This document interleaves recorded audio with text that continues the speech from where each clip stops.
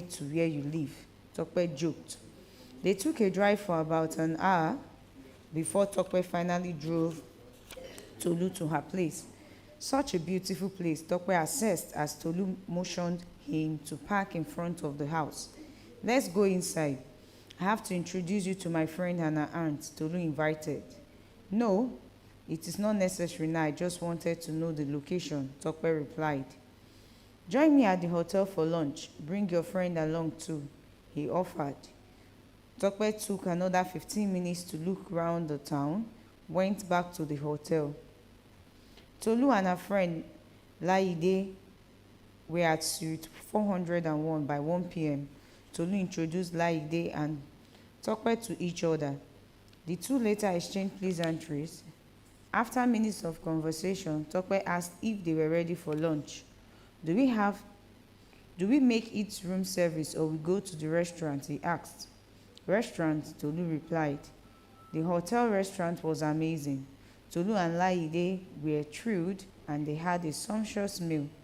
After the food, they talked over bottles of fruit juice for about back to Lagos the following Saturday. On Friday evening, Tolu was at Nikon Hilton Hotel, looking radiant and seductive. She was beginning to dream of someone like Tokwe as her forever man. Handsome, bright-futured, and caring. What more can a woman ask for? She thought. She was with Tokwe. Sending you away? No, not at all. I care for your safety, that is why. It is dangerous, especially for girls, to walk late at night, Tokwe replied. The phrase, care for your safety, sounded romantic to Tolu. Tell me, Uncle Tokwe, is there anything wrong in me staying the night? Tolu asked. Nothing as such, but, said Tokwe. There is no but, Tolu interrupted. I am staying the night and I am seeing you off tomorrow, she added, and Tokwe gave up. Tokwe switched on the reading lamp and started going through the course papers. Tolu went into the room, took a cold shower and went into bed with only her panties on. Tokwe, now feeling sleepy, decided to go to bed too. As he entered the bedroom, what he saw made his eyes blink. Tokwe realized for the first time in his life how hard it was to maintain self-control in certain conditions. He found himself in bed beside Tolu. More things than sleep happened before dawn. Tokwe left for Lagos by noon. Tolu saw him off to the airport, feeling elated. Tokwe was now beginning to have a feeling of guilt. The closer he got to Lagos, the stronger the feeling. He got to Lagos and took a taxi straight to the University of Lagos campus. Funke was very happy to see him. What is the matter? Funke asked as Tokwe took a seat. He was wearing a guilty look without knowing it. Nothing, he replied, forcing a smile to mask the expression. Maybe it is the flight fatigue. I'm here straight from the airport to let you know that I am back. Let me go home and have some rest, he added. Funke saw him off. Funke was posted to Ilorin for her NYSC program. Orientation program began in a month's time. Her wedding had been slated for a fortnight Saturday, and she was busy with the preparation. Tolu, who was now home, was involved in every turn. Of course, she was the best lady. 5 days to the wedding day, Tolu informed Tokwe she missed her period. No, you can't be serious, Tokwe blurted.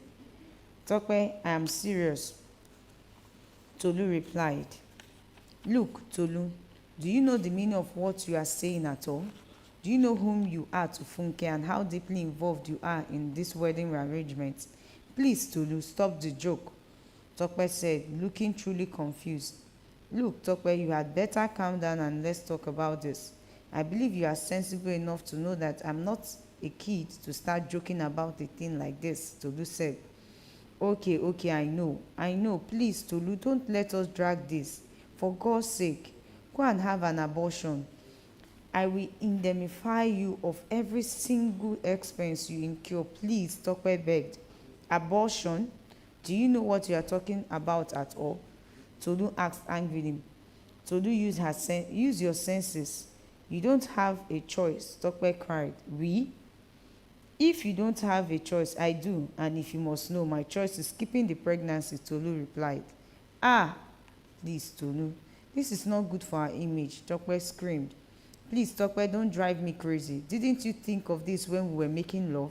Why can't you be a man and stop being irreasonable? Tolu snapped. Tope was dumbfounded. This was getting beyond control.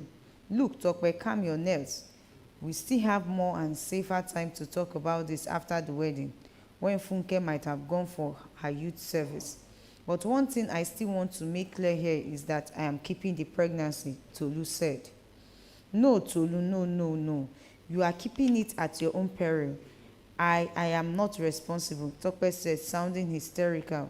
Hey, can you say that again, Tope? Tolu asked. I said I am not responsible. Go and give it to one of your numerous boyfriends. Oh, I see. You think you can trap me?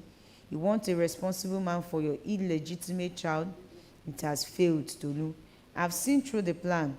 Don't ever talk to me about this again, Tope snapped. Tolu couldn't believe her ears.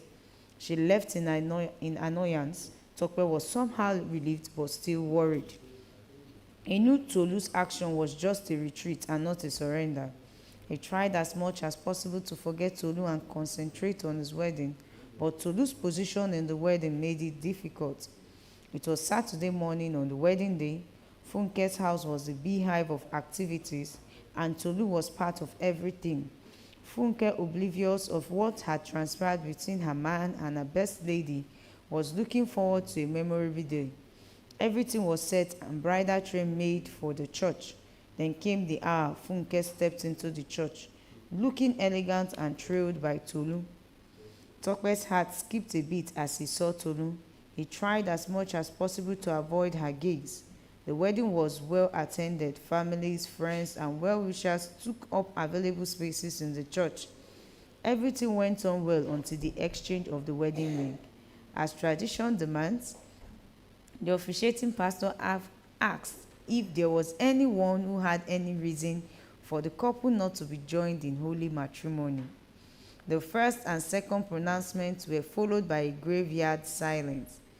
No sooner had the pastor finished asking the question the third time than a voice came from behind the bride. It was Tolu's, the best lady. What? The best lady? The entire church was seized with bewilderment. The bride's eyes were coming out of their sockets. Her legs were failing under her weight. Sweat was running down Tope's armpits. His heart took refuge in his mouth. Every ear was alert. To the consternation of everyone present, Tolu announced that she was carrying a 2-month-old pregnancy for Tope. Funke lost consciousness. People rushed to her aid. Amidst the pandemonium, the pastor announced the suspension of the marriage in the church. Curses were flying in Tolu's direction. Tope stood motionless, his head dropping. Do they call this the best lady? Somebody asked, pointing in Tolu's direction. She must be the worst lady, she added. When Funke failed to come around, she was taken to the hospital. End of marriage. A bitter experience. Omoladu became restless. This unusual lateness is giving her cause for worry. The children had long eaten and had gone to bed. She checked the time again from the clock ticking loudly away on the wall. It was 15 minutes after 10 that night. What could have happened to this man? It is not in his character to stay late. What is happening? She queried silently. She went for the telephone to ring his office. Oh, it is late. She reminded herself she was in this confused state till she slept off. She had what can be described as a dotted sleep. She passed the night on the settee, constantly and unconsciously expecting a knock on the door. She woke up the following morning, took her bath, tidied up the children, who had been asking where their daddy was, for school, and left the house. After taking her children to school, she headed straight for Kofo Worola's office. Very few workers had resumed by the time she got there. She asked for the manager, and she was told he hadn't come. From her ruffled look, one of the workers asked her what the problem was. I'm Mrs. Kofoworola, wife to one of your staff. He had not been home since yesterday. That is why I'm here, she replied. Madam, calm down. Oga went to Lagos yesterday to clear some of our goods that arrived from overseas. We expected him back too yesterday, but he wasn't back till the close of work. Maybe there was some delay in the clearance that necessitated his having to sleep in Lagos. There will be no problem by the special grace of God. Madam, he's certainly going to be back today, the staff assured. Mrs. Kofo went back home a bit relieved. By 8 a.m., a call came through to Carol Ventures that one of their staff by the name Koforo Bamidele Bello was at Ogun State General Hospital receiving treatment.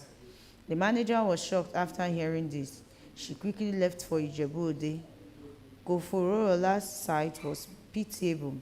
He had machete wounds all over his body with one deep cut on his forehead. God Almighty, Mrs. Alatishe exclaimed on sighting Koforola. Who did this to you? She asked. Kofo was too tired to talk. He kept staring at his boss, who stood with both hands over her mouth. Is the doctor around? She asked the two nurses that flanked her on both sides. No, ma, he is due in another 15 minutes, replied one of them. The doctor arrived. He explained Kofo's condition to Mrs. Alatishe.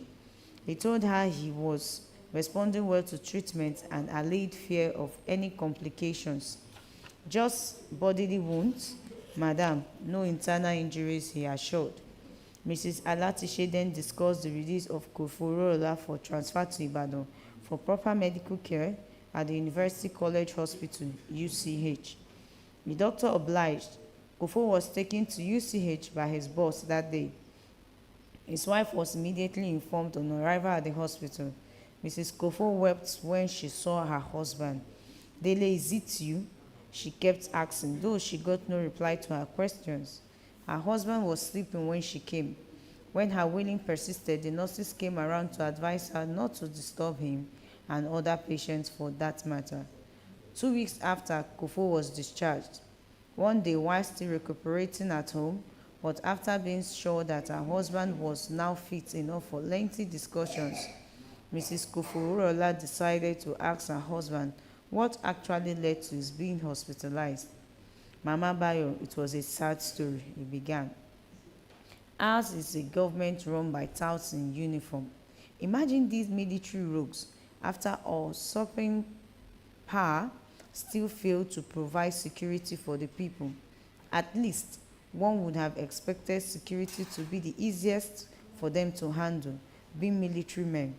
Alas, they are all busy looting whatever money therein left in the treasury, in whatever capacity they found themselves. I went to Lagos to clear our goods that arrived Tinkan Island port. What I thought would be an easy assignment turned out to be a frustrating one. These vagabonds in power have institutionalized corruption everywhere. I was armed with all the necessary papers for the clearance, but discovered that palms had to be greased at every point through the clearance before anything got done. The bureaucracy too is another layer of frustration. Before I could finally clear the goods, which were in 2 containers, it was already evening.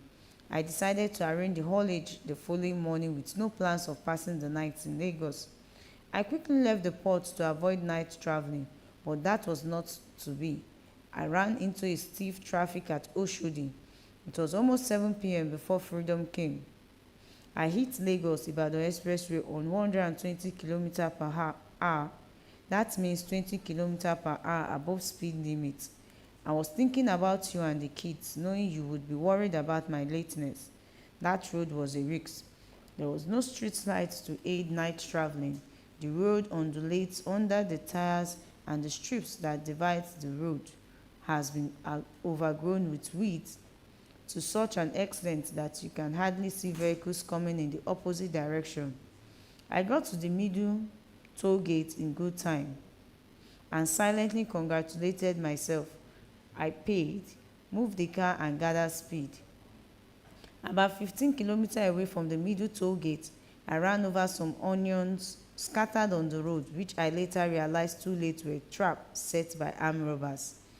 The onions were so strategically arranged in such a way that you might run at least over one of them, except by divine grace. They were also made to look as if they had fallen off a lorry carrying them. Each of these onions was impregnated with at least 4 nails head down. Before I could go another kilometer, I discovered that one of the rear tires had gone flat. I parked at the lay-by to effect a change. All alone in the dark, broken at intervals by headlights of passing vehicles, blaming myself for not having a torchlight, which I needed so badly. Fear-stricken, I effected the change as fast as I could, but to my dismay, I discovered that one of the front tires had gone flat too. God, why is this happening to me? I asked dejectedly.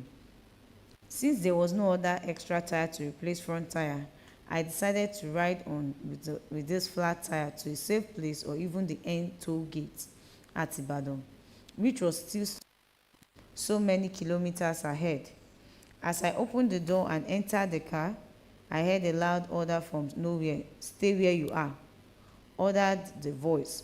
Put your hands up, the voice ordered again. Before I could raise my hands up, a heavy object landed on my head. I fell down feeling dazed. I was seized by the collar and dragged to the other side of the car. Where is your money? He inquired aggressively. In my coat's inner pockets, I quickly replied. Before I could finish my reply, my coat was yanked off me. I also felt 2 hands searching my trousers simultaneously. Where are the rest? He shouted again. I swear, that is all I have, sir, I replied. Where are the rest, fool? He asked louder, smacking me all over with a machete. The more negative answer I gave, the more cuts he inflicted on my body. While he was doing this, some others had ransacked the car, obviously looking for money or other valuables. They were disappointed. I later received serious beating and battering until I passed out. I woke up to find a nurse looking over me at the hospital. The siege. The road to Engineer Lawale's house had been flooded as usual due to heavy rainfall. It had suffered continuous neglect by successive governments for the past 5 years. Most of the civil servants inhabitants that the road served were being grossly underpaid to help themselves despite their irregular tax payment, for they cannot evade tax which the government removed from their salaries before handing out the change that remained. Not one of these past governments believed they had a right to walk or ride on good roads. Their case became hopeless when the military government in power considered the area as one of the heavens, where most of the big grammar people, critical of government actions or inactions, reside. He prayed silently as the car sailed through the water to his residence. God heard and answered his prayers as he waded safely to his gate. He blew his horn for any of his children to come out and open it for him. Let somebody go and open the gate for Daddy, Mrs. Lawale called out to the children from the kitchen. The children were waiting for each other to heed the call. The rain was still falling and none of them was ready to be pelted. The horn sounded again, louder this time to show Lawale's frustration. Has every kid in this house gone deaf? Don't you know that your dad is at the gate? Mrs. Lawale roared as she stormed the sitting room. The 3 children rushed out before she could reach them. The first to rush out, followed by Idowu and then Kehinde.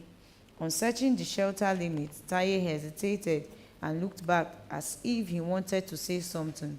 But before he could say anything, whatever it was, Idowu pushed him into the ring. He quickly ran to the gate and opened it for their dad. Welcome, sir, he greeted as his dad drove past him to the garage. He quickly locked the gate and joined his father, who was just coming out of the car. He took his briefcase and coat and greeted him the second time. Lawale ran his left hand over his son's hair. You need to cut down your hair. It is already overgrown, enough to hide an elephant, he joked. They both went inside together. Engineer Lawale and his family had a decent dinner. Mrs. Lawale made them a very hot coffee after food because it was raining and the weather was very cold. They are a very happy family. Mrs. Lawale was a woman rich in African folk tales. She was brought up in the rural area under the tutelage of her paternal grandmother, who was laden with tales of the ancient. She told the family a very funny tale that night, but not until Engineer Lawale had listened to the network news on the Nigerian Television Authority (NTA). Everybody went to bed after storytelling. In the middle of the night, he could not say what time it was, but Idowu was hearing voices he believed to be from the gate. He tiptoed to the window to have a view. He saw four hefty men helping themselves over the gate. He woke up his twin elder brothers, Taye, Kehinde. "Stand up, thieves, thieves are breaking into our compound," he said in low tones. "Where are they?" Taye asked. Sitting up startled and on hearing the word thief, they all went to the window for another view. By the time they got to the window, the last of the robbers was coming towards the house. Others had disappeared to God knows where. The three children rushed to wake their parents up. "Dad, Mom," they called out while knocking quietly. "Robbers have broken into our compound," they informed. Engineer Lawale stood up, trailed by his wife. He moved to the door and quickly opened it. The children rushed in. "Dad, thieves are in the compound," they announced, panting. Engineer Lawale was confused. He did not know what to do next. He went to the wardrobe and changed from his pajamas into jean trousers. He also asked his wife to change from her night dress to something that would make her look less attractive. Mrs. Lawale quickly complied. "What do we do now?" he asked, while facing his wife, expecting an answer. He later realized the answer might never come because his wife was more than frightened. He took his wife and children into the bathroom and locked them in. His wife protested. But he petted her. "Don't worry, please. You'll be safe here. Leave me alone with them. They won't harm me. Just keep praying in there," he assured his protesting wife, trying hard to conceal his fright. The robbers finally broke into the house. They got hold of Engineer Lawale and went looking into the rooms. "Where are your wife and children? Or are you living alone?" "You are a madman," the robber's boss asked. "They have traveled. I am home alone," Lawale replied. "Of course, you know what we want, and you will do yourself a lot of good by not wasting our time," said the boss. "Where is the money you brought in your briefcase from the office today?" asked the boss. Sir, you see, I have some money in my wardrobe, but I did not bring any money from the office. My briefcase contains contract papers only," Lawale replied. The robbers took the money he had in his wardrobe and counted it. It was a little over 12,000 naira. One of the robbers gave Lawale an echoing slap. "Where is the one in your briefcase?" he barked. Lawale looked around. He could not remember now where his son had put his briefcase. Before he could clear his thoughts, one of the robbers had broken into the bathroom and discovered his wife and kids. He brought them into the sitting room. "See, your wife and kids are back from their journey, you liar," announced the robber, pushing them all to Lawale's side. The robber standing behind Lawale smashed his face with a backhand slap. His wife winced. "You are not a good man. A good man does not lie. Oh yeah, where is the briefcase, liar?" he asked, landing another slap on Lawale's face. Tears rolled down his wife's face. Lawale pointed to Taye. "Taye, the briefcase," he said. Taye went to the bedroom, quickly followed by one of the robbers. They brought the briefcase, which was held by the robber. "Now the combination," he shouted at Lawale. 022, Lawale replied. The robber opened it, but he was disappointed. It was all papers. He threw it onto Lawale's face, then moved closer and talked into Lawale's eyes. He breathed was on Lawale's face. The boss pushed him aside. "Look, Where is the one with the money? He barked. I told you I did not have any briefcase with money. I have given you all I have. Believe me, Lawale said. Believe you? Just like you said your family had traveled, you liar, said the boss who had left the handling of Lawale to his boys for some time. His patience had dried up. Look, Kura, strip his wife naked for me, he ordered. Kura grabbed Mrs. Lawale and was ripping her off her clothes violently. Lawale made a move but was gun booted by the robber standing behind him. The kids started to weep. Where is the briefcase, bastard? The boss shouted again. Kura has stripped Mrs. Lawale naked before her husband and kids. Believe me, sir, I did not have any other briefcase aside this. Lawale replied in tears. Look, if you waste more of my time, I will ask the boys to start raping your wife in turns now in your presence, and your kids will assist in fanning them, the boss threatened. Engineer Lawale went down on his knees, begging in profuse tears. And you, said the boss, pointing to Mrs. Lawale, where are your jewelry? They are inside, sir, replied Mrs. Lawale in tears too. Go and bring them, said the boss. Mrs. Lawale quickly took one of her torn clothes to wrap herself. Leave that, go the way you are, shouted the boss.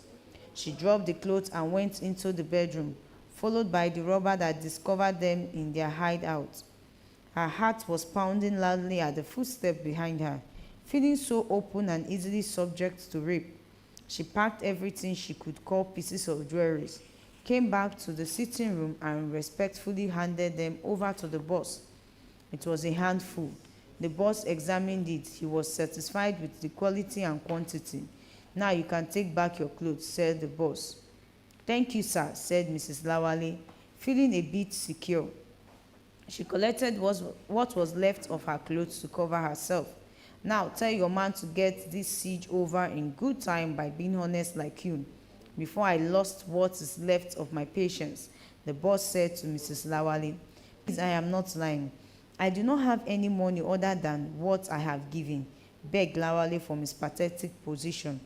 We did not have any other money, sir, his wife added, wanting to use the advantage of her commendation by the boss on her earlier action. No sooner had Mrs. Lawale added her plea than the boss grabbed Idowu violently and put his big arm around his neck and his gun to his head. Idowu screamed. He sat up on his bed, still screaming. Taya and Kehinde woke up. Idowu, what is it? They asked, looking frightened. Idowu was sweating. Their parents rushed in. They heard his screaming too. His mother got hold of him and wrapped him in her arms. Idowu sobbed. It is over, my dear, said his mother, patting his back. It is all a nightmare, she added. Yes, indeed, a nightmare. A nightmare Idowu would not like to share with anybody, let alone his mother. Oh, Funa. Ikeme Funa, I have news for you. Alero's sons were coming from the river with pots of water on their heads. What is it about, Mama? Asked Funa. Your uncle said he wants to take you to Lagos. He discussed it with your father yesterday. He said you ought to have started school long ago at your age. Alero replied. And what was Papa's reply? Asked Funa. He doesn't really want to consent at first. You know he dotes over you. He said you are very intelligent and would want you to learn so many things from him about the village. He said he could see a great future for you because you are good at many things at your age. Swimming, hunting, farming, and local wrestling. He feared all this may get buried somehow if you should leave the village, Alero replied. Oh, dear Papa, Funa said, almost before his mother concluded. But your uncle, continued Alero, countered him by telling your father that these are exactly the same reasons why he wants to take you to Lagos. After all, you have elder brothers and sisters whom he had never made any move to take out of the village. He said Chineke has endowed you with so many gifts that can only be developed and showcased to the world in a place like Lagos, but not in this remote area. Moreover, he said you can get Western education and become a manager or director of big companies like the ones taking oil from our soil here. I quickly supported him and persuaded your father. You know, it is true. Those book people working with these oil companies in our land are really enjoying. After all, I should be the one that should first reject your going away from here because you helped me in many things. But I believe I should not, because of this selfish reason, deny you of a better tomorrow, Alera concluded. But Mama, has Papa agreed now? Asked Funa. That is what I am saying. You and your uncle will be going next tomorrow. So I expect your father to tell you about it tonight, Alero replied. Funa was very happy.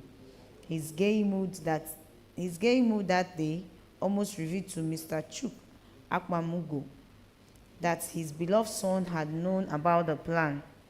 At night, he was almost everywhere his father was.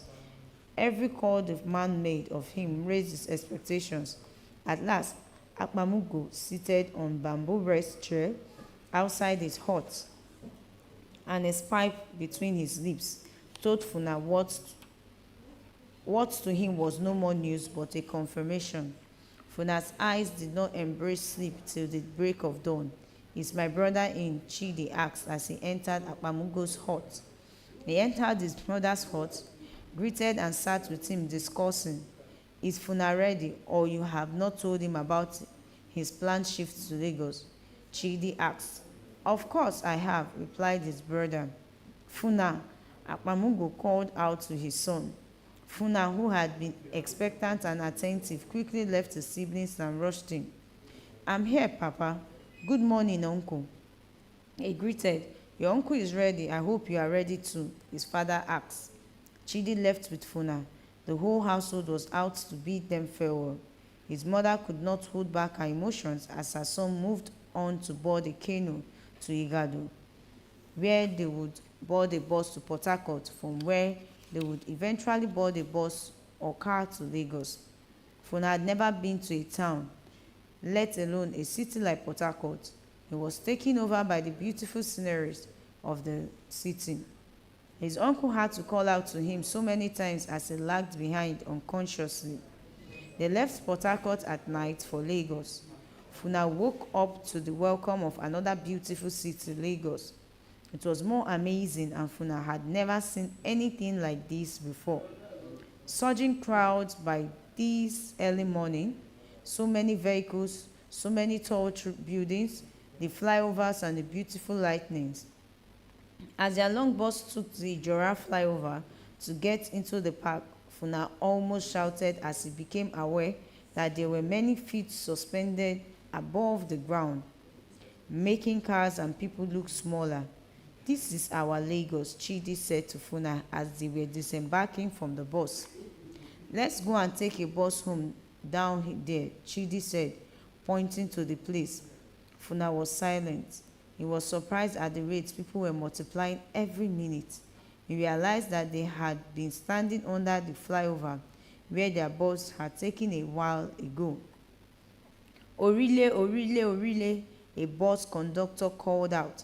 Chidi, who had been expecting Orile bus, was almost in the bus before he remembered Funa, who was busy feeding his eyes on small buses and big ones known here as Molue. Brimley, full with lots of people hanging on the door like monkeys moving above him over the bridge. Funa, come on, come in, Chidi called as he stepped back to grab him. They entered into the back seat of the bus. The competitions between vehicles on the broad roads in this city frightened Funa. His eyes fed on too many things. His eyes almost popped out when he saw these buses called Molue overtaking one another at great speed.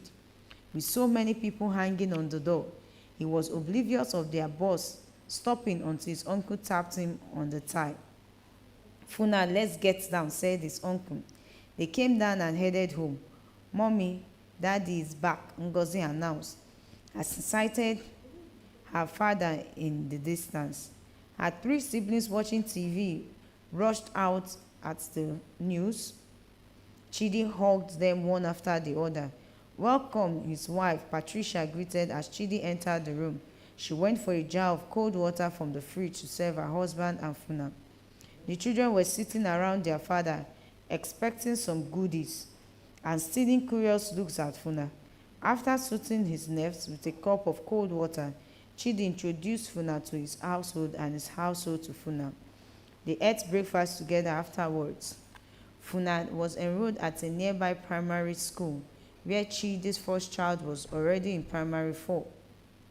He adjusted well to his new environment. Expectedly, he was brilliant. One lovely weekend, Chidi took the kids to the bar beach on Victoria Island. Funa was thrilled. Though he had always lived with water, he was awed by the vastness of this one. He saw many people swimming. Some were about his age and he felt like joining them. He was, however, shy to bear his thoughts. What does this small boy want in this big water when he cannot swim well? Funa questioned, pointing to a boy among the swimmers. Can you swim better than he does? Asked Chidi, pretending not to know Funa's swimming prowess. Better than everyone here, Funa replied. Chidi kept quiet after and changed the direction of the discussion. They went back home after 5 hours of fun on the beach.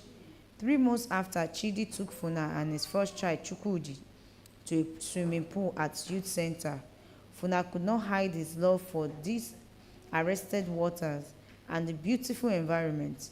He again saw so many people, including boys and girls of his age, but could not ask to be allowed to swim. When he started again to tell who could and who could not swim, his uncle asked if he wanted to swim, and he grabbed the offer without hesitation.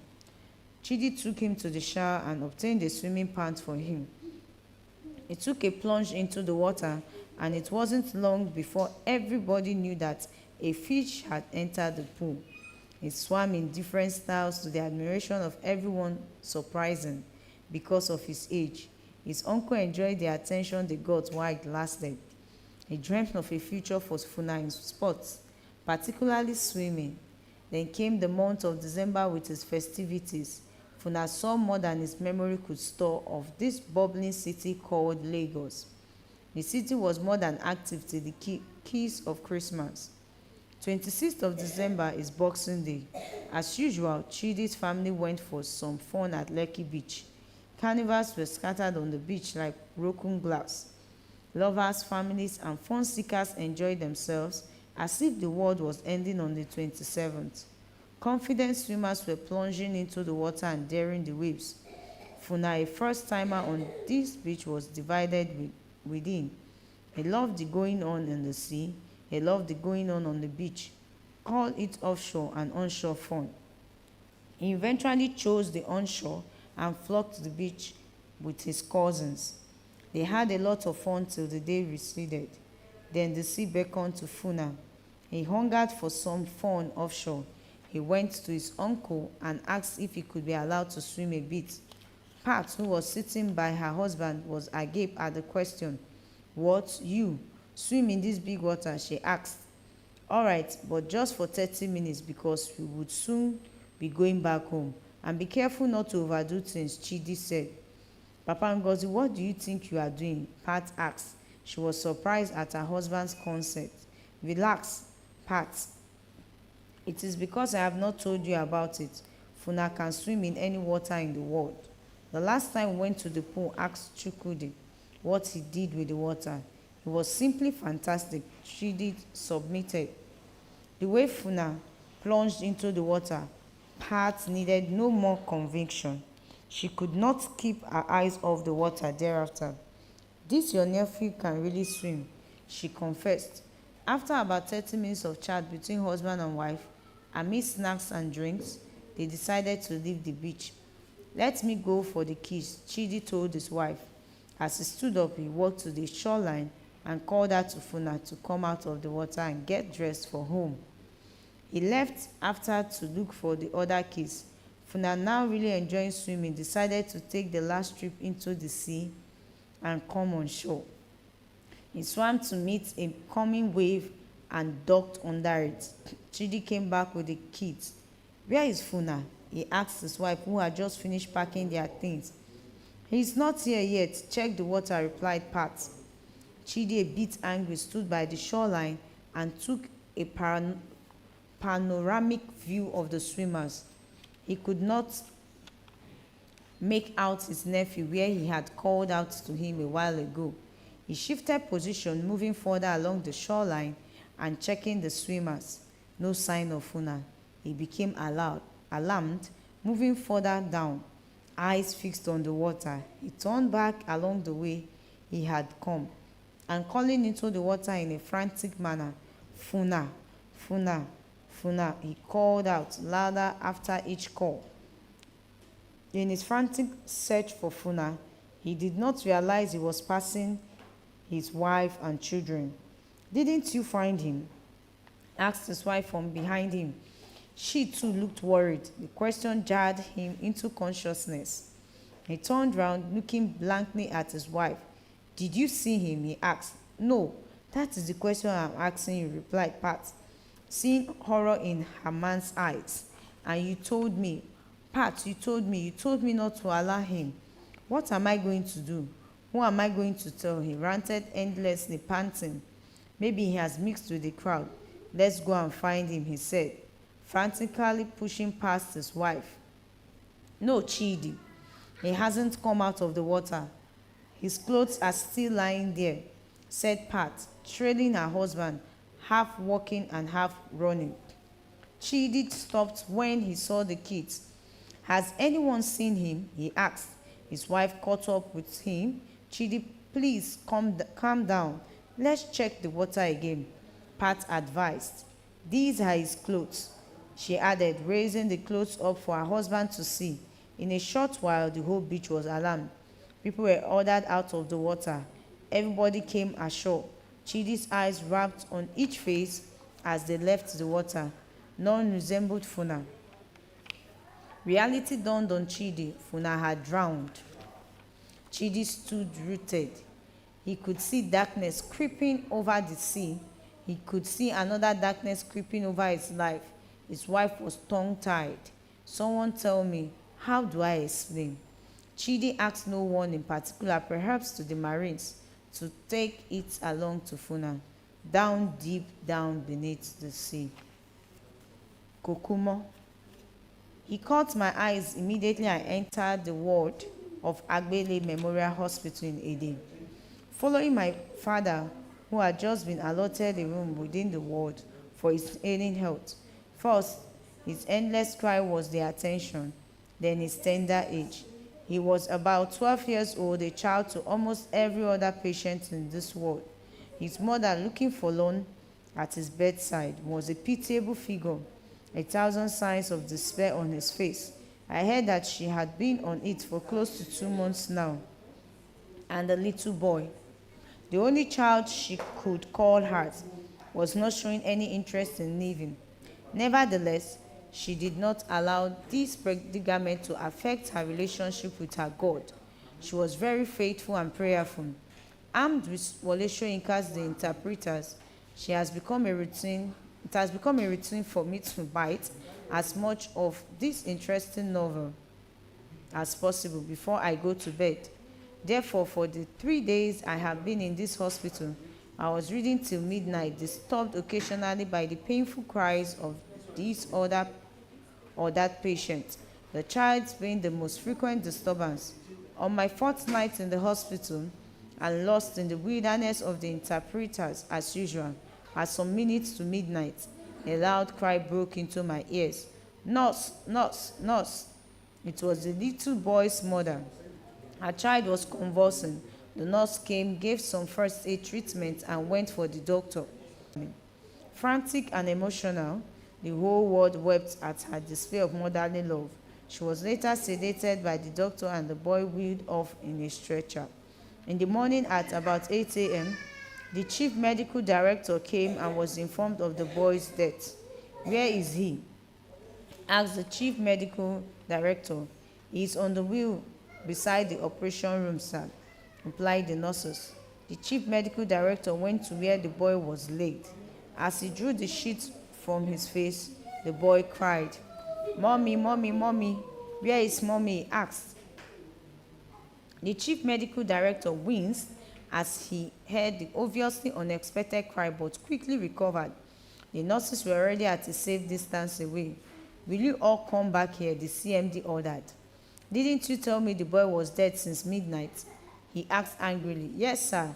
Dr. Lai confirmed it, sir, replied the nurses. Where is Dr. Lai? The CMD asked. I think I saw him when I came in. Is he still around or has he gone? He asked. Let me go and check, sir, replied one of the nurses. The CMD moved to the boy and examined him. He found him very much alive. His pulse was good. He penned down some drugs for the nurses. One of them quickly went for them. Dr. Lai, the boy has woken up, said the nurse as Dr. Lai was about entering his car. Which boy? Asked Dr. Lai, holding the door of his car and halting his entrance. His right leg already in. The boy you confirmed dead yesterday. The nurse replied. Woken up where? He asked with surprise. The CMD is already with him. The nurse added. Dr. Lai quickly closed his car door and followed the nurse in quick strides. He met the CMD administering drugs on little Lanre. Is the boy alive, sir? Dr. Lai asked with surprise in his tone. Yes, of course. Can you see he's taking drugs? Replied the CMD. Dr. Lai stood agape. Sir, that boy was clinically dead some minutes to midnight. I confirmed it. Wonderful, Dr. Lai retorted. That is the way it is sometimes. The world is full of mysteries unexplained by science. God Almighty is proving a point, especially to us scientists, that the knowledge that is hidden to the world might be much more than the revealed ones we pride ourselves in. Only God knows all, the CMD submitted.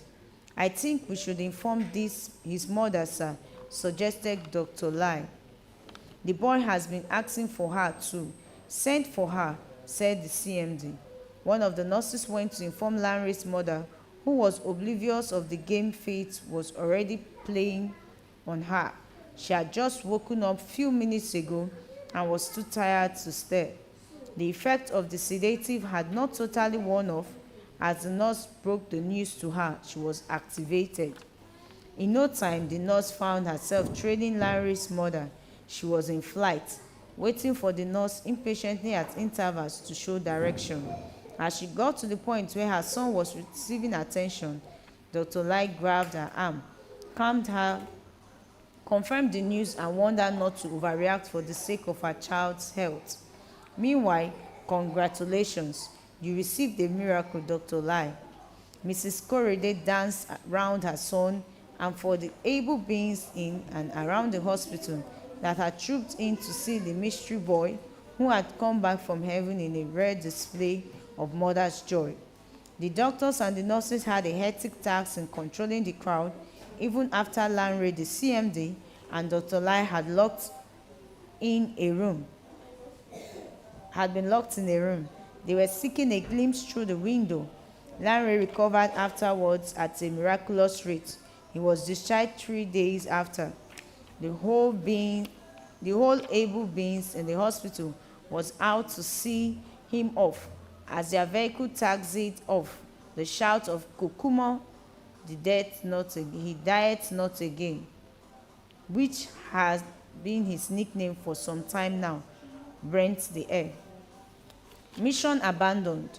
The local wing of the Muritala Mohammed International Airport was a beehive of activities. Passengers waited patiently for their flights. Latest music burst from sound stores within the airport. Different films adorned the screens of strategically placed TV set by videotape sellers. The grocery stores, the magazine stand, art shops, etc. all beckoned passengers and their companies for patronage. Shubulmi starts with his wife and the 3 children munching snack and washing it down with bottles of soft drink.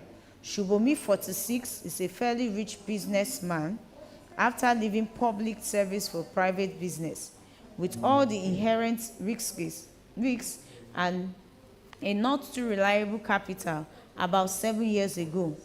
He has got more cause to thank God Almighty. Every step he had taken had come out wearing roses. He is into clearing and forwarding of goods.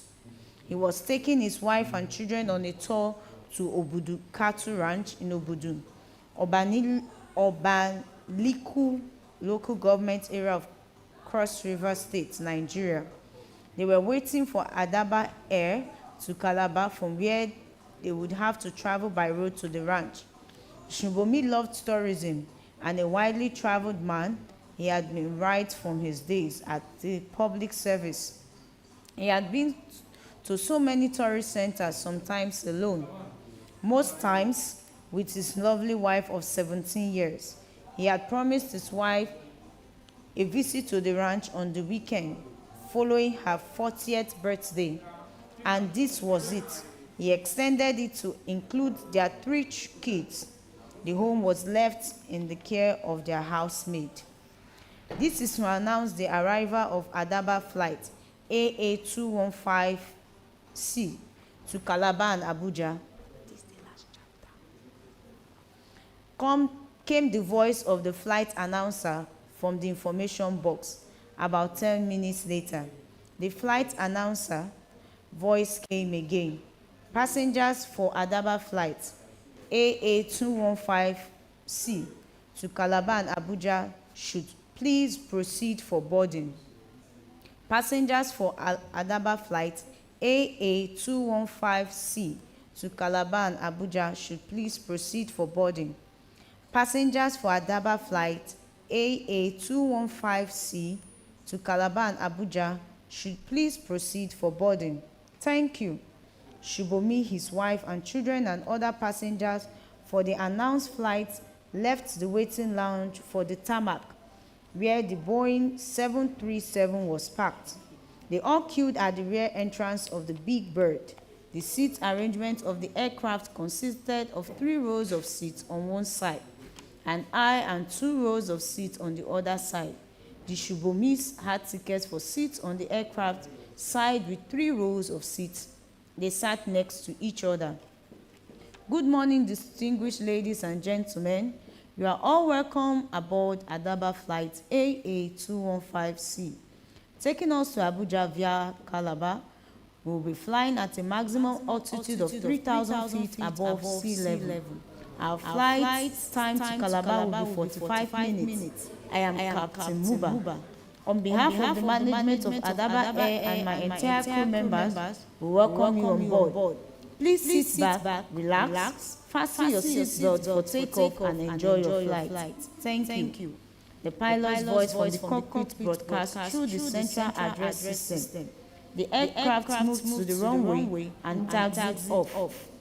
When they had attained the reasonable altitude, an air hostess moved to the front of the seat, visible to all passengers. She spoke through the central address system. Beside her was another hostess who made a practical display of everything she said to the passengers. Good morning, ladies and gentlemen, she began. Once again, you are welcome aboard Adaba flight AA215C, taking us to Abuja via Calabar. We would like to intimate you on facilities and safety apparatus on the flight. There are 2 entrance and exit doors, one here at the front and the other at the rear of the aircraft. There are a total of 4 emergency exit doors, 2 at each side of the aircraft, clearly marked exits. There are 2 toilets located at the rear, one on either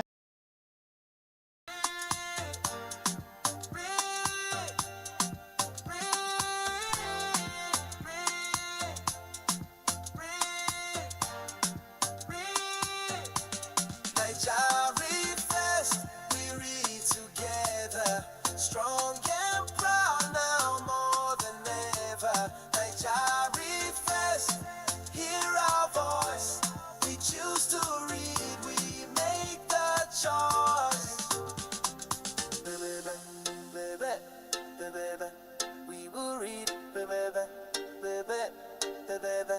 yes, aloud. We will read,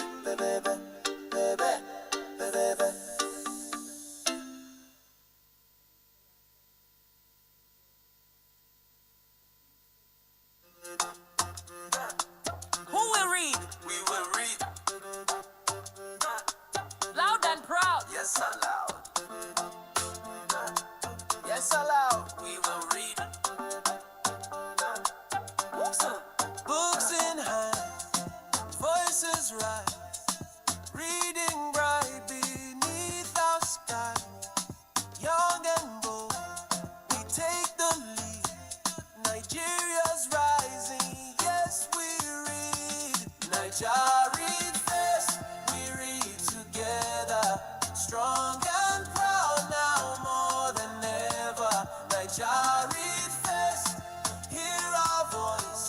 We choose to read, we make the choice. We will read, yes, Allah. We will read.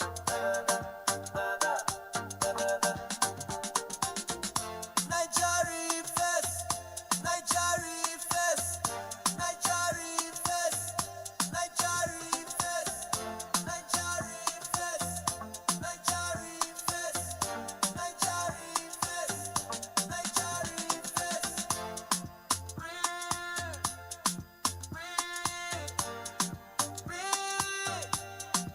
It easily came to remembrance. Silent prayers thus became a symbol of unity. No one remembered tribal or religious differences. They saw one another as one people tied to the same faith. The Shigomits were the worst hit, a whole family in a faulty egg.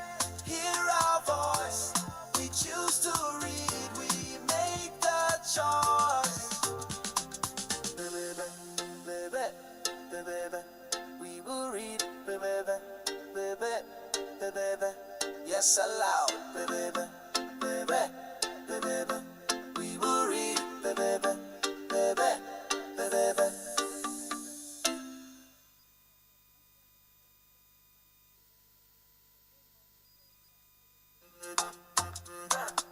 Who will read? We will read. Loud and proud. Yes, aloud. Yes, aloud. We will read. Books in hand, voices rise, reading bright beneath our sky. Young and bold, we take the lead. Nigeria's rising, yes, we read. Naija ReadFest, we read together, strong and proud now more than ever. Naija ReadFest, hear our voice. We choose to read, we make the choice. We will read. Yes, Allah. We will read.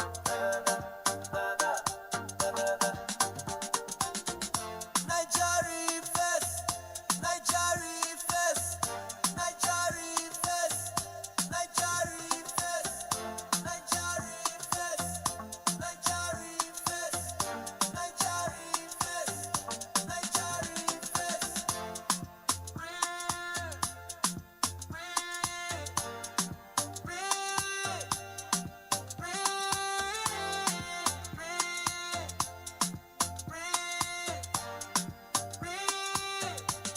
Naija ReadFest, we read together, strong and proud now more than ever. Naija ReadFest, hear our voice. We choose to read, we make the choice. We will read.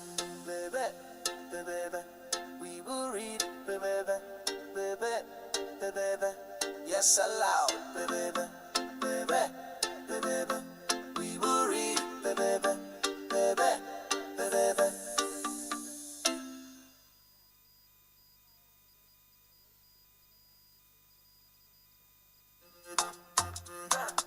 Who will read? We will read.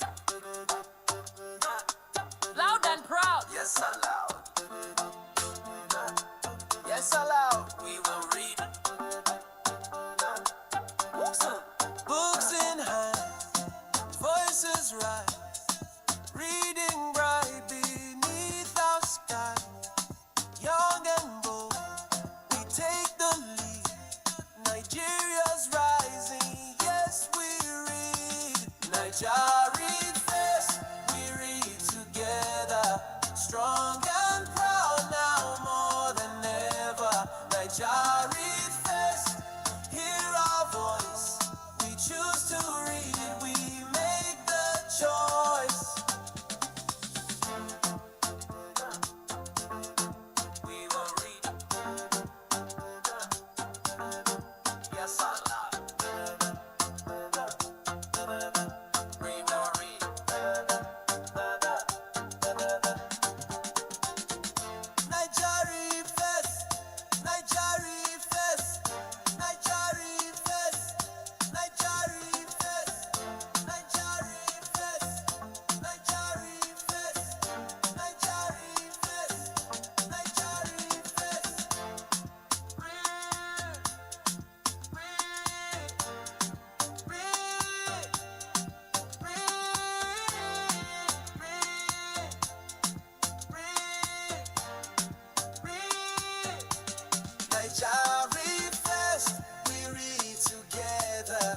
strong and proud now more than ever. Naija ReadFest, hear our voice.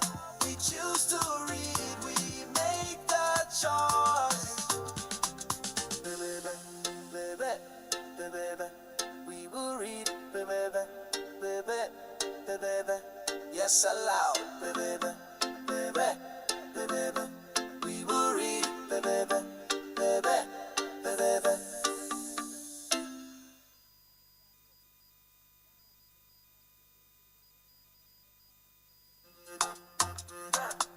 Who will read?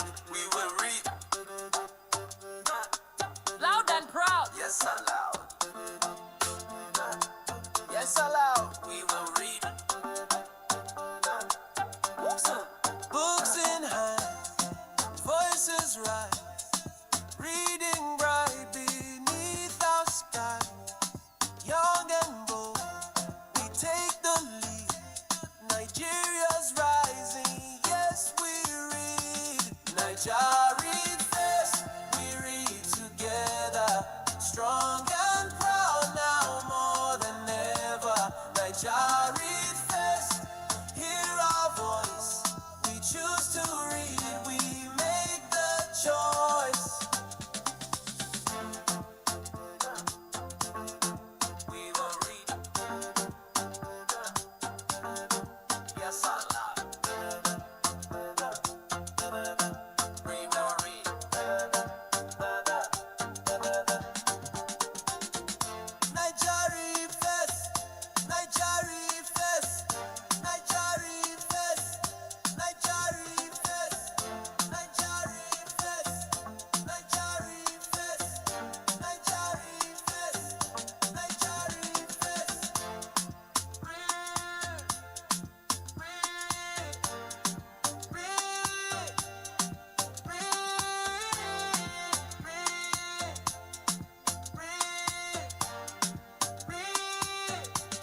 Naija ReadFest, we read together.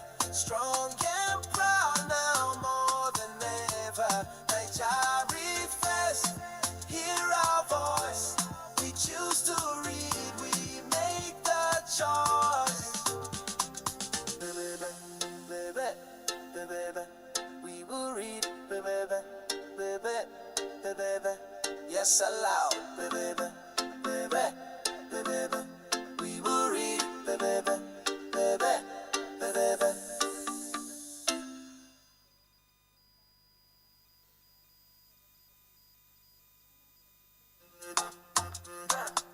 Who will read? We will read. Loud and proud. Yes aloud. We are happy to see you. God bless Yes you. aloud. We will Amen. read. Good afternoon, or he answered. Aremu picked up the duster and wiped the board. Ow! Ah! Ow!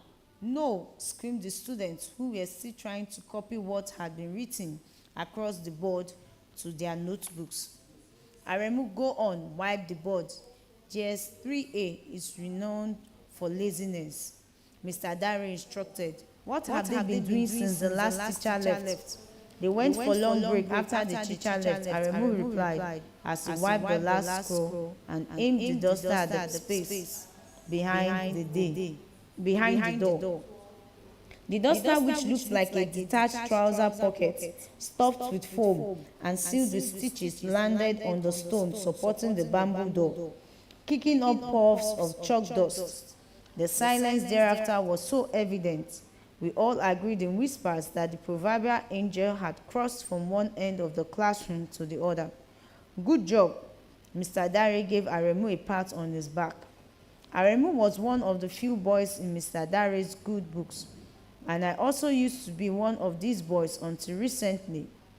Make sure your mathematical sets are on your desks, and if you have none, drop to your knees, Mr. Dare said as he scribbled the word mathematics on the chalkboard, which ended up slanted. Immediately I went on my knees and looked around. Painfully, I realized this time I was the only defaulter. Tears stung my eyes at the thought of Mr. Dare's three-braided whip. Dayo again. Ojo was usually the first of the three musketeers to speak up. Church rat. Peter said, drawing a long hiss.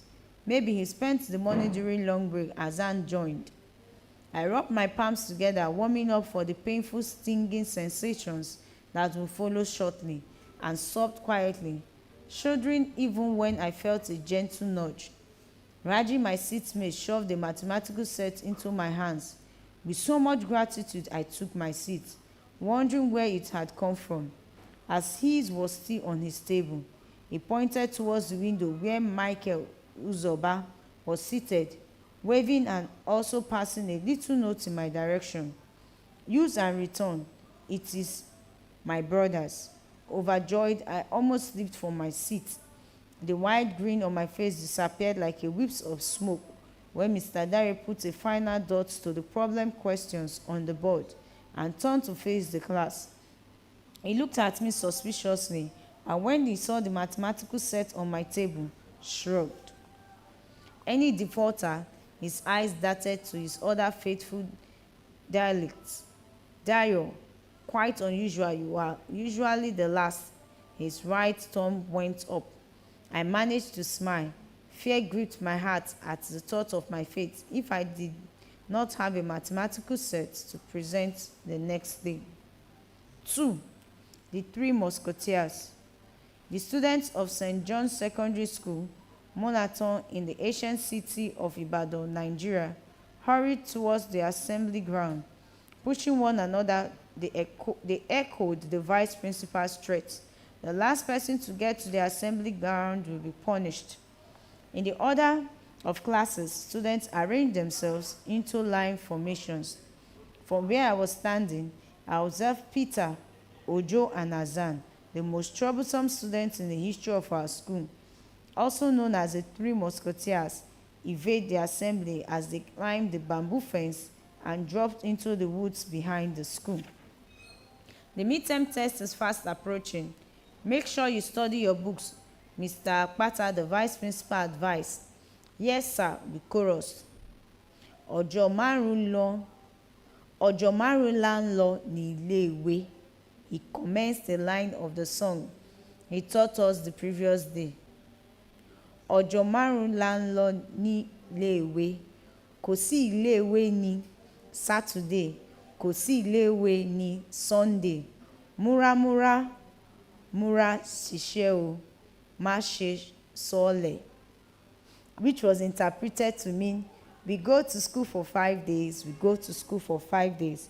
There's no school on Saturday, there's no school on Sunday. Be diligent, don't be lazy.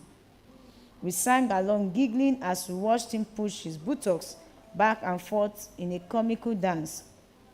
After the closing prayer, we dispersed in droves, cliques following cliques. Those without cliques took their respective routes home, one after 2 younger students, and I ran after him. I was very close to the exit gate when I caught up with him, meek and gentle. He stopped in his tracks, his school bag strapped to his back, both hands holding the 2 lads. Meek and gentle, thanks again for today, I said in between breaths, striking my chest with my right hand, feeling my heart's palpitation. Please, call me Mike. I prefer Mike. You are welcome. Dayo, meet my younger brother. They are both in GS1. He replied, I am AGK. The young boy on his left said when I looked at him. Unzuma, the young boy on his right joined. Pleased to meet you. I shook their hands, my lips curved upwards. Reaching into the side pocket of my threadbare Adidas school bag, I produced the mathematical set he loaned me. That's my AGK snapped. How did you get that? Unzuma asked. I gave it to him, Michael replied, collecting it from me. Thank you once again, I said, draining the sweat on my brow with my left thumb. Your thank yous are numerous, Michael replied. Why are you taking the exit gate? I asked him.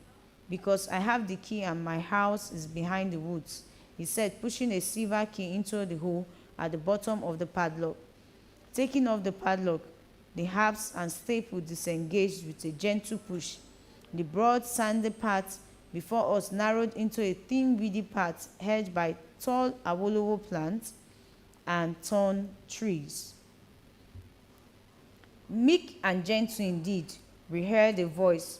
That sounds like Ojo. I'm sure he's with Peter and Hassan. As I spoke, the three musketeers emerged, their arms making a bow as they walked towards us, holding their waistline firmly. Meek and Gary, isn't that what the teachers call you? They think you are the good guy because you are such a coward. The only one privileged to have the exit gate key simply because your father is a vicar of St. John's Anglican Church. What makes you better than us? Azan was their spokesman. They moved closer, making feats and chorusing. We want the exit gate key. You picked a wrong time. I operated a cane, charged towards them, and flung it with all my strength. Why, it landed on Azan's back. Yay, my back is on fire. Azan lowered himself slowly till he was squatting and rubbing his back. I flung the cane again. Ojo ducked and it landed on Peter's arm. In panic, they retreated until they were out of our line of sight. Days before, Ojo had laid an ambush for me, and with so much anger and frenzy, I had fought back, delivering medium-sized punches. With a bleeding nose, he pulled my back pocket onto my short toe at the back, and I dragged him until we were both rolling on the sandy floor, our clothes soiled. They ran, they ran, they ran. Ejike and Uzuma chanted in excitement. Thank you, Jesus, Mike whispered softly but loud enough for the words to filter into my ears. We continued the journey to the vicarage in silence, and as soon as we arrived, Mike invited me in for lunch. But I turned down the offer, shook hands and bade him goodbye. I started towards home, happy that I had paid him in his own coin. 3. Lessons from Mom. Mom, I made a new friend today. He gave me his brother's mathematical set and saved me from Mr. Dare's 3-braided whip. I chirped as soon as my mom arrived at Doc's. That is good to hear. She hugged me so tightly. I could inhale the sharp smell of detergent emanating from her body. How was work? Hope you got paid today, I asked with gleams of hope in my eyes. Not yet, she said, looking away, unable to stand the disappointment betrayed by my batting eyelid. A sizzling aroma escaped from the black polythene bag in her hand. I took it from her, untied it, and brought out 3 disposable food packs, 2 plates of rice, cake. Whose birthday? Jumi, Badmo's daughter. Mom nodded. You need to see how beautiful she looked today. Her mom hired me to cook and serve all the invited guests. And you got this in return. I drew out a white rubber spoon, wrapped in tissue paper that was strapped to a disposable plate with a rubber band. Now, we have 3 extra spoons. Just 2. No spoon came with the pack that has the cake. She didn't give you extra meat for soup? My mom aimed a tender punch at my ribs. You expect too much from people, Ekudayo. I turned the jollof rice from the takeaway packs into my mom's favorite multi-purpose pot. My hand groped under the wooden table beside the bladeless window for the white and orange-colored butterfly kerosene stove, landing first on the matchbox that was on the lower arm of the table. My mom dug into her brown handbag, patched with black thread in 5 different places, and smeared candle wax on the table for a candle stand. Please take one of the dead matchsticks and light the kerosene stove, she instructed, counting the matchsticks left in the box one after the other, before throwing it into a small black leather bag that hung on one of the numerous nails protruding from the wall that had turned brown from dust. After several attempts, I lit the kerosene stove with the candle flame and set the pot of jollof rice on it. Since both handles had disappeared, I held Mom's favorite multi-purpose pot with a neatly folded piece of paper and tried to break the clumps of rice with the new ladle she brought to the house the day before. Don't use it, my mom shrieked, her face contorted. Puzzled, I paused, dropping the spoon into the steaming rice pot. But the old ladle had some rust and a shaky handle, I protested. The child on his mother's back has no idea how much farther the journey is. I have not even paid for the new ladle, she said, cleaning the old ladle with the hem of her wrapper and stretching it to me. By the time I decided to exchange the new one for the old one, it had become too hot. I winced from the heat, conducted to its metal handle, and dropped it on the floor on impulse. Sorry, you see now, the ladle with the wooden handle is even better. She picked it from the floor, washed it, and hung it on a nail. As I stirred the pot of rice with the old ladle, his shaky wooden handle gave way, almost falling into the pot. The food warmed quickly. Our butterfly kerosene stove had remained elegant, though Mom had changed the burner twice in 5 years. Phew, my mouth squeezed like the anus of Ahmed's goat when it passed black pebbles like fizzes. I blew out all the air in my lungs in an attempt to extinguish the flame in the stove. Ruffled, the blue flames burned brightly. I tried again and again, but it burned even brighter and brighter each time. Annoyed with the stubborn flames and in spite of my mom's previous warning, I got a handful of water and doused the fire. The burner eased, emitting dark tassels of fumes. Ekudayo, must you make this one room we occupy unbearable? Mom blew out the candle and walked out. I followed quickly. The flip-flop of our slippers sweeping the cement floor echoed through the passage. Our room almost kissed the 14th room at the 7th in the Face Me, I Face You apartment where we resided.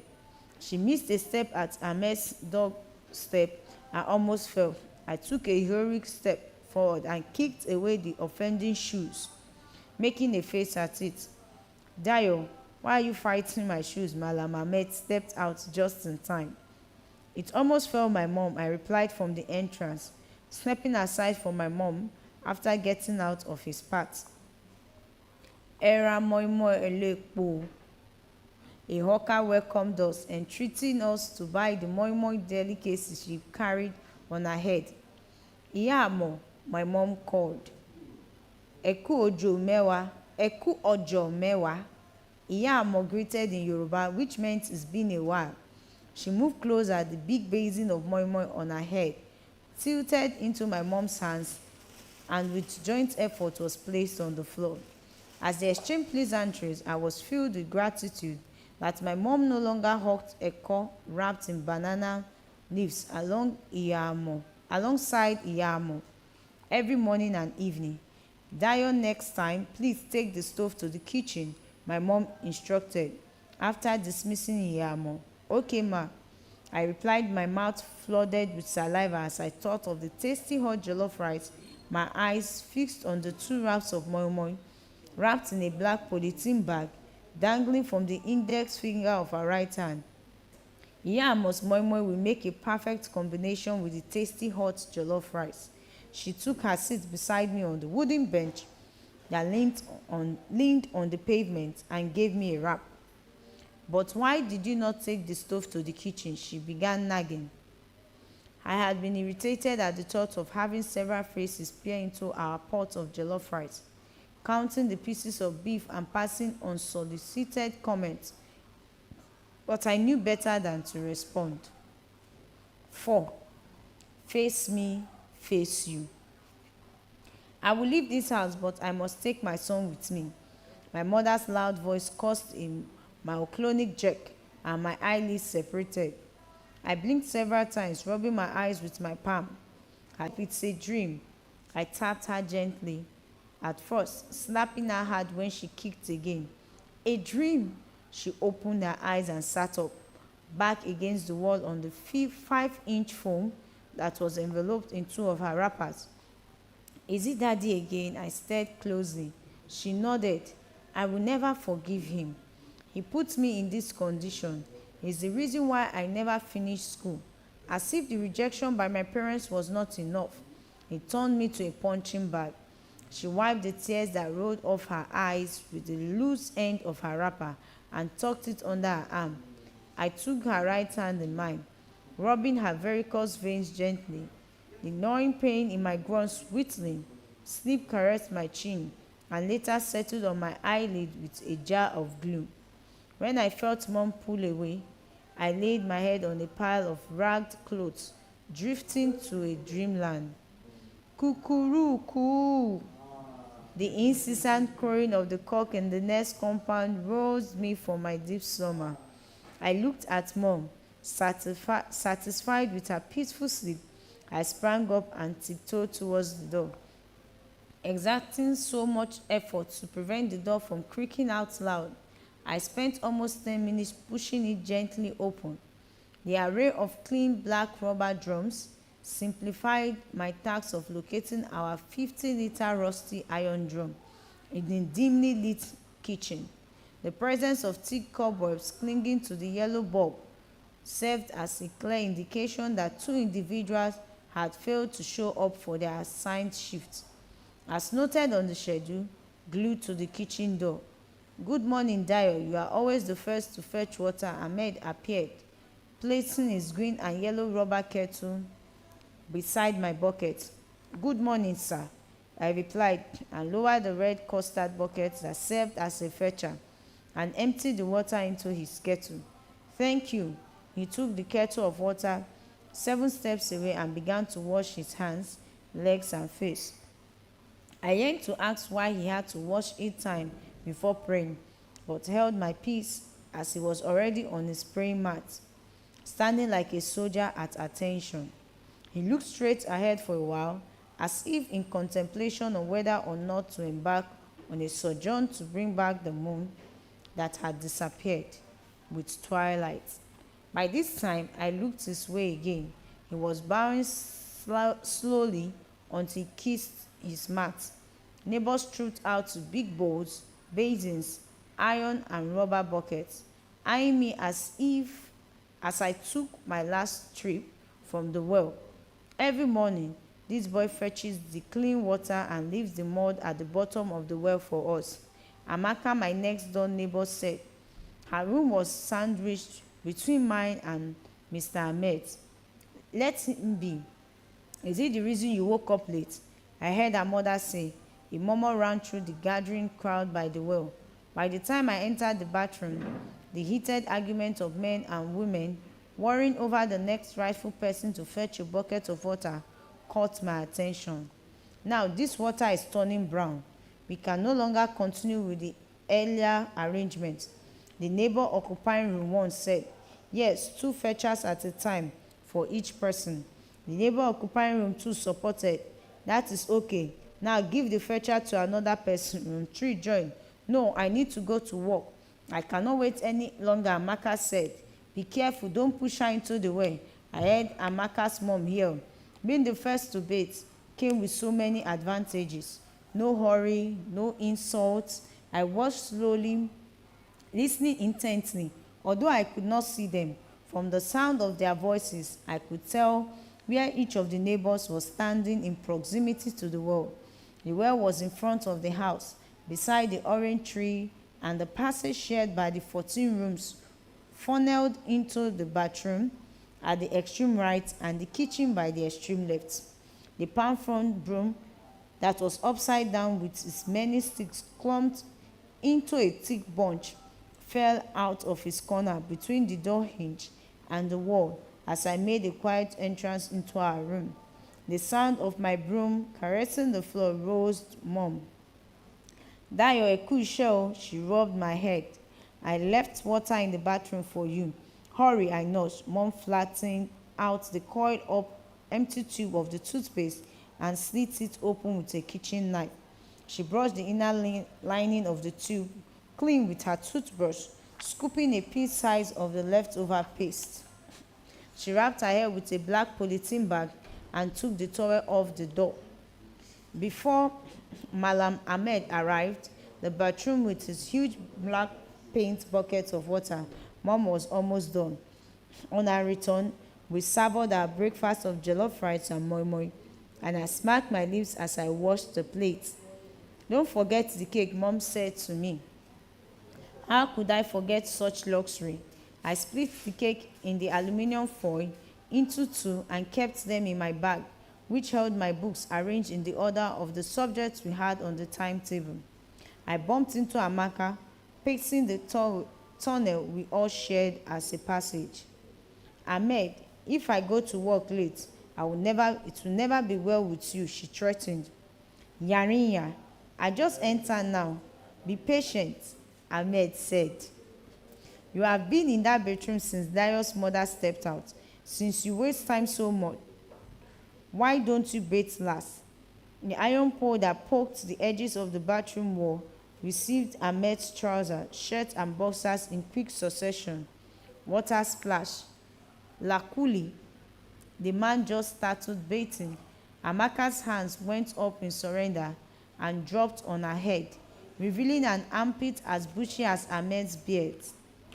Amused as she paced back and forth with the frenzy of someone who was hard-pressed to urinate, I sped off to school, a happy early bird. 5. Nightingale.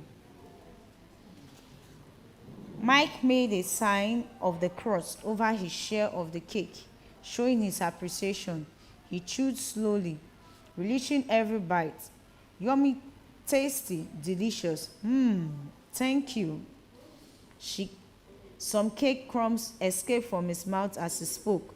A good turn deserves another, I said with a wink. More people trooped into the class after the long break. Mr. Godwin, the health education teacher, approached clad in a blue striped long-sleeve shirt, grey polka dot trousers, and a purple bow tie. Halfway to my seat, I felt a light prick on my buttocks and turned sharply. Can I stitch your short? Azan asked, holding an office pin, muffling a laughter. Ojo and Peter chanted, Dayo patch patch. The class roared with laughter. Enough, Azan, come. Mr. Godwin beckoned. Azan dropped the pin at my foot before he went to Mr. Godwin. I picked up the pin and raised it up for Mr. Godwin to see. What were you doing pricking him with the pin?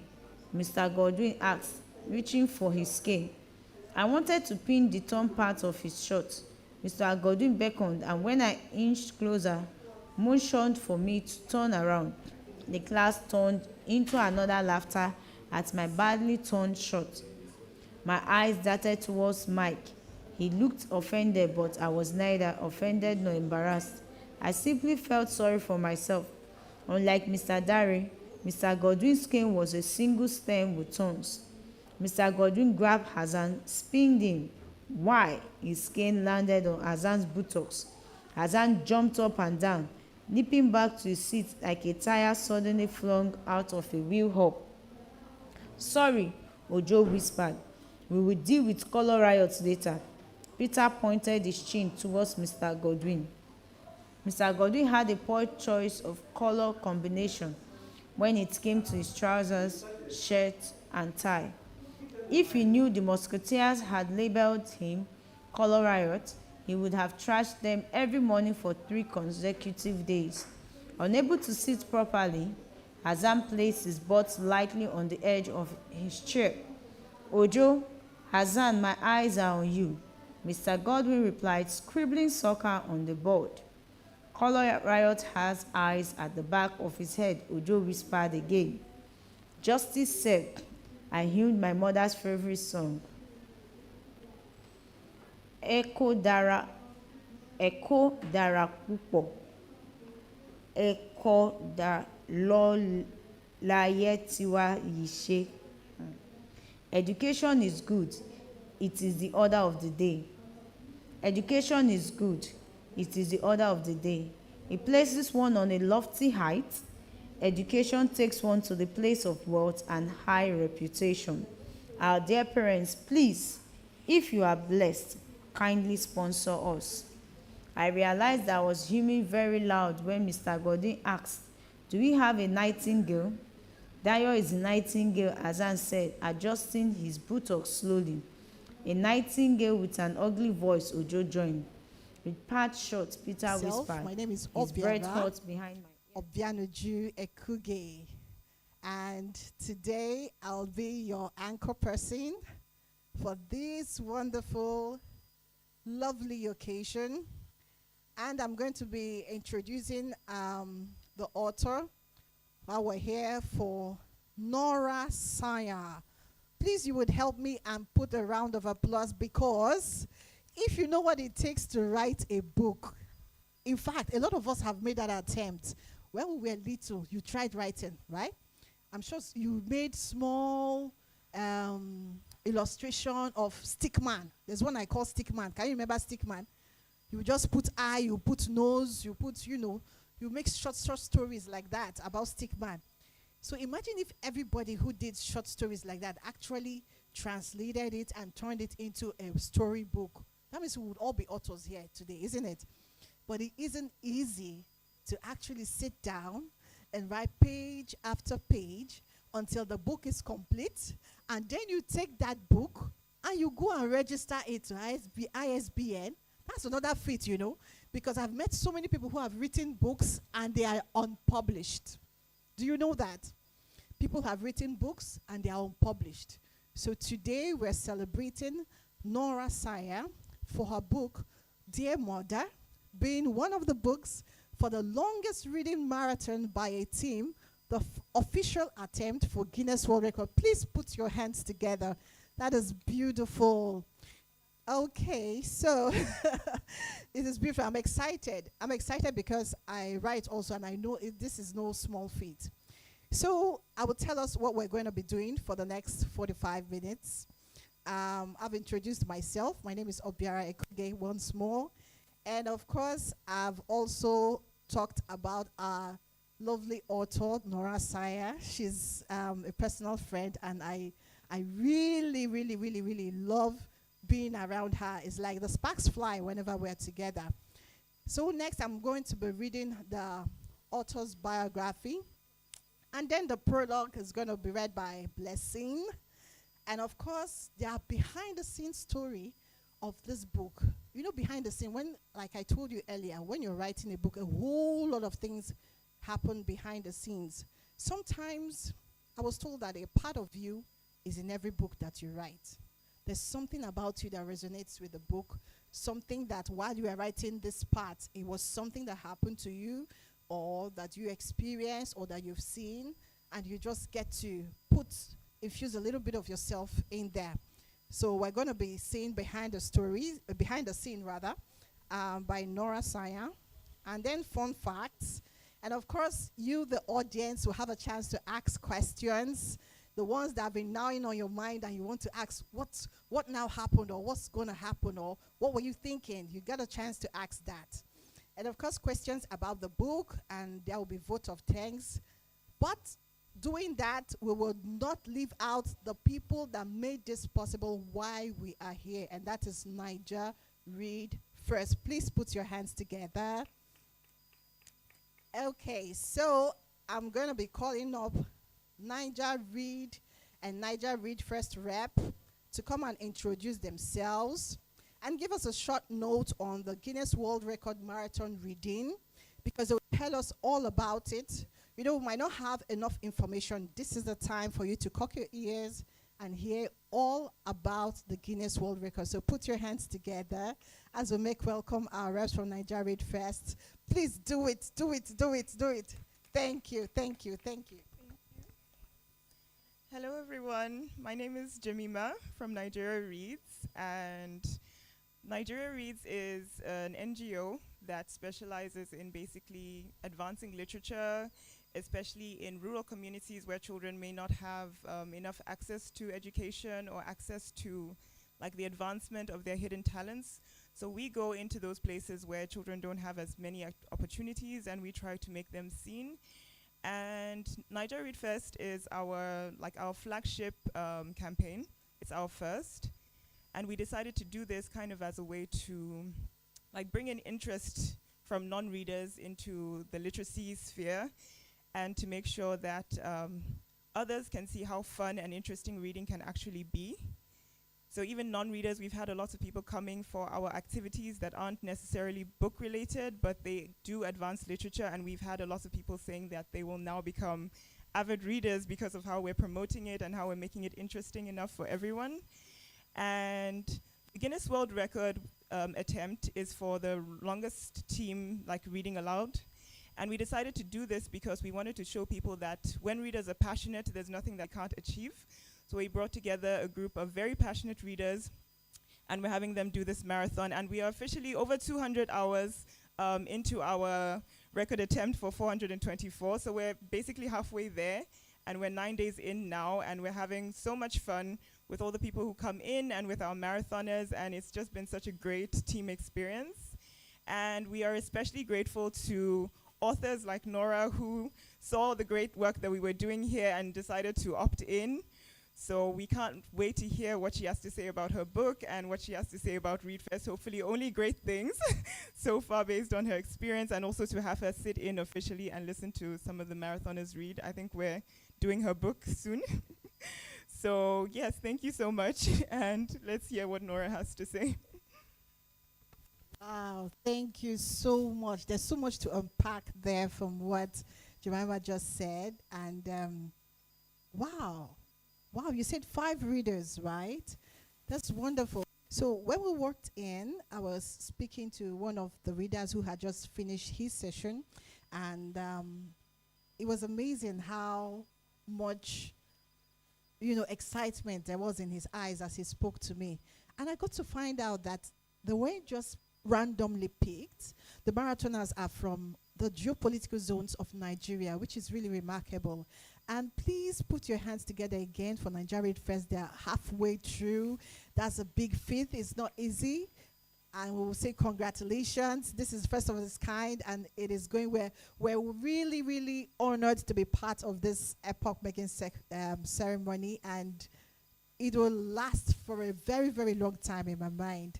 So I'm going to be taking the author's bio, and then we will call on the author herself to say something.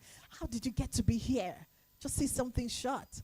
Like, how did you come in contact with Naija ReadFest? What led us to this place while we are here right now? So very quickly, I'm going to take the author bio, and then we will call on Nora Saya herself to give us just a little word, and then we will move on to reading one or two excerpts from the wonderful book, Dear Mother.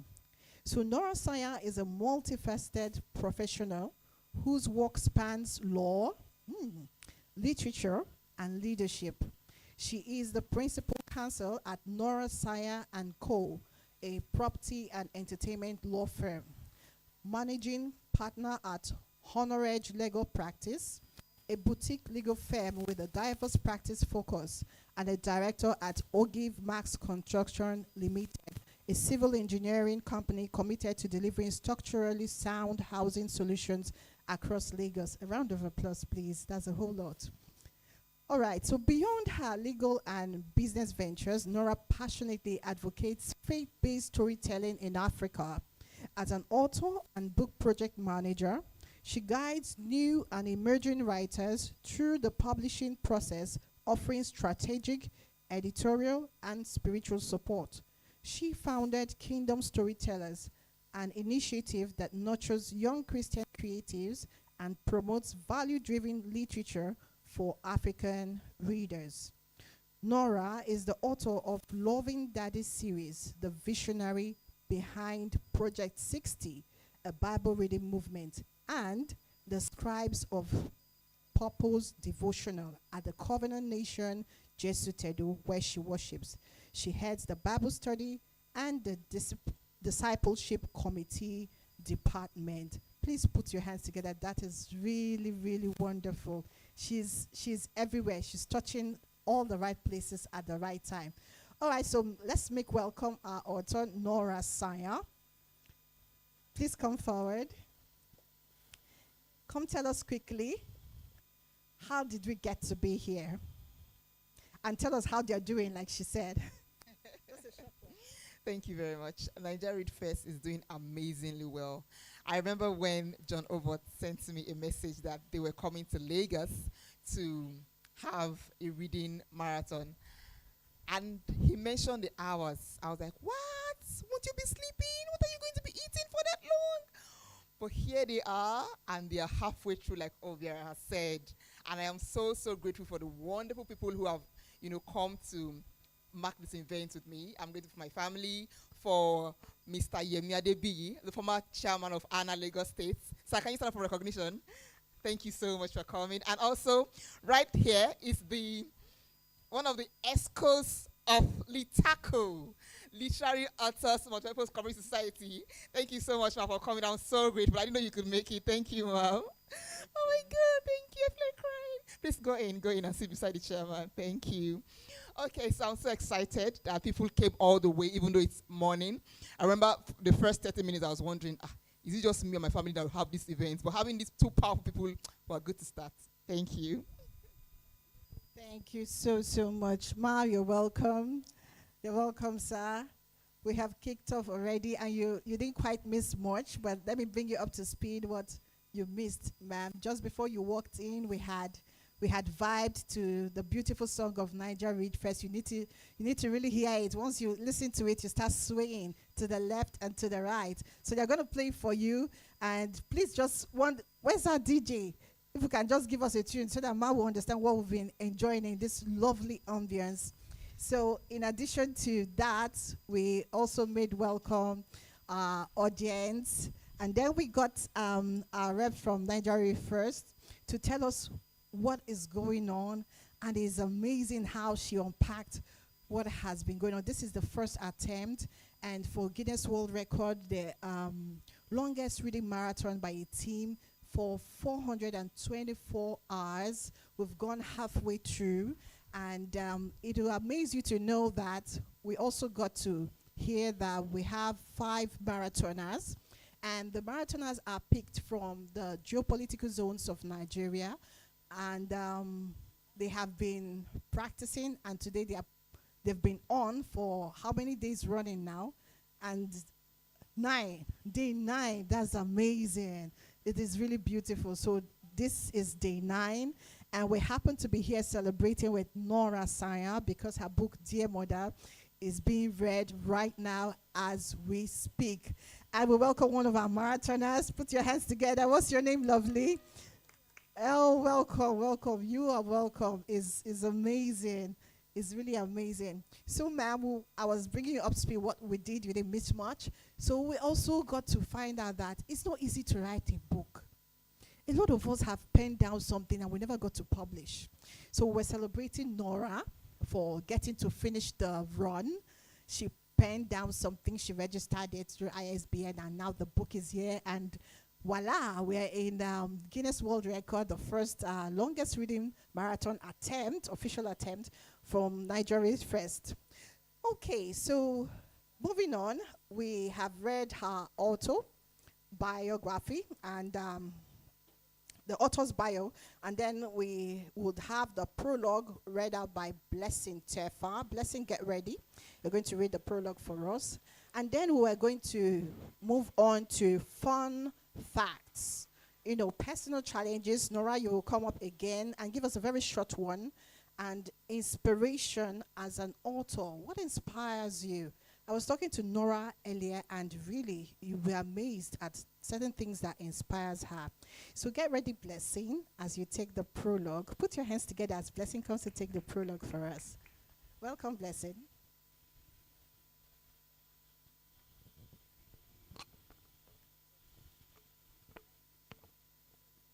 Prologue.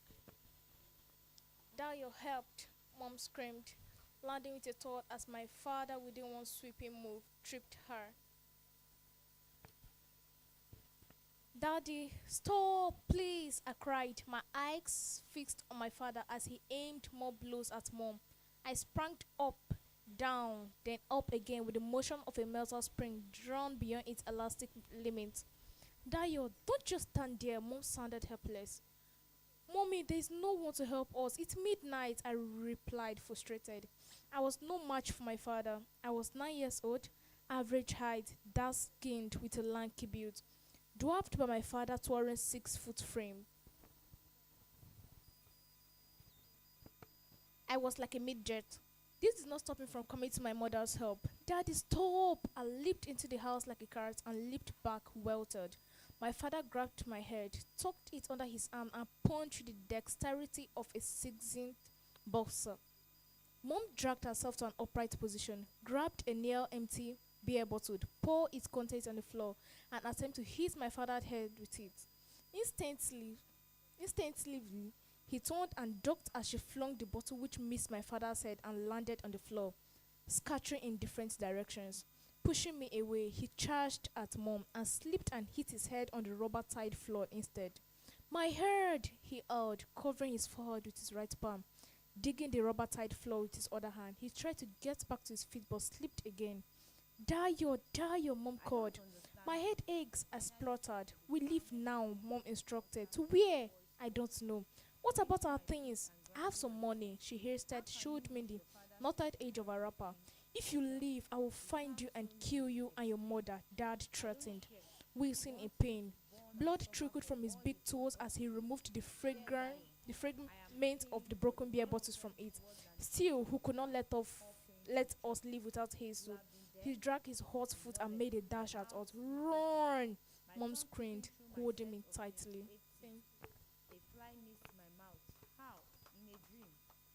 That was a powerful one. Very vivid description. And if you're like me, you would almost be at the scene, watching what happened, as though it's a movie. Wow, that's a beautiful one. Thank you so much, Blessing. We're going to be moving on from here, but let's inform our marathoner. Get ready. You'll be taking one of the excerpts from us, for us rather, and lesson from Mom is what you're going to be reading for us. Okay.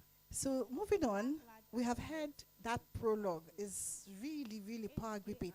I remember the first time I read that and I was thinking, wow, what an impression the little young Dio is going to feel, having to see all that kind of trauma. So let's find out. We'll call on Nora again, like I said earlier. Nora, you're going to tell us fun facts behind the scene story.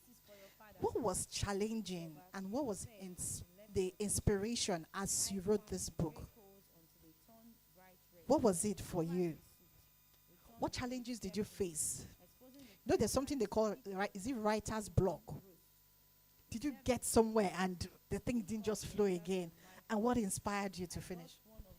So I didn't have writer's block writing this particular book because most, elements of the story were actually gathered from my nature and nurture environment. I had seen children abused. I'd heard of women abused in marriage. I had grown up in an environment where I could tell which family was toxic and which family wasn't. So I practically understood, the rudiments of a peaceful family and one that was not. And I wanted to give a pictorial, description of what it was to be in a family and what some persons face, without actually speaking up. And I also know about lots of women who, the popular case of Osinachi still lingers in our memory, who never fled from such an experience and whose life ended. And so there was so much passion flowing as I put my pen to paper and I wrote until the end. So that's it. That's a good place to clap. Thank you so much. Okay, so you've told us the inspiration and you as an author. So can you tell us that prologue, for instance, when you were writing it, right? What other things were coming into your focus? Assuming we'll tell you now, expand that prologue, right? What else were you going to put in there as an author? If I were to expand the prologue, I would actually, fast forward to the man struggling to follow them, and then their experience through the night, because they fled in the middle of the night. Their experience through the night and how they ended up at the Face Me, I Face You house in Monotone. True to words. You know what Nora just did? She told us that there was no writer block. Did you notice that? She's on it. Like she could just develop another angle on it. For movie writers, when you say you have a part two, there you go. She's just giving you a part two. Thank you so much, Nora. Thank you so much. All right, so we're going to call one of our marathoners to take lesson from mom. Let's just give you a sneak peek to this very vivid, descriptive story. You can't put it down. I used to call it unputdownable. When I started reading it, I was like, oh, wow, I didn't know I could laugh this much reading the book. You know, some of the descriptions were very funny. All right, put your hands together. One of our marathoners will take. Thank you. What's your name? Ketura. Ah, Ketura, where are you from? From Gombe State. Gombe. You know, I told you that the marathoners are from the geopolitical zones of Nigeria. So here we have one of our marathoners, and she's Ketura from Gombe. Take it away. Okay. Lesson from mom. Mom, I made a new friend today. He gave me his brother's mathematical set and saved me from Mr. Darius' tree-breaded whip. I chinned as soon as mom arrived at Dong. That is good to hear. She hugged me so tightly, I would inhale the sharp smell of detergent emanating from her body. How was work? Hope you got paid today, I asked with gleams of hope in my eyes. Not yet, she said, looking away, unable to stand the disappointment betrayed by my batting eyelid. A sizzling aroma escaped from the black polythene bag in her hand. I took it from her, untied it, and brought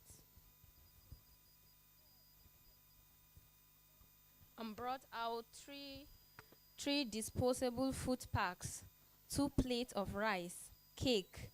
Whose birthday? Jumi, Badmore's daughter. Mom nodded. You need to see how beautiful she looked today. Her mom hired me to cook and serve all the invited guests. And you got this in return?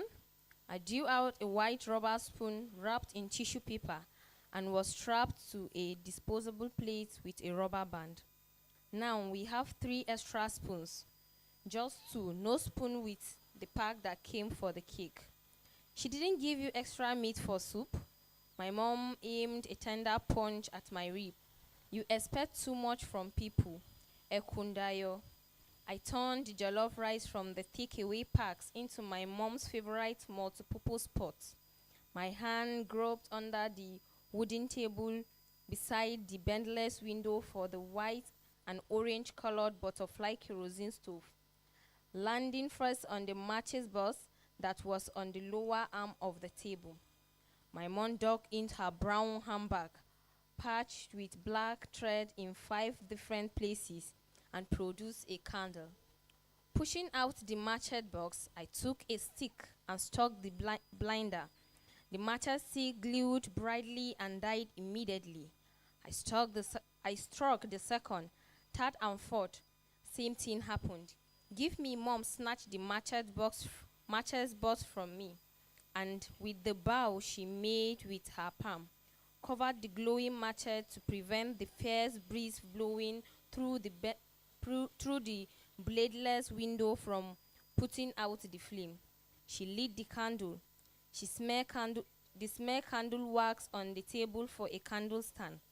Please take one of the dead matchstick and light the kerosene stove, she instructed, counting the matchstick left in the box one after the other, before throwing it into a small black leather bag that hung on one of the numerous nails protruding from the wall that had turned brown from dust. After several attempts, I lit the kerosene stove with the candle flame and set the pot of jollof rice on it. Since both handles had disappeared, I held Mom's favorite multipurpose pot with a neatly folded piece of paper and tried to break the clumps of rice with the new ladle she brought to the house the day before. Don't use it, Mom shrieked, her face countered. Puzzled, I paused, dropping the spoon into the steaming rice pot. But the old ladle had some trust and a shaky hand. I protested. The child on his mother's back has no idea how much the farther the journey is. I have not even paid for the new lading, she said, cleaning the old lading with the hem of her wrapper and stretching it to me. By the time I decided to exchange the new one for the old one, it had become too hot.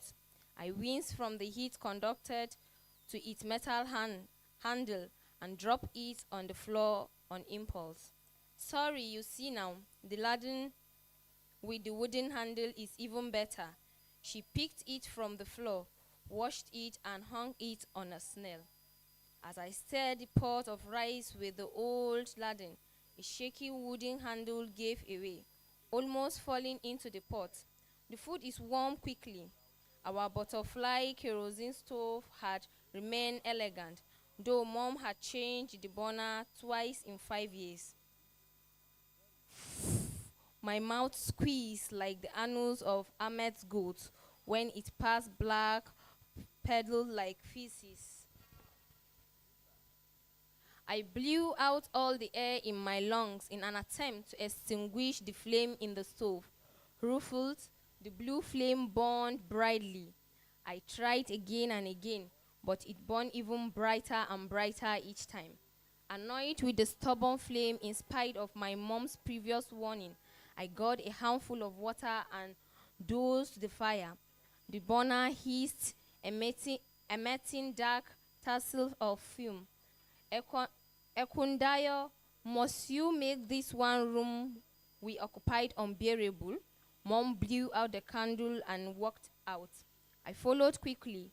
The flip-flop of our silver sweeping the cement floor echoed through the passage. Our room almost kissed the 14th room as the 7th in the face me, I face you apartment where we reside. She missed a step at Ahmed's door, stepped and almost fell. I took a hurried step forward and kicked away the offending shoe, making a face at it. Dayo, why are you fighting my shoe? Malam Ahmed stepped out just in time. It almost fell my mom, I replied from the entrance, stepping aside from my mom after getting out of this part. Era moi moi elapoi, a hawker welcomed us and threatening us to buy the moi moi delicacy she carried on her head. Iya amo, my mom called. Eko ojo mia mewa, Iya amo greeted in Yoruba, which meant it's been a while. She moved closer. A big basin of moi moi on her head tilted into my mom's hand and with joint effort was placed on the floor. As they exchanged pleasantries, I was filled with gratitude that my mom no longer hugged echo wrapped in banana leaves alongside Iya Abo every morning and evening. Dayo, next time, please take the stove to the kitchen, my mom instructed, after dismissing Iya Abo. Okay, ma, I replied, my mouth flowed with saliva as the thought of the tasty hot jollof rice. My eyes fixed on the 2 wrap of moi moi, wrapped in a black polythene bag, dangling from the index finger of her right hand. Iya Amo moi moi will make a perfect combination with the tasty jollof rice. She took her seat beside me on a wooden bench that leaned on the pavement and gave me a wrap. But why did you not take the stove to the kitchen? She began nagging. I had been irritated at the thought of having several faces peered into our pot of jollof rice, counting the pieces of beef and passing unsolicited comment, but I knew better than to respond. I thought that was a good place to clap. Wow, fantastic. So thank you, sweetheart. Ketura, right? Thank you, Ketura. That's one of our marathoners, and she did beautifully. And we have one more marathoner who just joined us. In fact, she read the first part of Dear Mother, and she has just finished her session. A round of applause for her. And sorry, I'm going to put you on the spot. For our next part is actually audience react to the reading? Because you just read it. Can we hear your take on it? Can you react to the book? Can you react to it? How was the story? What was interesting while you read? Did you want to keep reading even though your time had finished? Good morning, everyone. My name is Precious Laitukachi. I'm one of the marathoners for the longest reading aloud by a team. Actually, the book is captivating. I love the beginning of the book, the way it started before we went to chapter 1. I love the fact that the mother did not stay in that house for her husband to continue beating her. I love the fact that she ran away with her son, and she did not just run away alone. I love the fact that she tried her best to send her son to school, even if it wasn't easy for her to pay the fees. They were going through a lot, actually. But I love the courage, and I love the fact that her son was favored enough to meet up with Mike. Although in his class they had bullies, the three musketeers, Hazan and Peter and Ojo. So I love the fact that he was able to meet up with Mike, and Mike, being a Christian, helped him. And his mother, I love the way they brought them up. They are nice people. The family treated him well. They did not segregate him. There was no segregation. They even gave him lunch. They even allowed him to sleep on their bed. It was beautiful to read. I really enjoyed it. I wish I could finish the book. I wish I could finish the book. So, yeah. Thank you so much. You did justice to that part. And if you haven't read the book, please, please, and please do not be left out of this wonderful read. Please get a copy of Dear Mother, and then you will find out exactly what Miss Light is talking about. You can't put it down. Like I said, it's unputdownable. Okay, so moving on, we have audience reaction. I don't know if any other person have what to say about the book. If you've read the book, just before we get into questions about the book, the writing process, I have one question in my kitty I have for Nora. She knows I would always ask something. So if we have anybody to ask from the audience, before we move on to that, we're virtually finishing. This is about the last item on our program today. Okay, ma'am. Even if you didn't put up your hand, I would have called you. Yes, ma'am. Thank you so much. I'm getting a copy of this book. It's got such rich description, and it evokes imagery. I was actually watching you online. You read really well. Well done, Precious. So you people made me start feeling like jollof rice and beef now. So I was the one, no. I have to go and get jollof rice this afternoon.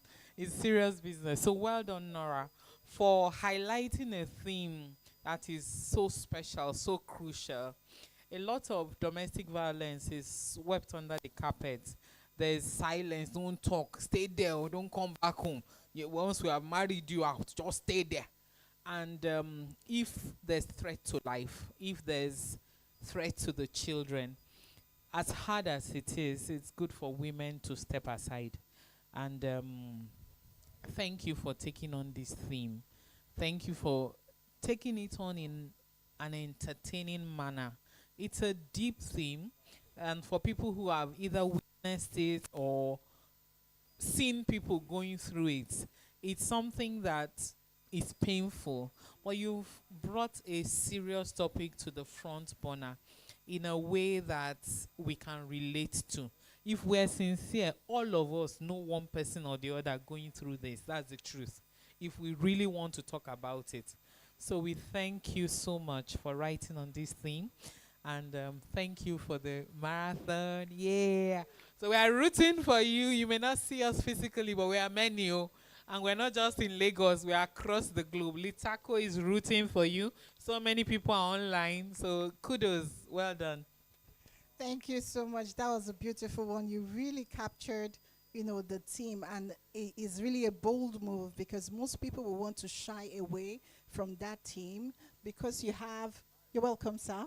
You have a lot of people having different experience, like Madam said, and then you want to shield it. It will amaze you that Nora has taken the angle of the woman being abused. Sometimes it is the man is the reverse. And I think, for lack of what to say, I think that's a very dire situation because of the society we live in. It becomes even difficult for the man to open up and speak. Just as it's easy for the woman to have those struggles, should I not? For the man, you can imagine, how do you open your mouth to say, I am the one who's been abused? It is really difficult. So that is a very good, bold move, taking that angle of, taking on that team and then so beautifully describing it. I had a question. We're moving on to the next now for Nora. There's something about her narration. If you ever have read the book, I don't know those of you who have read it. Let me see how many people have read the book. Yes, there's something about her description. In fact, I have to ask Nora, how do you spell a sound? She spells sound. Have you noticed that? If you've read the book, Nora will say, she can spell it. Wow, I never knew. Or, you see how the waterfall is going on there. Nora can describe that thing in a sound. She could spell it. And then Ahmed threw water, takwai. Like, how do you spell that? Nora, please come and tell us, how do you spell sound? It is really serious. Can a bird be flying and you spell how that bird flies? Because there's something I noticed in the book. Of course. I have had this conversation before, and people tell me you describe so well. I think it's just a gift from God, because people have told me over and over again that they are usually in the book while they read it, and they can smell, the rice and then even the aroma of the food. It's a gift. I can't really say that I know that I'm consciously spelling something. I just aim to be vivid in my description, knowing that children would not read a boring book, and my target audience are young adults and especially children. And I want to keep them engaged, so I try to infuse the elements of, fun, facts, and then a little bit of mystery, so that I keep them, really in that fictive bubble. So I don't really aim to spell, I aim to be vivid. Thank you. Wow, thank you so much, Nora. I think from now on, okay, you have a question. From now on, whenever I see a sound, I'm going to call Nora up. Please spell this sound, because that one is new for me. Okay. I know I have not finished reading the book, but I really want to know how his mom got to know the father. Because I did not get to that. Okay, it's in the book. Oh. Because no spoiler. Okay, no problem. That's a good one. It means go and get the book, right? So I'm sure you're going to finish it once your session is over. You're going to finish the book. Is really interesting. One other thing I noticed is the transition. It's so fluid. I don't know if you noticed it while reading the book. Imagine one of the parts we just read now. There was how she described Ahmed. When she described that sound, like I said, and she said the way Ahmed's goat, she introduced Ahmed. That was so beautifully done. And Ahmed had never been mentioned before then, and then she mentioned Ahmed. And then when they were walking along the corridor, when she said their flip-flops were making sound, they got past Ahmed's door. You see how she moved from mentioning Ahmed, and then all of a sudden we now know who Ahmed is, that Ahmed is a neighbor. Her description is par excellence. It's really wonderful. It's so fluid. It just moves, it's a page turner. Like I told you, what was the word I used? I say it's unputdownable. Once you pick Dear Mother, you wouldn't put it down, and you will finish the book. And of course, we're waiting for more and more sequel to this one. Put your hands together, Nora. You are doing so great. Thank you very much for this wonderful book. Okay, we will take one more question about the book, and then Nora will give us her vote of thanks, and we will call on our reps again from Naija ReadFest. And remember, DJ, you're going to give us that song because we'll still sway to it again. That was a beautiful song that, that we were listening to. We will do that again, and then we call it a day. We can now do our book signing and then move into actually sit down and be part of the marathon. Okay, so one more question for my lovely audience. You're doing so wonderfully well. Put your hands together for yourself. Thank you for making out time to be with us today. I know it's a work time, but you're doing great, and we appreciate you for that. So one more question from us. Anybody about the writing process, the team? You know, we've talked about the transition. We've talked about her descriptive power. We've talked about the spelling of a sound. That one is new, and I can't get tired of seeing it. And it is quite interesting. So any other question? Okay. All right, so that brings us to our vote of thanks. Nora, you will come and give a vote of thanks. Introduce our special guest one more time. They've made their way they've left so many important things to be here with us, and we really appreciate you for this. And like Ma said earlier, Ron, there are so many people rooting for you. Thank you. Thank you so much. So, Ma, who is rooting for me alongside all the members of Litaku, I want to say thank you for coming. She's a representative from Litaku Literary Authors, multi-purpose cooperative community. We have the first person who came here today is Mr. Yemi Adebiyi, all the way from Ekiti State, the former chairman of Association of Nigerian Authors, Lagos State Chapter.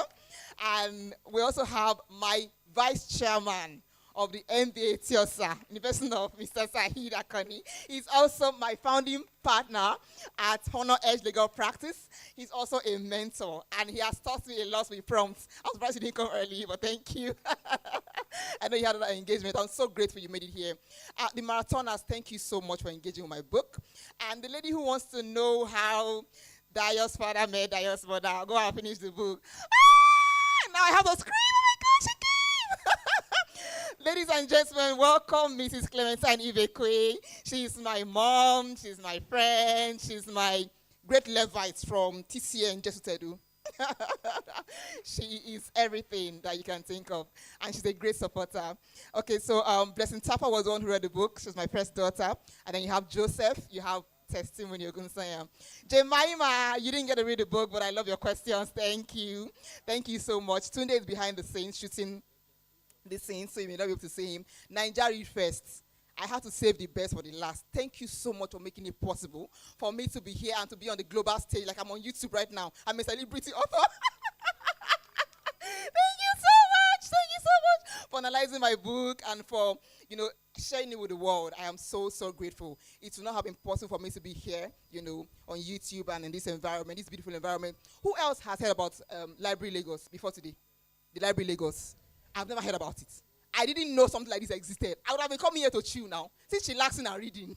Thank you for coming here and choosing this location. We'll be back again. God bless you all. Obiara, thank you for being a friend, for being everything. I want to cry, but I won't cry. My makeup is on. Thank you, Obiara. Thank you so, so much. It's been such an amazing time we've had. The last 45 minutes has been a beautiful cruise in this lovely ambience. Like she said, the library, we didn't know this place existed, but now we've really enjoyed the place and we'll be coming back for more.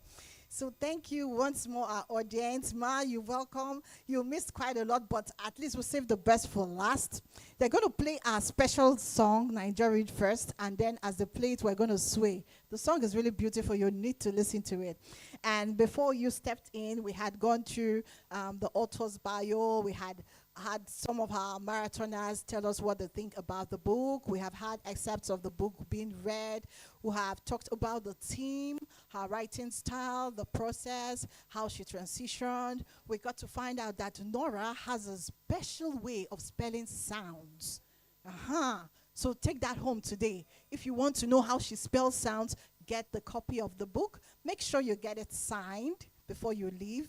And, of course, get to sit in and actually listen to the reading process, the marathon. Get to listen and watch how the marathon is being done. And I promise you, you would enjoy yourself. It was really amazing for me when I walked in.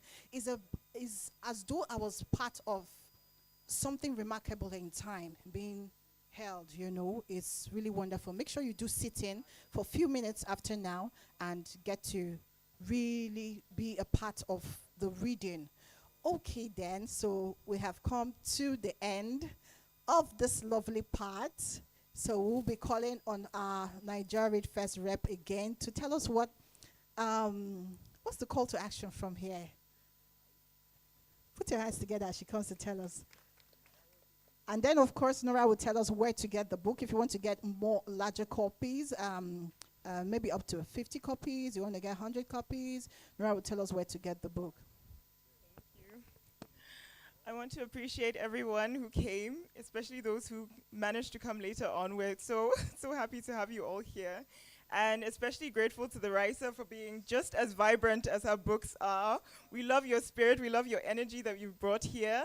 And just as Mrs. Obiora said, we hope that everyone watching on YouTube and everywhere gets 100 copies each. So thank you, and if you're watching, please do follow the author, buy from her, and follow her on all her socials, and also follow us and continue following The Attempt that we're streaming live, and come around to the library if you're in Lagos, if you're on the island, please come around and experience the atmosphere with us and help us support our marathoners. Thank you. So thank you once more. We love that you're here with us. Thank you, our marathoners. Once again, my name is Obiara.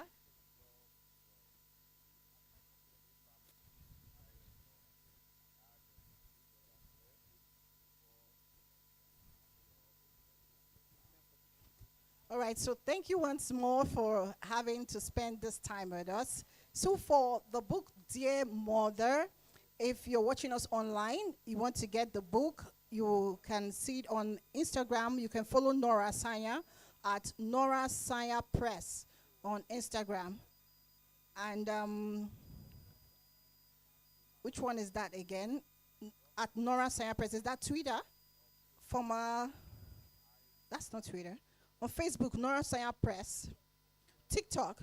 Yeah, on TikTok at Nora Saya Press.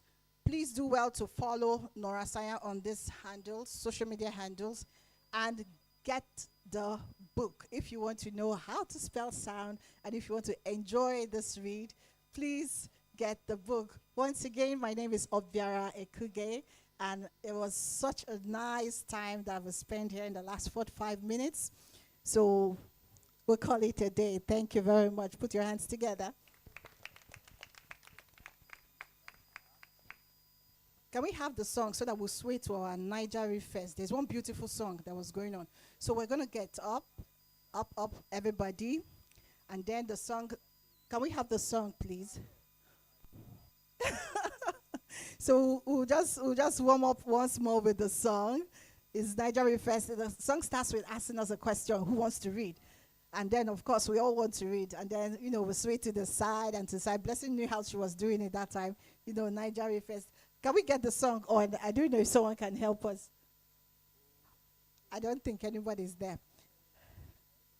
Okay, he's working on it. All right. Okay, so we can please take our seats in the meantime.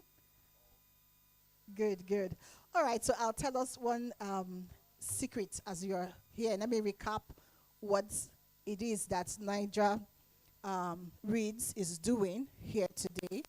We have 424 unbroken reading marathon going on, and this is the official attempt, and we are halfway through, and we've done 9 days. 9 days, yes. Today is day 9. And of course today we're here for Nora Saya because her book is being read today. I happen to just crash in. There's what you call crashing in, because I happen to be an author also of children's book. And they got to say, oh, we have a little bit of more hours, to complete the 424 unbroken reading. And I just got to cash in with my own book, Time to Think. And it's such an opportunity. I'm so happy to be part of this. So the song is up. Can we be upstanding? And then we'll sway to the beautiful song. Who will read? Who will read? Yes? Watch me as I do Loud it. and proud. You Yes, will read. Yes? yes, aloud. We will read. Yes? Books in hand, Yes? voices rise, reading bright beneath our sky. Young and bold. Oh, you're doing so well. Take Thank you for coming. Yes, We love it that you're here today. Naija ReadFest. We read Oh yeah, Nora is taking it away. strong and proud now. So from here we can get to have our book signed, and we can actually join the marathoners as they read. Go Nora, go Nora. She's so happy. Go Nora, go Nora, go Nora. It's not easy to have your book as one of the books for the 424 marathon unbroken reading for Guinness World Record. This is the official attempt, and we're here today. Thank you so much. Naija ReadFest. Oh, this is my part. Oh yes. Uh-huh. Oh yes. Yes. Put your hands together for yourself. You have been awesome. Thank you so much. If you've just purchased the book, get to have it autographed and signed by Nora, and then have a feel of the actual marathon going on inside and be part of this wonderful ceremony. Thank you so much. Once again, my name is Obiara Ekuge, and I'm the MC for the day. Thank you, Naija ReadFest. We choose to read, we make the choice. We will read,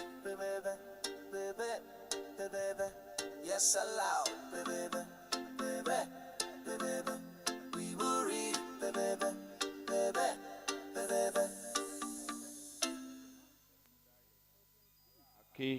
Araota, Omo Ajogberu.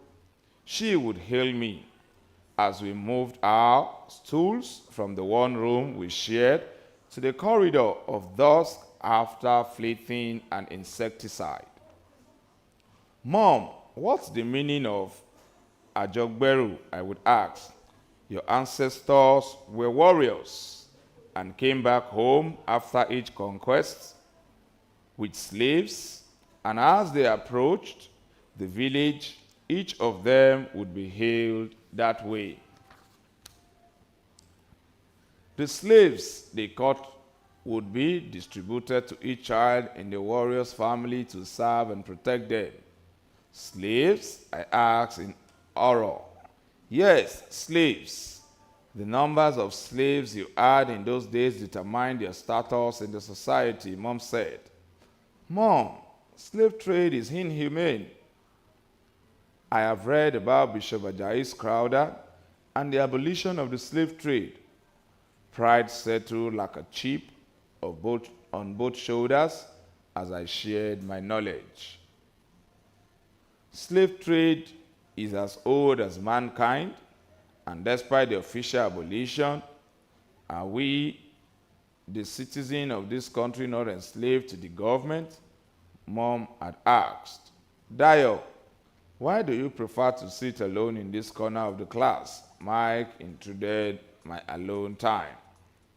I want to be alone, I told him. And when he would not budge, I arranged my books in my bag and used it as a pillow as soon as I learned that the teacher for the last period was unavailable. By the time Mr. Ario, the integrated science tutor, rang the closing bell, I was fast asleep. Let us go home, Mike pulled at my bag pinned to my desk with my head. Dayo, how are you doing? Ojo asked in empathy. I stared at him blankly. Give us your notes. We will share it and copy it for you, Hassan offered. Surprised that they noticed that I did not copy a single note throughout the day. I wanted to say thank you, but with their history and my gut feeling, I will copy from Mike's notes when we get home. I declined politely. My father, he did this to Mom, and I swear if anything happens to her, I will never forgive him. I don't care what you think. I shot at Mike as we trekked home with Ejike and Ozoma on our trail. Mom was not with us at the vicarage as the cost of our admission was too high for the fragile welfare allotted to the sick by the church. Chapter 17, Speechless. When we arrived the vicarage, I dropped my bag on the sofa and dashed into the guest room where my mother was strapped to a bed with thick brown duvet. The dimples on my mother's wrinkled face were a soothing relief from the turmoil I felt in my bones. "Welcome, Dio." The nurse on a watch was very enthusiastic. "I have good news for you. Your mom is now making an attempt to communicate," the nurse said. "Ekundayo," I read the motion of my mother's lip as she said my name, and stuck my fourth finger into my left ear. Was I deaf now? If an office pin had fallen onto the ground from the ceiling at the moment, I am sure I would have missed the sound. My heart skipped a beat. What was going on? It had taken months for her to be fully resuscitated. My heart had yearned to see this day when we would converse once again. I had shed tears of joy a few days ago when she finally opened her eyes, and now all I wanted was for her to talk to me. Hot tears streamed from my eyes and rolled down the collar of my shirt. "Don't worry about her voice," the nurse advised. "I can read her lips, but I can't hear her." "It's one of the several effects of the stroke," the nurse explained.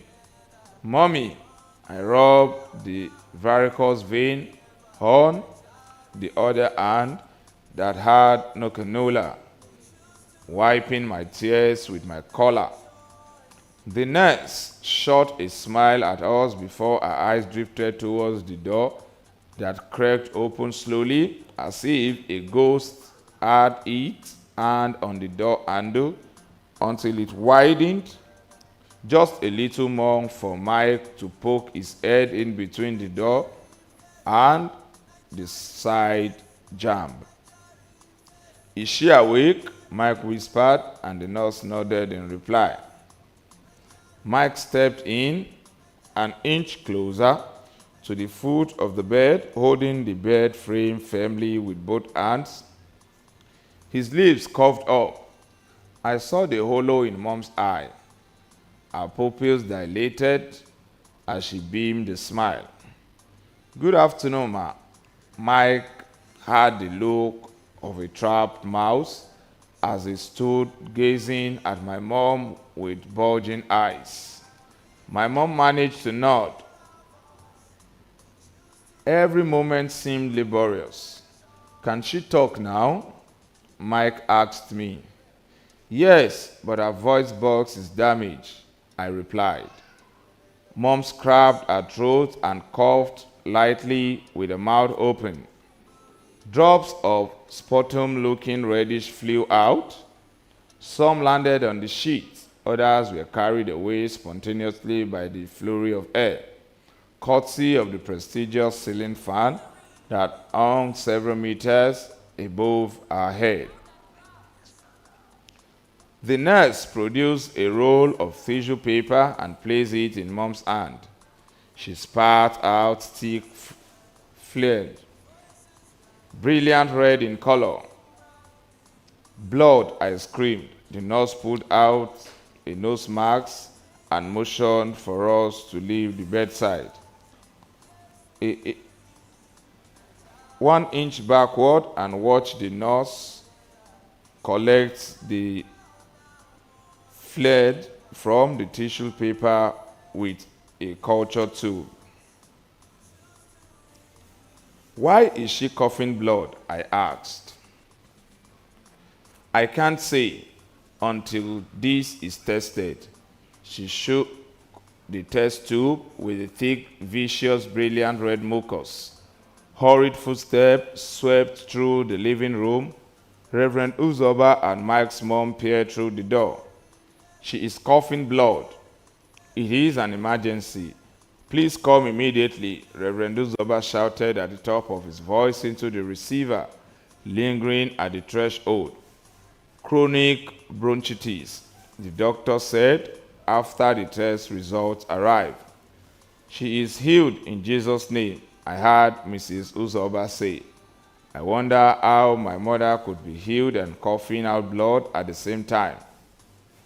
By his stripes you are healed, Mrs. Uzoba brushed me aside. Her two hands landed on my mother's forehead. I need to speak with the doctor, Mr. Uzoba said, in a voice that made us all scramble toward the door. Ejike and Uzoma were stationed on the sofa with books positioned in front of them as if it were mirrors. I could tell they had been eavesdropping and now pretending to read. Several donations have been made, so much money has been spent, and now she is coughing blood. Tell me, is she getting better or worse? Reverend Uzoba fused. When he must have thought that we were beyond earshot, the doctor's reply faded as the guest room door slammed shut. I wondered if my mother could hear the ongoing conversation. Were her eardrum also affected? Chapter 18, Life as a Dependent. There, come, Mrs. Uzoba beckoned, slapping the chair adjacent to the one she sat on. Mike dropped into the three-seater sofa, his laps touching that of Ejike. Uzoma shifted until the three of them were conveniently seated opposite us, and the impromptu family meeting began. Do you believe that your mom is healed? Mrs. Uzoba asked. I shook my head on impulse. If only Mrs. Uzoba could read my mind. She could know that I was struggling to get past the clouds of thoughts that dropped in my mind, questioning her sanity. How can my mom be healed and be sick at the same time? I asked with furrowed eyebrows. All you have to do is believe, Mike chipped with agitation. Prayer has been offered every day by the prayer theme in church, and our hearts must be united in faith, Mrs. Uzoba continued. Prayers,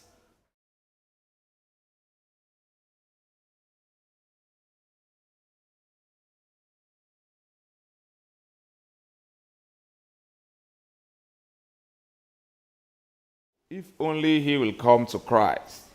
That is the fate of the heathen. But what about Elder Thomas, whose wife lost the first baby? Ejike asked. Keep quiet there. Who asked you to join the conversation? Mrs. Uzoba's aggression was weird for a woman with a tender voice. But Elder Thomas is in Christ, Mom, Uzoma added. Mrs. Uzoba removed her Dunlop slippers, and in a jiffy, the twins and their books were flying over the sofa, with Mrs. Uzoba moving in a circular and semicircular motion. Though the scene was quite amusing, my laughter was meatless. I thought about my mother whose life was hanging by a thread. In my head were gruesome pictures of a possible sad ending. Fear and anxiety took their shifts in my mind. Closing already? I asked the nurse, who was following the doctor to his car. She made 2 trips of the guest room. Moving all her things, I tiptoed to the guest room and stole a glance at Mom. Satisfied that she was sleeping peacefully, My eyes rested on Reverend Uzoba, who knelt beside her, speaking in an unknown language. His head shook with the frenzy of a cat that had just grabbed fish out of a boiling pot of oil. I would discipline the both of you. Keep running. Mrs. Uzoba was still in hot pursuit of the twins, with Mike trying to intercede. I picked up one of the fallen books, and though my eyes were on the front page, my mind was far away. 30 minutes passed by slowly, and Reverend Uzoba was still in the guest room. I began pondering on why the doctor and nurse left the way they did. Was something wrong? I moved closer to see what exactly was holding him back. This time, when I pulled at the door handle, the door did not follow. I knocked and knocked, and when the rough wooden door began eating away at my knuckles, I knew Reverend Uzoba would not unfasten the bolt. Ghost pimples crawled on the skin around my neck, spreading to my arms and legs in a crippling way.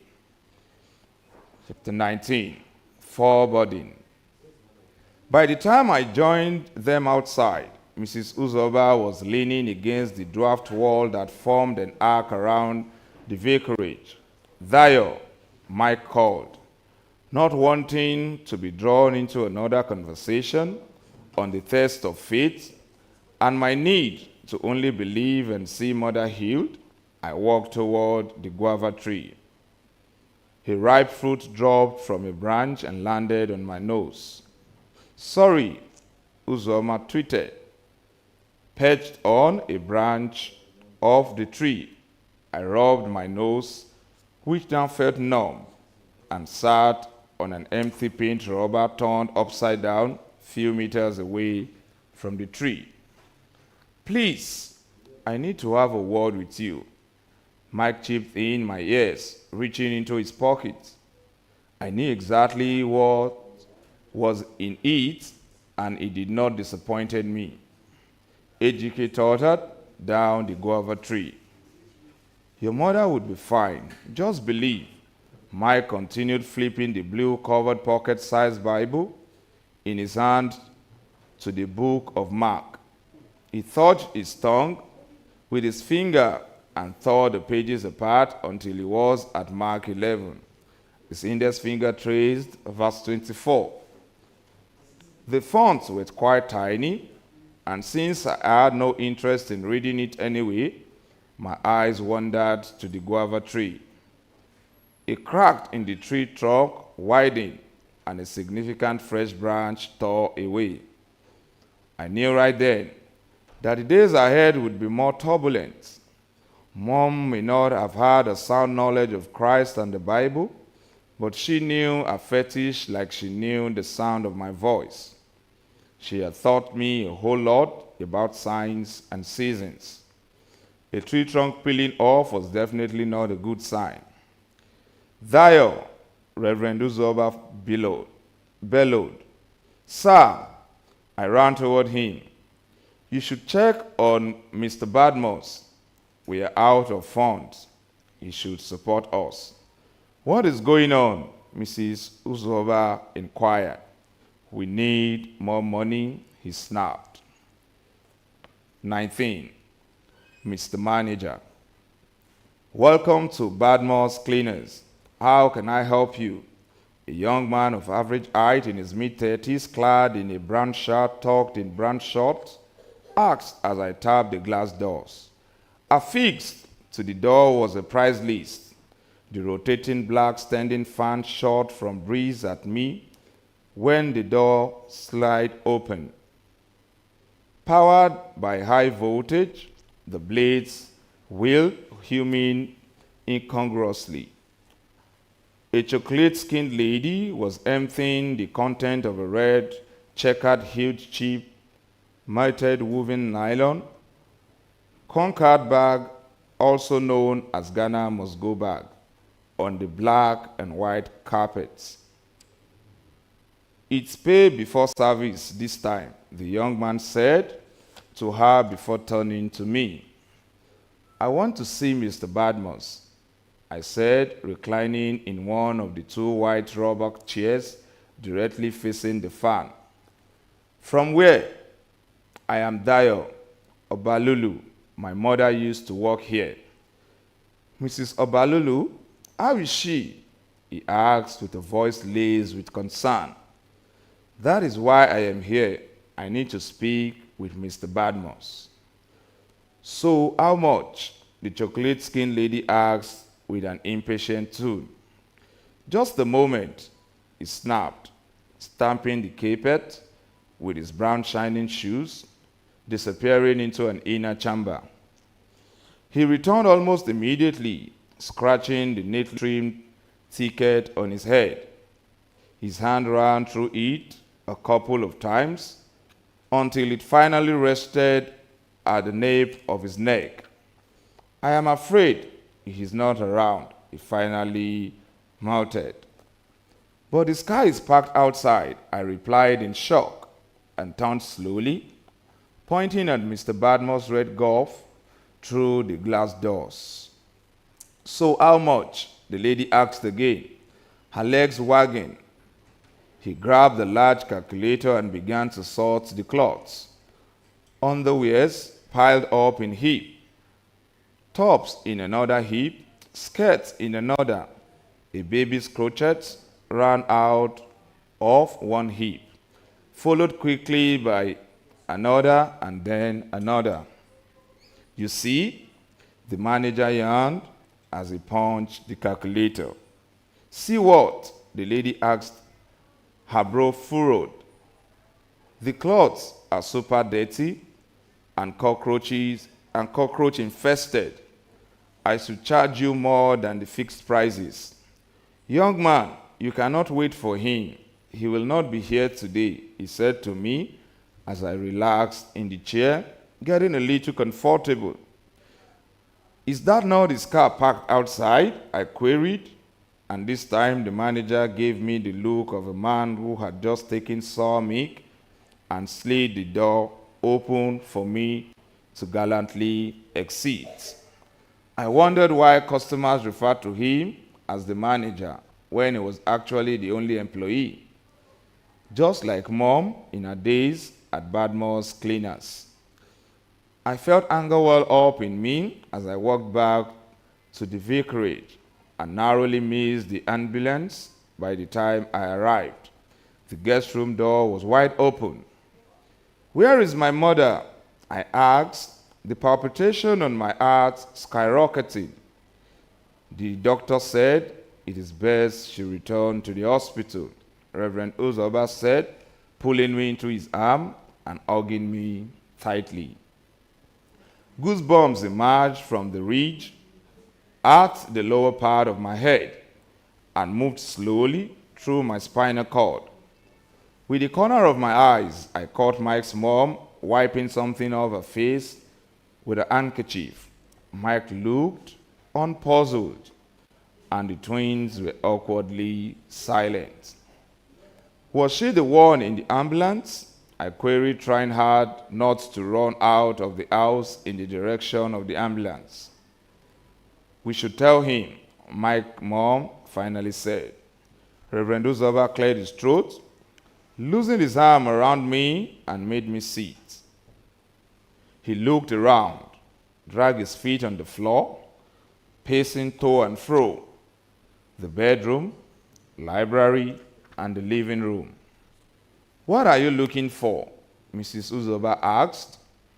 My glasses, he shot back. What do you need it for? Mrs. Uzoba queried. I don't even know, he replied, dabbing his eyes, which seemed red as he took his seat beside me. Dayo, you are now a member of this family, and we want you to know that no matter what happens, you are never alone. Reverend Uzoba started a sermon that intensified my anxiety. 21, a sad reality. From dust we came, and to dust we shall return. Reverend Uzoba rounded off his sermon. The gloom lingering in the stratosphere grew stronger, with sight traveling from one end of the pew to the other. Reverend Uzoba's chubby hand firmly held a golden cross, almost the length of the lantern. His cream flowing robe swept the rostrum as he backed away from the congregation and made a sign of the cross before disappearing behind the drapes, like partitioned his office from the rostrum. Yes, when this flesh and heart shall fail, and mortal life shall cease, I shall possess within the veil a life of joy and peace. We had barely finished the 5th stanza of the Amazing Grace when the undertakers, all clad in black outfit, proceeded in 2 lines toward the brown polished casket. I stole a last look at my mummy. The silky fiber of cotton wool stuck inside the nose, hairs neatly combed and packed in a bund. She looked like an angel in a flowing white dress with no shoes. Something in me snapped as the hinges of the casket creaked. I would never see her again. With her body enclosed, the undertaker lifted the casket, placed it on their shoulders, and marched out of the church like military men on a parade. It is God's will. This is exactly how God wants it. Ahmed was the first to speak amongst the neighbors who attended my mommy's funeral, his gold tooth glittering. "Ewo!" screamed Mama Obina. "Oh, Ewo! See what she has left behind." Amaka's voice rang out so loud that I roused from my day's slumber as we approached the cemetery, some meters away from the church. In front of the freshly dug rectangular grave, wreathed in my hands, I stood like a statue. The salty line from under restrained tears left zigzag evidence of a sorrowful heart. I managed to throw the wreath on the casket, flexing my almost knobs and muscles. In my mind's eye, I could see my mother floating over the casket and watching me with tears flowing down her eyes. When it occurred to me that I was replicating a Lollywood movie that I had watched in Ahmed's room of a deceased wife who had been killed by an envious husband, I shut down that train of thoughts. Was it too late to now believe that she was healed? "Mom, wake up!" Push the casket open. I gasped and turned around. My voice seemed to have come from behind me. That was the first time I spoke since Reverend Uzoba broke the horrible news. "Stop!" I yelled at the men who were set with shovel to lift red sand and fill the vacuum between the casket that sank below and the earth's crust. They looked at me, waiting for further instructions. "Bring out the casket. My mother is not dead," I ordered. They shook their head and began to pour in sand. "Stop! Stop!"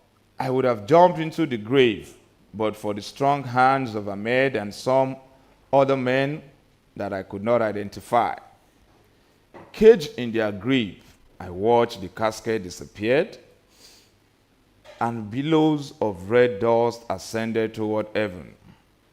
"Dio, what is the matter?"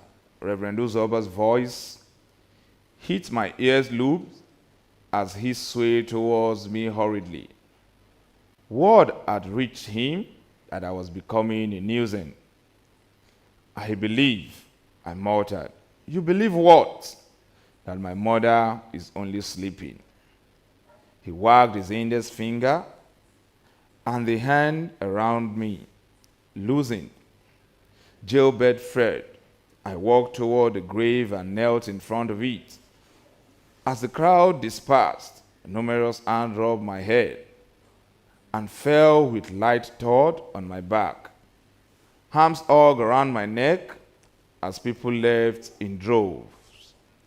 The look in the eyes of the sympathizers as they expressed their condolences heightened my grief. Sympathy was the last thing I appreciated. Let's go, Dio, Mike said, placing his hand on my shoulders. When I would not budge, he yanked my arm in an attempt to pull me up. Ouch! Dio, let's go. Dad is waiting. Even though I did not want to leave, I followed him to a dark blue BMW car parked a little distance from the cemetery. The driver's head was on the steering, his eyes encased in dark-rimmed glasses.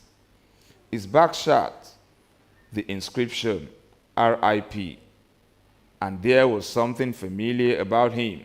I wanted to ask Mike about the driver, but for the look in Reverend Uzoba's eyes as he fastened his seatbelt, his stout frame filled up every inch of the front seat. Mike had already opened the rear door of the car, so I climbed into the back seat wistfully and rubbed my eyes from time to time as we journeyed away from the cemetery, hoping it was all a trance. Mike let me lean on him, even though there were more than enough seats for the both of us at the back of the car. Someone wants to have a word with you, Dio, said Reverend Uzoba when we arrived at the vicarage. He alighted and yanked open the rear door so Mike could follow him. I sat back with the familiar stranger, the driver, my mind fuzzy. When the entrance door of the vicarage slammed shut, I lodged. What exactly would this man say to me, other than sorry, a word I had come to learn? If sorry could bring back my mother, if sorry could heal me of my childhood trauma, if sorry could pay my next term school fees and provide me a home and the warmth of a mother, then sorry was acceptable. He peered at me through his dark rim, and his scent brought back sad memories of my father. I could never forget the cauldron. It was the cauldron my father wore on Monday morning to his office after a thorough clean-up from his Sunday night hangovers. Chasing fantasies, I murmured as I recalled its brand name. I watched him struggle with the seatbelt. Did he have to dismount? I was training to keep my eyelid apart. Afar, too many nights of elusive bargain with sleep, but when he took off his glasses, I felt a knife pierce through my eyeballs, wedging my eyelids. How on earth did I miss that scent until now? You? What are you doing here? What do you want? A muscle in my jaw tremored uncontrollably as we stared at each other closely. Is that how you receive your father after half a decade? He asked. My father? Deceased. I spat, pushed the door open, and ambled toward the entrance door of the vicarage, half expecting him to follow and pounce on me as he had done so many times in the past. As I drew closer to the gate, the white drapes that hung apart on the front window of the vicarage, overseeing the dwarf fence that held the gate in place, merged. Reels of hushed voices followed. Dio, you have to forgive your father, the vicar reeled as I pushed the door open. Not even if you throw me out of your house, Never, I replied, with the audacity of a child who had grown wings overnight. My voice swept through the vicarage, fishing out Mike and his brother from their room. Dayo, Dayo. Mrs. Uzoba was about to start preaching when I pushed out my right hand, palm raised vertically. A beautiful face lost its color, and the words stood still. Though I came across as disrespectful, I did not care. The silence that followed was stately until the gate slammed shut and footsteps approached the entrance door before we heard two quick knocks. I fled to Mike's room, which I now shared, and had a good cry. I did not know what my father told Reverend Uzoba during the short visit or when he even left. I didn't even know how I managed to fall asleep. Things happened so fast that I could not get a grip. By the time I woke up, the tense air in the vicarage had flown out the window, and the warmth in Mrs. Uzoba's voice told me that I had won my fight to remain their foster son. 22. No competition.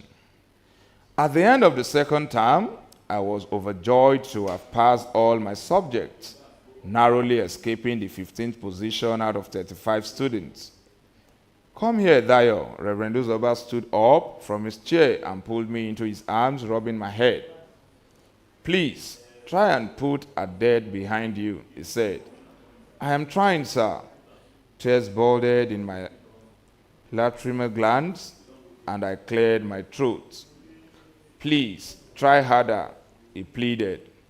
Report sheet in hand, Mike moved closer and wrapped his hand around us. Mike, Reverend Uzoba rubbed his head too. I am the most fortunate man in the world, with 4 brilliant boys, he said to his wife in the afternoon when we sat at the dining table for lunch. Mommy, I came first in class, and so did Mike, Ejike chipped gleefully. Mommy, I came second, Uzoma said moodily. You did well, Uzoba replied, stretching a hand across the table, taking Uzoba's hand in ours. Uzuma, why are you unhappy? Reverend Uzoba poked a rhetoric. I am not even in support of the grading system, Mrs. Uzoba said. Why? Reverend Uzoba asked. Really? The grading system engenders strife and unhealthy competition. Learning is supposed to inspire creativity and innovation in children, not this pride we see that comes from outscoring peers and a system of comparative analysis of cumulative scores. I agree with you. The desire for the highest score makes students cram, and cramming snuff out the wit for invention. Unzuma, do not allow mere scores on a sheet of paper to affect your mood. Mrs. Uzoba tried to comfort him, but Uzuma did not look comforted as he picked up spaghetti with his rubber fork and threw a look at Ejike. Ejike cut his boiled egg into 2 equal halves and picked up one of the halves with his fork. Thief, Uzuma said. Why did you call him a thief? Reverend Uzuma, whose voice left the anger in it unfiltered. Because he ate his egg first. I don't understand. Is the egg not on his plate? Uzuma's eyes moved slowly from Reverend Uzoba to his mother. Growing up, my mother told me only a thief eats the egg first when served. Mrs. Uzoba began. Did she also tell you why? Reverend Uzoba asked. Because that way people will think he was not served an egg when they meet him eating halfway. She explained. Nne with a many myths and legends, you should not teach our children our crude ways, Reverend Uzoba said with a smile and picked up a glass of water. The sound of our cutlery and plates did the rest of the talking until Uzoma jacked up from his seat holding his empty plate. I finished first, he said, racing to the kitchen. Ejike scooped all the spaghetti left in his plate into his mouth, which he would have eaten conveniently in 2 forksful. His mouth expanded as he chewed with discomfort. He pushed back his chair and ran after Uzoma. These two are always in an unhealthy competition, Mrs. Uzoma said to no one in particular. Let them be. It's always the case with twins, Reverend Uzoma said, pushing his almost empty plate toward me. Thank you, sir. I took the plate and spooned some spaghetti into Mike's plate. I wanted you to have it all, Reverend Uzoma remarked. I want Mike to have some, I replied, feeling special. 23. Solution search. Boju boju. I groped for a while, loosed the handkerchief tied across my face, and I began to search. Mike, I called as I combed the choir robin room, the pews, behind the doors, and around the vicar's office. Voices rang aloud from the inner chamber of the vicar's office. He is a boy. Why let him dictate to you? A beggar has no choice. His father dropped a check for the welfare department, twice the entire money we spent for his mother's treatment. I don't care what his father may have done in the past. Isn't it obvious that he has changed? My elders, this boy in question has been separated from his father for almost a decade. Reverend Uzoma replied, and I heard Mike's mom shout, Careful, boy. Mike slid out of a staircase basement, colliding with a boy who was heading to the loo. I ran as fast as I could to catch up with him before he could take cover. The 3 elders in the church today had a meeting with my father, and they were the subject of discussion, Mike said to me at bedtime. Me? I shuddered as the voice I heard in the afternoon began to make sense. They are not comfortable that my father took you in, especially after your father showed up. They do not even want to hear about your next term school fees. They insisted that you do not qualify as indigent. What was the conclusion? I asked Mike, sweat gathering in my pores. My dad either gets in touch with your father or foots your bills. He sounded unhappy when he was telling Mom. My heart sank. I did not want to be a burden to Mike and his family. I'll prefer to remain in the vicarage and run errands for you than to go to my father, I pleaded with Reverend Uzoma. First thing in the morning, dropping on both knees in front of him when he emerged from his bedroom with a bell in hand and his loudspeaker. Where is this coming from? He asked. I cannot bear the thought of living with him. He killed my mother. We will discuss this when I get back from the morning cry. Now, run along and do your chores, he urged. With Ejike arranging the throw pillows on the sofa and the laces on the headrest, Uzoma sweeping the living room, and Mike sweeping outside, I decided to sweep the kitchen. To my dismay, Mrs. Uzoma had beaten me to it. Wraps of paps in transparent nylon lay on the kitchen table beside a huge stainless bowl. The kettle on the green polka dot stove whistled soothing steam at the ceiling.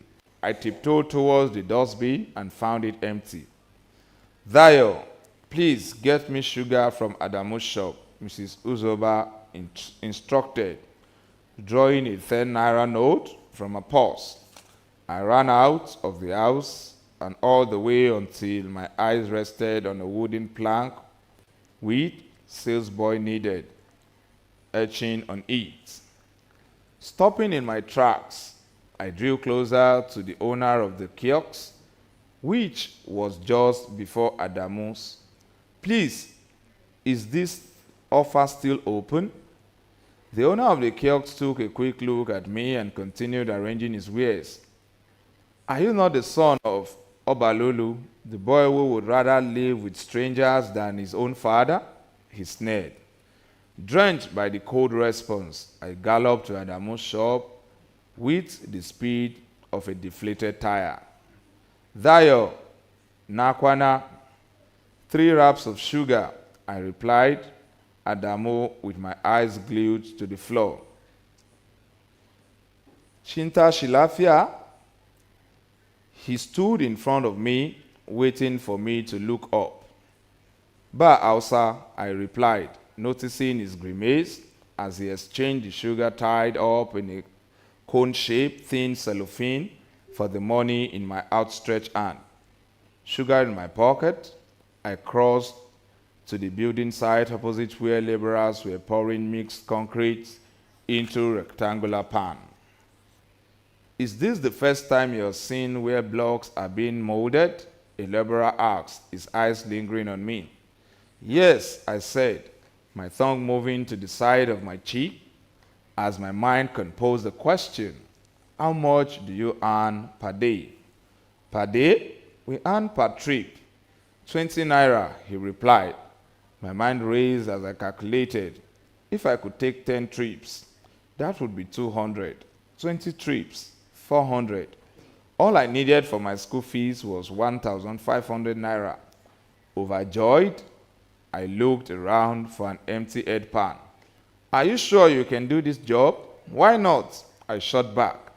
Moments later, loud fart escaped my anal cavity when he balanced the concrete pan on my head and tried to move quickly with the others who were heading towards the foundation of the house, where a bricklayer was leveling the mixed concrete with a trowel and a strider, but my legs felt light under my heavy head.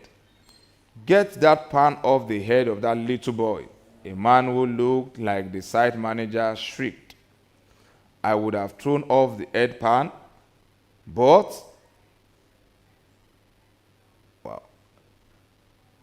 my trips would there such a tax, my head leveled with my clavicles, and 10 minutes after a murmuring laborer took off the head pan, I could not feel my neck. Who put that head pan on the little boy? The manager's tenor did not conceal his rage. He told me he needed a job. The laborer who engaged me replied. Who is in charge of this site? The manager asked, and the laborer poked his index finger at the manager's chest. I rubbed my palm together and tried to pull my neck to where it was before my fruitless adventure. So, why did you not inform me about the boy before fixing him? The manager continued. The laborer folded his lips and arms, inching away as the manager moved closer to him, poking his index fingers into his face. How many times do we have to do this? I remembered the sugar in my pocket and sped off. By the time I arrived, everyone was waiting for me at the dining table. A medium-sized rectangular warmer held akara balls. Hot steaming pap in small dishes lined the table. You smell like a laborer, Mrs. Usoba said as I gave her the sugar, her eyes darting from my sweaty face to my blue striped top smeared with mixed concrete. 24. Lonely Road. As I lay down on my bed for the afternoon siesta, it occurred to me that I was out of options. Being underaged was a great disadvantage as no one would employ me. I recalled the snare from the owner of the kiosk that I had expected to hire me. How did he know about my father? Was I now the talk of the town? The fact that people around knew about my predicament and saw me as a rebel was another disadvantage. I turned my neck sideways, rolling the thoughts in my mind. The pressure from the headpan had not completely faded. I had one last option. I needed to solicit for the funds. Just as the thought dropped in my mind, Mom's voice echoed. Have I not warned you never to beg? With the voice came other memories and a particular event that I would never forget. Mom was fast asleep on that fateful day. The palm tree that once stood tall, towering far above the roof of the back of our house, laid on its back with palm kernels scattered all over the place. I placed the stone on the sandy floor, a kernel on top, and shelled it. A purple rubber dish with gari soaked in it received the palm kernel. The meal was far from delicious, as most of the kernel had overstayed their time on earth and had begun to rot. The aroma of cooked beans and plantain escaping the lips of a pot in the kitchen made the angry worms in my stomach bite harder. Please, can I get some food? My nose poked the kitchen window net and I saw Ahmed Jack. Dayo, you made me fear, Fa. He placed his hand on his chest, his eyeball bulging. I am hungry, I replied, drumming my stomach. Bring plates, he said with a nod. Overjoyed, I ran into the house and almost pushed our door open when I remembered that Mom was a light sleeper. Fishing our basket for a plate, for a dish would be the most terrible move. Our creaky door would be the first town cry. Removing my hand from the door handle, I went to the kitchen where Ahmed was waiting to dish the food. My mother is sleeping inside, I said with pleading eyes. You can eat with us, he invited, adding another layer of beans to the steaming mound in the blue pot-like plate on the kitchen table. I followed him to his room with a jug of water and 3 cups. His heavily pregnant wife sat on a mat, spoon in hand, tesbih on her lap. Sanu, she said, pointing at a jar that held beautiful set of iron spoons. I had barely settled down when she screamed, Ila mashallah. Taken aback by a sudden exclamation, I watched her freeze just before a broom landed on my head 3 consecutive times.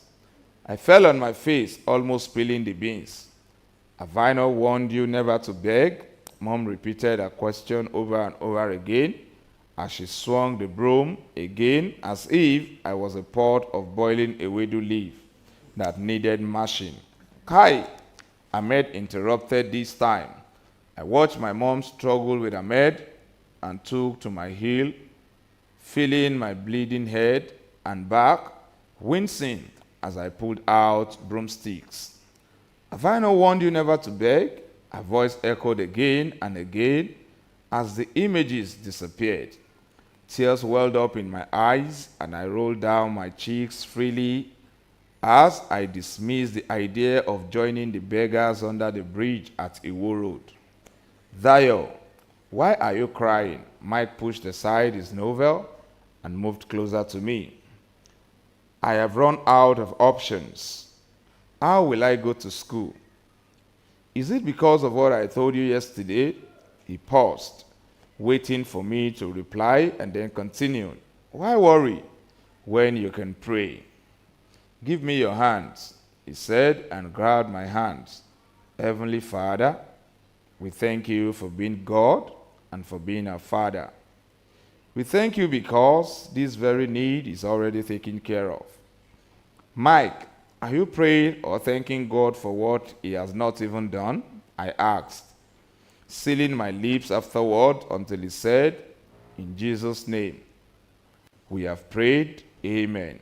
I managed to echo an amen and force the smile when Mike flashed his teeth saying, it is done. Dio, this one is settled. 25, glimmer of hope. From who? Reverend Uzoba asked the delivery man.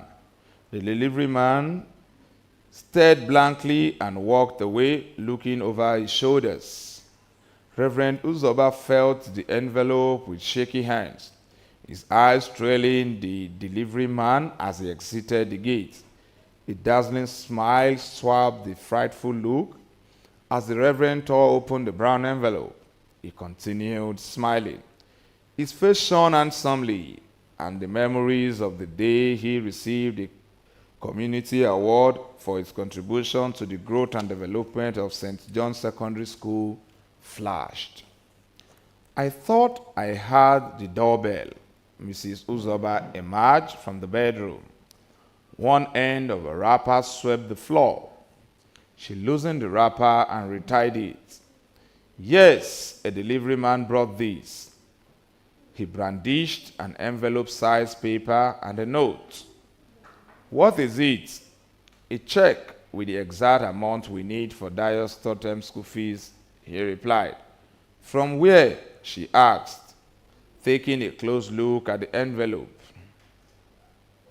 Bethel Chambers, he replied, handing over the check and the envelope. God has answered my prayers, Mike screamed and swirled around before he began jumping up and down in circles until his eyes were spinning and he almost collided with the double-decker bed. Who is Bethel Chambers? Mrs. Uzoba asked, her eyes glued to the check. My mom's words crept into my mind as I listened to their conversation. Do you know dead people can send gifts to their loved ones? I asked Mike. Nonsense. After death is judgment. The dead have nothing to do with the living. He shot back. Dio and Mike, the Lord has done wonders. Mrs. Uzoba turned up the volume of his voice. Speck in eyes, zigzag of saliva round about our mouth. We stumbled into the living room and settled into the sofa. When Mr. Uzoba saw our excitement, he waved the check. I know you have been watching me through the keyhole and listening. Dio knows where it came from. Mike put me in the spotlight at once. My mother, I said, dropping my head. What do you mean? Mrs. Uzoba asked, dropping the chair quickly. My head shook like a barber's chair. I am not sure how to explain, but what? She looked anxious as she took a second look at the check again, then at my face. Why do I feel this is a prank? Come on, honey. Why are you sounding like an illiterate? The check was issued by a corporate entity, Bethel Chambers. Now, a new worry surfaced. Who is Bethel Chambers? And why would the check be issued just for me? I think I have an idea where it came from. Reverend Uzoba broke the silence as he examined the check once more. Honey, please shoot. Mrs. Uzoba sounded as eager as I was to identify the donor. Reverend Uzoba stared hard at me and was about to say something when he held his breath. God, he finally replied. Not that it mattered to me who the donor really was, and if that puzzle would ever be unraveled. But I scratched my head when another worry surfaced. After the third term, what next? Would Bethel Chambers issue another check, or was it a one-off? Why worry when you can pray? This time, it was my voice that echoed. The end. Okay. See Morocco, See Spain by Ndidi Chiazo Nemo.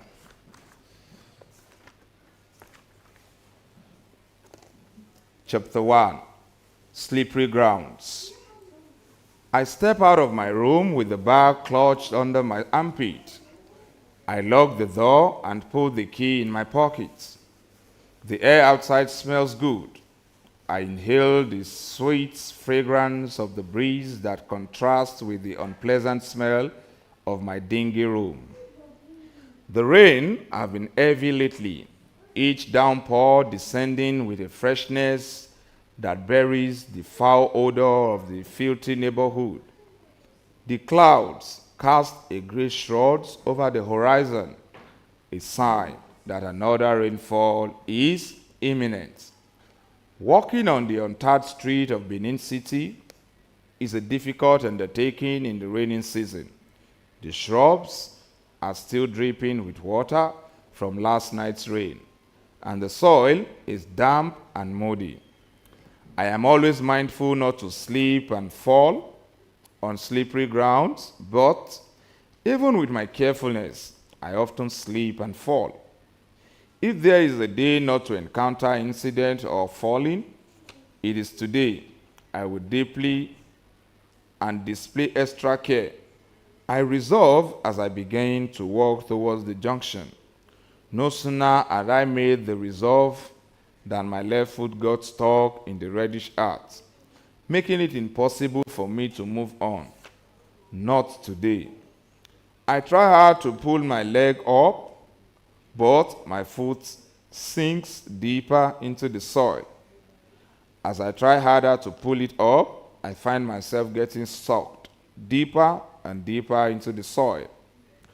I am alarmed, but thankfully, I am still within my neighborhood. Help me, please. Somebody help. A Sosa and a mother came running to my rescue. They live in the compound next to mine.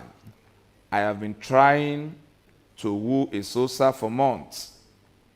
I am ashamed that she would find me like this. Would I be able to talk to her again after this embarrassment?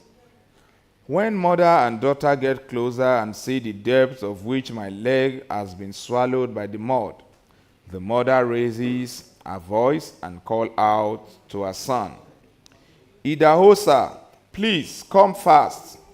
Nosa need our help. Isosa's mother is well known as a good-natured woman, but her authoritative nature is also in high repute. It is said that she wields a great influence over her husband and children. Healthy as ever, Idahosa emerges from the compound and saunters toward us. He makes no attempt to quicken his footsteps. I grit my teeth, afraid that my whole frame and the bag might be swallowed up before he got to us. The bag, I panicked and clutched it all more firmly. Idahosa finally gets to where I am trapped and orders me to wrap my arm around his waist. I bit my lips, at a loss on how to beat his instruction without letting go of the bag. What is that funny bag under your armpits that is more important to you than your life? Esosa's mother queries. Throw off that bag right now and do as Idahosa tells you before he loses his patience. My mind thinks fast. One does not argue with one's helper, but I cannot throw off the bag, not for anything in the world. A bright idea hits me instantly. I dig out the bag from my armpit and throw it inside my t-shirt. She hails a sword. Then she takes a closer look at me and, beholding my footwear, rebukes me.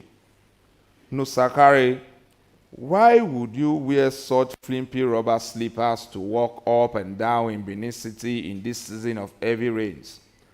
I have no answer to give her.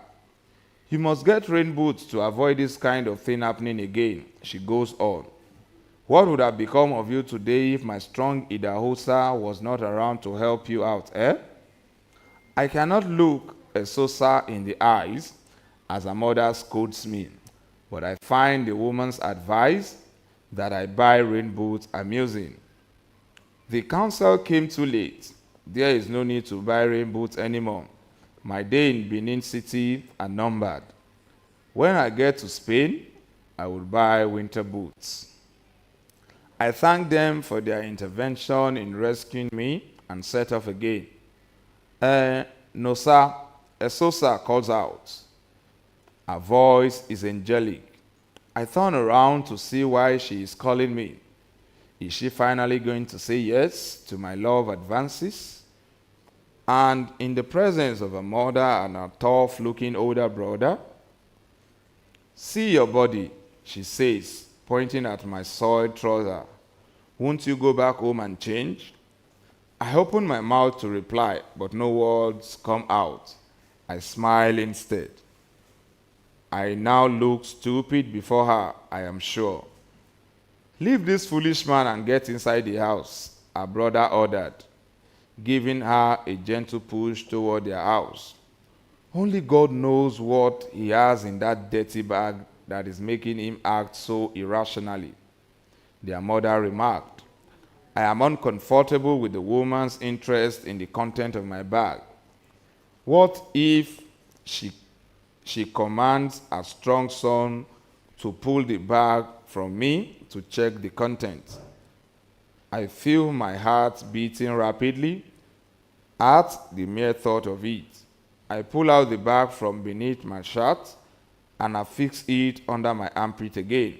Then I began to walk as fast as the muddy ground would let me. I get to the junction and take a turn to my right towards the traffic light intersection. It begins to rain, just as I feared. It is a slight, windy shower. I do not mind. It is a good omen, showers of blessings. The slight shower turns into a heavy torrent. I clutch the cement bag tightly under my armpit. I am already at the traffic light intersection. I turn to the left and begin to walk briskly towards Ekenwa Road. The torrential downpour is starting to blind me. Thoughts of the packet under my armpit fill me with dread. What if I fall into a ditch and the bag is carried away by the flood? In panic, I dig the bag deeper into the hollow of my armpit. I am not deterred. If the rain beats me, so be it, as long as the note in the bag remains intact. But I don't think any liquid can penetrate and damage any of the notes because I took time to wrap them neatly in a plastic bag first. Then I placed the plastic bag into an empty cement bag, which I folded carefully before securing the packet under my armpit. Pickpockets around in the area, but no one will suspect that the contents of a cement bag is money. It took me 9 weeks to put the funds together. 9 weeks of emptying loads from the trailer and lorries that arrive at New Benin Market from the north and proceeding to work at a bakery by evening. When the market closes for the day, after uploading so many sacks of beans, tubers of yams, and basket of onions, constant headaches have become part of my life. I have also abstained from eating decent meals because of the need to save every kobo. At the bakery, we are allowed to eat burnt bread. but I always manage to squeeze out some margarine during the mixing of the dough. I ensure that some loaves get burnt in the oven. This way, I can have some bread to eat with the margarine. Apart from burnt bread, the only other meal I eat is gari, soaked in water, and roasted granuts. All the hard life and self-denials do not matter anymore. My target has been met. The agent was emphatic about the money being complete. Otherwise, my name would be knocked out of the list. My life would certainly lose value. If my name is taken off the list, I will become a living dead. Should that happen, especially now that my entire existence is hinged on a new life in Europe, saving up 120,000 naira is a big deal, considering how there things have been with me. Last night, when I returned from the bakery, I locked the door of my room securely and lifted the mattress. Then I put out the bundle of rags I tied the money in as disguise. As I counted the notes, my heart sank for joy. I counted them repeatedly to be sure they were complete. I even had a few extra naira above the target. Feeling triumphant, I decided to give myself a treat. I walked to the junction with the extra money and bought akara and agidi, which I had for dinner. It was the only decent meal I had eaten in weeks. I needed to congratulate myself. Denying myself good meal has been a struggle, but I am always consoled that it is only for a while. Soon, I will be on my way to Spain. Once I arrive there, I can eat all the exotic food in the world. I will bombard my stomach with burgers, chips, cheese, and chocolates. The photos of Ikponwonsa enclosed in his last letter got me salivating. There were loads of food and drinks on the table where he sat with some friends. I managed that they fell asleep after I imagined that they fell asleep after consuming that much food, enough to feed a village. I will soon be there, I said aloud, enjoying myself with them and sending photos home. The downpour increases in tempo, and a streak of lightning lacerates the sky, followed by heavy thunder. I know now that I must find shelter. I run to a bicycle repair shed by the roadside, but the elements appear to be mocking me. The windy rain seemed determined to blow off the tarpaulin roof of the shed. I run off to the other side of the road and join a group of people who are taking shelter in the corridor of a health center. I am still far away from my destination. I pray the rain stops soon so I can continue. One of the men in the shelter tries to engage me in a conversation, but I ignore him. I do not want to get familiar with anyone until I have given the money to the agent. I have heard stories of how people use mysterious power to detect and rob a person who is carrying large sum of money. I looked away from him and focused on the rain. He shifted his attention to another fellow, a skinny man in a red rumpled shirt beside him, to complain about government's inefficiency. Look at our roads, he says, easing. There is no good road in Benin City. After this rain now, everywhere will be flooded. No gutters, nothing. He gets the attention he needs. The man in red takes up the conversation, and they prattle on and on. The government does not care about the common man. The masses suffering means nothing to them. The other day, I was at my cassava farm at Ubiaja, only to discover that thieves had harvested all my cassava. If it were abroad, the thieves would be apprehended because they have cameras everywhere. Even aside the bush, this country, I regret not traveling abroad when my mates were traveling. The man's word jots me into a reflective mood. He is in the same shoes as I. My life has not fared the way I wanted. It is regrettable that I am still in Nigeria, even years after leaving secondary school.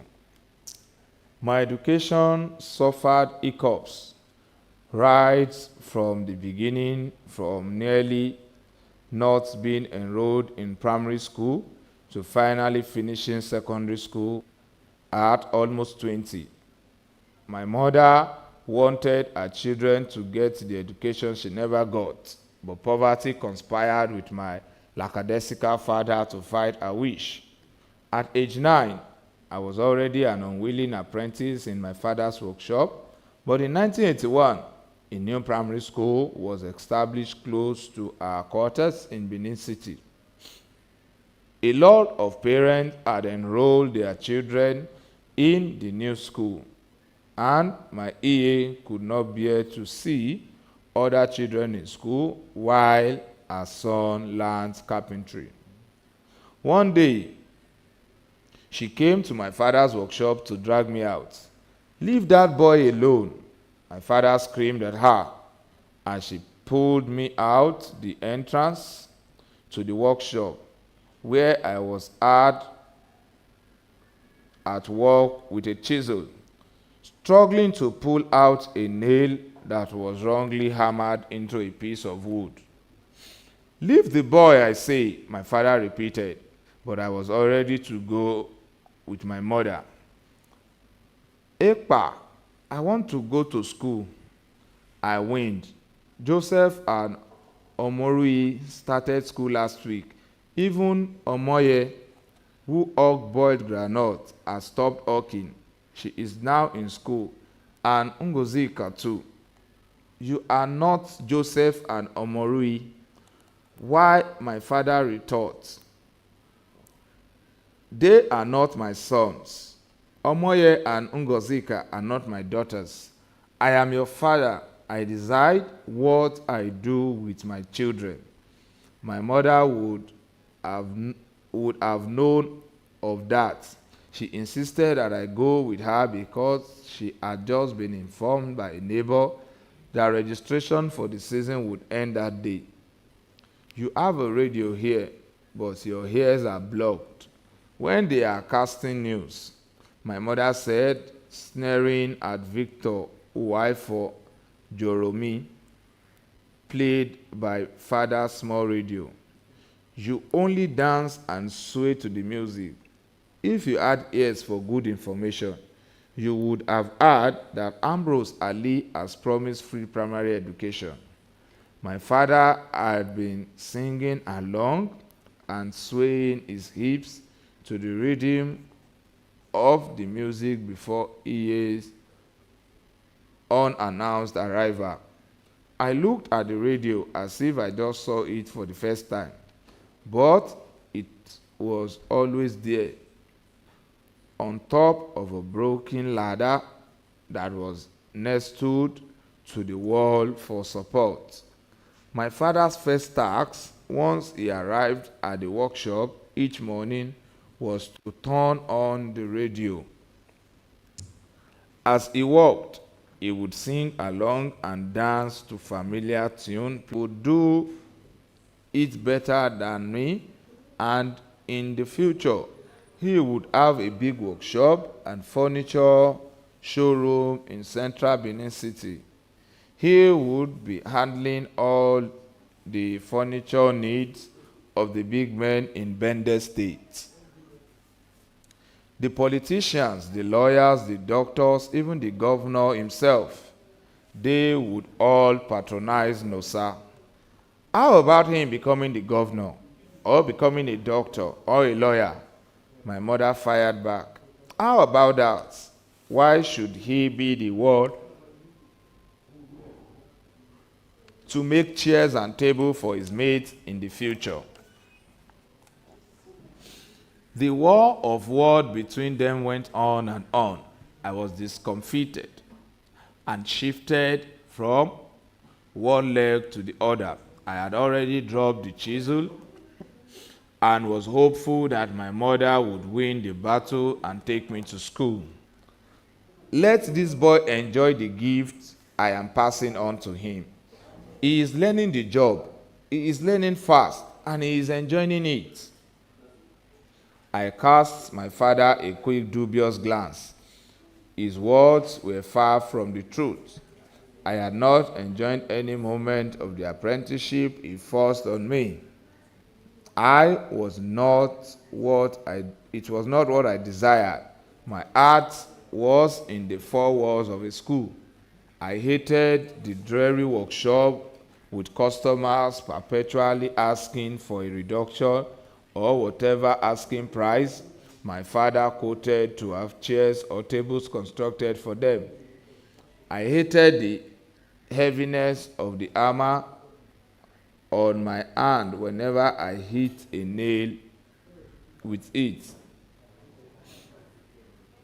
I hated the sharp nails that always pinched my delicate hand, and I hated the sound of the saw on wood as my father cut and sawed.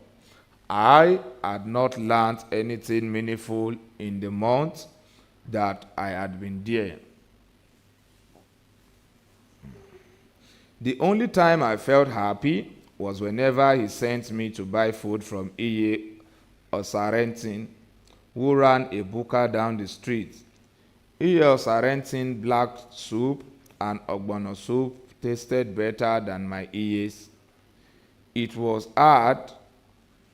always had several chunks of tenderly cooked bushmeat. My Iye prepared a soup with only bonga fish and crayfish. Once I declined the food my Iye offered me when I got home from the workshop. I told her that it was not long since I ate food that I purchased from the buka at the workshop. When she asked how much my father gave me to buy the food, I lied.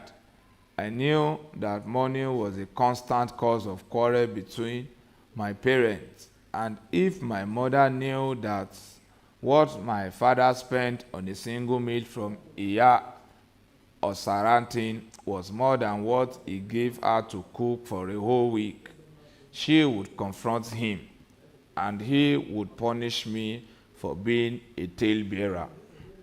He always announced to me to desist from spreading cheap gossip. He called it a woman's trait.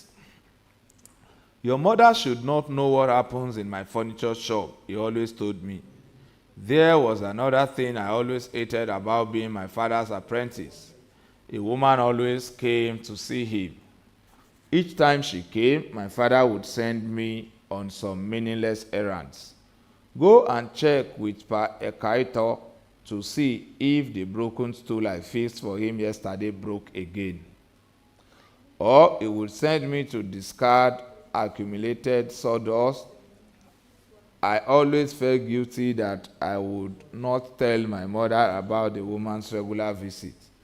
Anyway, if I enrolled in school, then I would no longer know what happened at my father's workshop, and the guilty conscience would stop trailing me. My son must go to school, my Iye insisted. This time, she gripped my hand firmly in hers and made to drag me away. My father charged toward us. I do not know what would have happened if one of his regular customers did not arrive at that moment. My father had respect for that man. He paid for services promptly and did not haggle for price reduction like the others. Edobo, allow your son to go to school. The man intervened. Your wife is not doing the right thing. He is learning something here. It is also education, my father replied curtly. I know it is education, but times are changing fast. This is not the time to celebrate illiteracy. Let him go to school, and after school each day, he can stop by and learn. An educated carpenter is going to do a better job than an uneducated one. An educated furniture maker, my father corrected him. My father hated to be called a carpenter. Even with the big signage in front of his workshop boldly written, Edobo Furniture Works, and the tagline, no condition is permanent. People in the community still call him Edobo, the carpenter. This infuriated him to no end. No matter the fancy appellation my father craved for his line of work, poverty remained a permanent feature in our home. Whatever you choose to call it, just let this little boy go to school, the man said. My father grunted. The man's counsel was obviously superior to his design. He had no words to counter him. Instead, he turned his attention to the chair he was fixing before my mother arrived. Moreover, the UPN government has promised free primary education. The man went on. It is good that Bende State voted for the UPN party of Nigeria. We still enjoy the leadership of Ambrose Ali. The government does not give the masses anything free. My father scoffed, still smarting from the man's unsolicited intervention in the domestic matter. They will give you something with their right hand and collect it from you with their left hand. They promise free education, and I am certain that they will keep their promises. The man countered, they are already doing so. As you can see, I think all you pay for will be books and maybe the uniform. You see, I knew it, my father exclaimed. I said it. The government doesn't offer anything free. They are shouting free education up and down, but they will still collect the money one way or the other. I was becoming impatient. So was my mother. I will pay for the uniform, she offered. Don't come tomorrow and demand money from me for anything regarding education or school, my father warned. I will not disturb you, my mother assured him. That was it. My father allowed me to go with her, and I became a proud pupil with my slate and chalk. From the moment I walked into the school compound, I was determined to make every moment, to make my mother not regret her decision to enroll me in school. I paid attention to my teachers and always made good grades. When I got to primary 3, I won a Longman Dictionary of Contemporary English during a quiz competition. My joy knew no bounds. That day, I began to read the dictionary like it was a novel. I memorized new words and repeated them to Iye. Much of her happiness, the heavier and more complex the word sounded to her ears, the happier she was. Even up to secondary school, I kept the habit of studying the dictionary.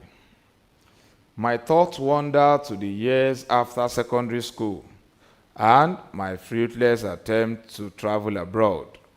I had succumbed to an alternative plan: get a first degree and then saw scholarship opportunities abroad. I sat for the joint admission and matriculation board exams. The first attempt got me nowhere, but the second attempt did. I was admitted to Edo State University, Ekpoma. But my joy of being an undergraduate was short-lived. My university journey was terminated after one academic season due to my inability to pay fees. My mother was sad that my quest for a university degree came to a sad and abrupt end. Our marriage to my father was an unhappy one. My education was the balm that massaged her hot ego. She looked forward to the day she would wear the crown of mother of a graduate. It broke her heart that the dream was truncated. One of the things that made Iye miserable in her marriage was that she had only 3 children, me and my 2 younger sisters. With the coming of the second wife, her sadness blossomed, until her countenance transformed into a perpetually gloomy one. She queried with my father constantly. This always made me feel embarrassed. One day, she had an intense quarrel with him because he no longer slept with her. All the years that I slept with you every night, what was the outcome? My father charged. You have bettered the only 3 seeds in your dried womb, and you think I would let the community conclude that I am no longer potent? Shame on you. I have proved you wrong. Itoha has shown the world that I am still very much virile. His response cut a deep hole in my heart. It was true that his virility was being manifested in the second wife, who bore him 6 children in 6 years. But that was no justification to insult my mother. My Iye taunted her rival to no end. I did not blame her for taunting her co-wife. It gave her some consolation.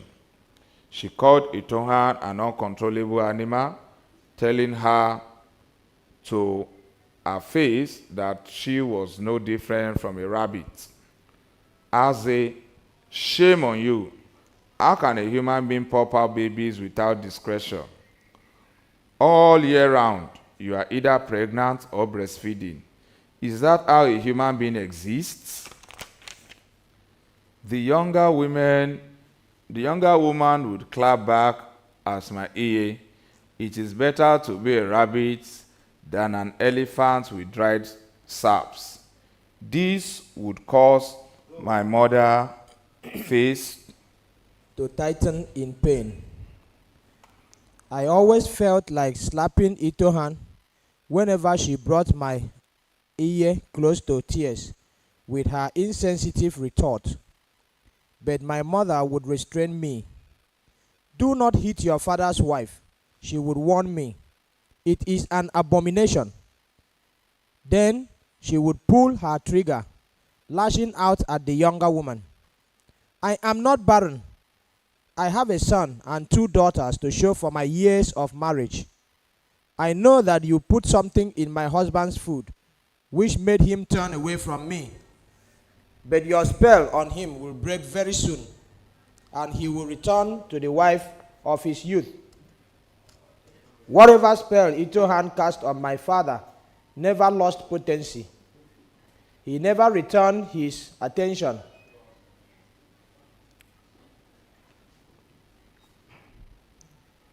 to the wife of his youth. Rather, the gulf between him and my Iye further widened.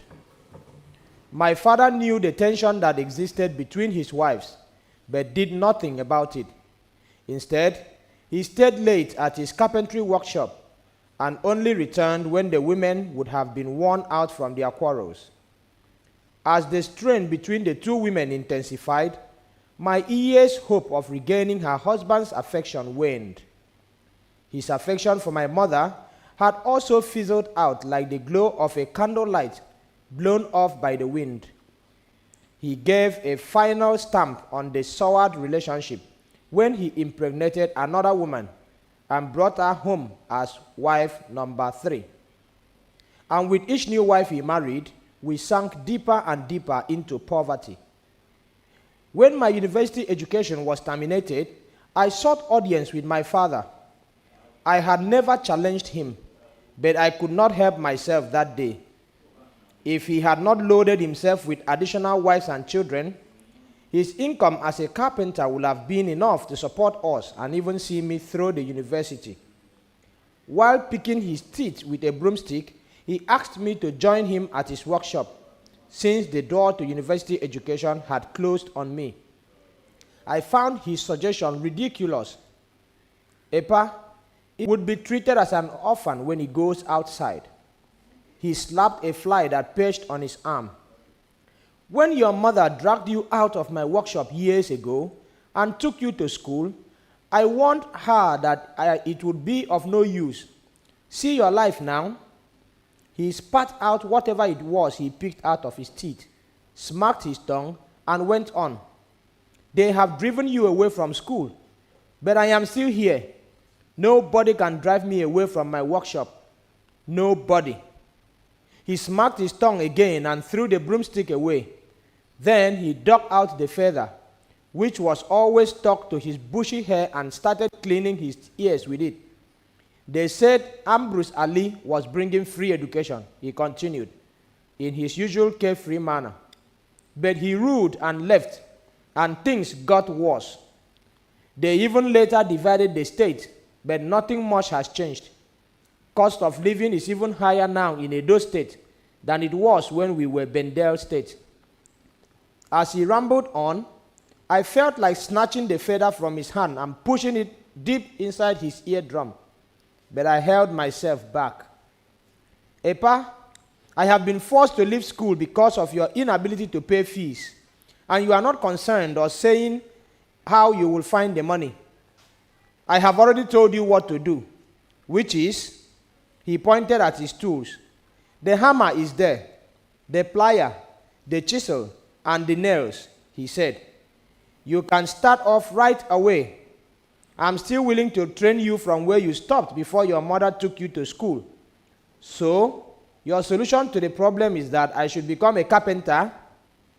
This got him greatly infuriated, but I did not care about his petty ego. This furniture business is what I have been using to feed you since you were born. So is life only about eating food? I retorted, enraged. What about further education? What about sending your kids abroad? What about having a car, houses, and assets? Many of my mates have traveled abroad, and all you can say is that I should carry a hammer and nails. You are old enough to fend for yourself, no sakare. At your age, I was already married to your mother. Get out of my sight. Go away with your foolish dreams of traveling abroad. I will prove you wrong. I resolved within myself there and then, holding firm to my dream of traveling abroad by any means. He called it a foolish dream, but to me, it was the only lofty dream worth dreaming. A dream we all nursed in our young minds since secondary school. While in secondary school, my classmates and I had expressed the desire of traveling abroad. I made a mental list of those who have had their dreams fulfilled. Omigie left for England immediately after our final exams. Ikponwosa, Ugonna, Ehigzogie, Johnson, and Musa are in different parts of Europe. Osadalo, Osagiede, Ehigie, and Itwa are in America. The whereabouts of Justin, Ulamme, and Nakpodia are unknown. Like the others, they traveled but have not been in touch with me or any of us still left in Benin City. They do not write letters. Even their family members do not seem to know what has become of them. My suspicion is that they do not want to send money home. Not everyone is generous. They would rather keep to themselves than be harassed with endless demands. It has taken a long time, but I am thrilled that my dream is about to be fulfilled. Mine and Osato's. Like me, Osato still lives in Benin City and we are still best friends, still as close as we were in secondary school. Osato's family is better off financially. His mother sells fish at Ekenwan Market. She has many fish stalls at the market, with many people working for her. 2 years after we completed secondary school, Osate gained admission to Auchi Polytechnic, from where he obtained his national diploma. Afterward, he sought direct entry into the university, but he was not lucky. In frustration, he contemplated going back for a higher national diploma at the Polytechnic, but later discarded the idea when our plans to travel abroad took a more concrete form. When we were in SS2, our English teacher assigned my class to write about our future careers. Without copying from one another, we all stated the same thing. Our future career was to travel. Mr. Tim was enraged. Traveling abroad is not a career, he stated, while reprimanding us. We were surprised at his reaction. Traveling was the only ambition we harbored in our young hearts. It was a sure way of achieving the good life. Mr. Tim was bent on persuading us out of it. He maintained that traveling abroad was not a career and told us point blank that we were shallow-minded, but our minds belonged to us, not him. I concluded that our success in Europe after a few years would make him eat his words. He would be ashamed when he sees us driving our cars when we return to Benin City from Europe. God help him. If there is a puddle of water on the road, any day I see him on the road, I will surely splash muddy water on him before offering him a ride. That day, I would remind him that I was one of the students he described as shallow-minded in his English class. He chose to settle for teaching as a career. We did not decide for him. Ours was a greater ambition. I did not think Mr. Tim was truly happy being a school teacher. His long neck and hollow cheeks were not natural physical endowments. They were hunger-induced features. I was certain he was secretly jealous of us and how early we identified what we wanted for our future. His next action proved me right. He handed our answer sheets back to us and insisted that we must rewrite our essays. According to him, he expected our essay to be more descriptive. Add more flesh to the essay, he said. I have taught you how to write a descriptive essay, so I want to see it in your answers. Describe your future careers with enough details. As he spoke, he got angrier. The hollows on his cheeks deepened, and the veins on his neck became more pronounced. If you still insist that life is all about traveling, no problem, he continued. But I want to read how you intend to make your trips. I need a description of your destinations. Many of you have written that you would travel to Europe, but you are too daft to know that Europe is a continent, not one country. So, describe your proposed country of destination, how you intend to get there, and how life is over there. Each of the return answer sheets had rewrite scrawled on them. Mr. Tim always demanded the impossible. How can we describe our destination when we were yet to arrive? We had no clue. Only Omigie seemed to have his life all laid out before him. He was sure of his destination. Omigie always boasted of his links with the royal family. His maternal great-grandmother and the Oba's paternal grandfather were second cousins. He said he would attend Wolverhampton University immediately after our WAEC. We had never heard of a place called Wolverhampton before. We doubted if such a place existed. Maybe Omigie was making it up in his usual boastfulness, but he swore that the town exists. Omigie went on to list some other cities in England and taught us how to pronounce them: Leicester, Durham, Dulwich, and Marlborough. After he wrote the name of the cities, he asked us to try to pronounce them. Each time we did, he laughed hilariously before telling us the proper way to pronounce them. We envied Omigie, especially as his traveling plan was in place. It seemed he already had a United Kingdom visa, while many of us did not even own a passport. To begin the task of rewriting the essays, we decided to have group discussions. We needed to know everyone's desired destination, so we could write a descriptive essay from whatever information we had about the country. Europe was the dream destination of half the class. Everyone except me had a cousin, uncle, or aunt in Europe. In Germany, they manufacture cars, Sonny stated. I will go into car importation once I arrive in Germany and settle in. And in Spain, they manufacture shoes, Ehizogie stated. No, it's in Italy that they manufacture shoes, I countered. I may not have relatives anywhere in Europe, but I had heard much about Italian shoes and bags.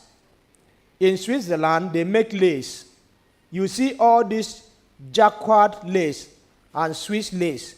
They are all from Switzerland. The remark was from Osadolo, and no one countered him. He spoke with authority. His uncle, we all knew, lived in Switzerland. Those who saw Osadolo during last year's Igwe festival swore he wore jacquard lace. For a teenager to wear a jacquard was a wonder. Only wealth could accomplish that. We rewrote the essays and submitted them to Mr. Tim, but Ehizogie added a curious angle to his essay by sketching a river separating two stretches of land. He captioned one stretch of land Morocco and the other Spain. Mr. Tim looked at the submission and became furious.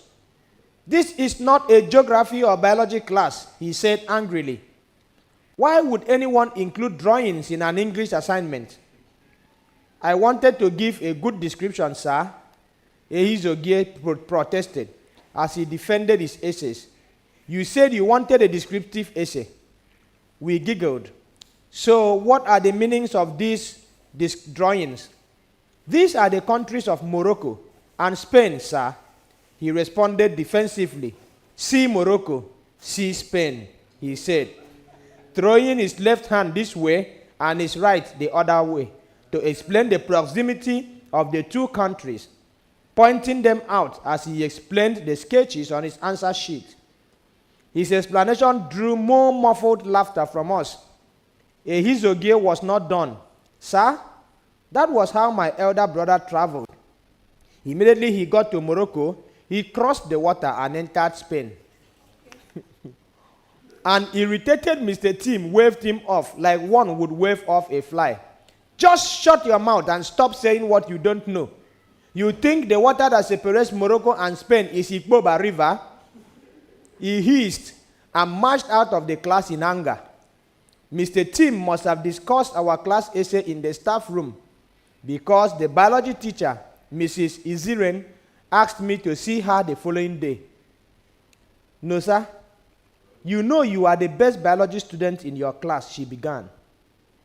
I nodded in response. And I always told you that you would make a good doctor, she continued. Your caring nature is the hallmark of a good medical doctor. So bear that in mind and begin to think along that line. I thanked her and left the staff room. But I was defiant. My destiny was abroad, and I was not about to allow anyone talk me out of it. Being a doctor did not interest me, especially after Dr. Omokaro, who ran a clinic near our school, closed his hospital, complaining of many things like patients who did not pay after receiving treatment, and the erratic power supply, which made him depend on alternative power. After he closed the clinic, claiming the cost of running his generator was eating away the little money he made, he turned the place into a booming restaurant which he called Pounded Yam Affairs.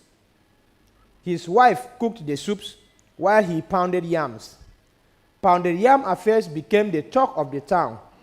The cars of customers who thronged the place stretched the whole length of the street. The rain finally stops. The man in red is still talking about the government's inefficiency, but nobody is paying him any heed. Everyone troops out to continue to different destinations. I turn to the street on the right. I know a shortcut that would take about 2 kilometers of the distance I should have covered to get to GRA. It is certainly a long walk. That was why I left the house early. I regret buying akara and agidi last night. I should have reserved that money for transport for my meeting with the agent. But I am consoled that this is the last year I will walk the streets of Benin City as a poor man. When I visit Benin City from Spain in a few years, I will be cruising around town in my Pathfinder, which I would have shipped before my arrival. If I want to show some modesty, then I may go for a Dewu racer. Who wants to be modest in Benin City after returning from Europe? Certainly not me. I can buy the Dewu racer as a backup car or a gift for my Iye. My Iye has suffered so much. Before she retired to the village with my sisters, living under my father's roof no longer made any sense. It was becoming increasingly difficult for her to feed herself and her children, as my father no longer gave her any money. Just when she was at her wit's end, luck shone on her like moonlight on a dark and dreary night. An outreach center with a passion for widows' welfare was established in our neighborhood. My Iye became an ardent attendee of the Help for Widows International Outreach Center. At first, she did so discreetly. Later, she became less cautious as she came home with a song on her tongue and loaves of bread, tins of sardine, sachets of milk, and small sacks of rice in her arms. When my father found out where my mother was getting the food items from, he was enraged.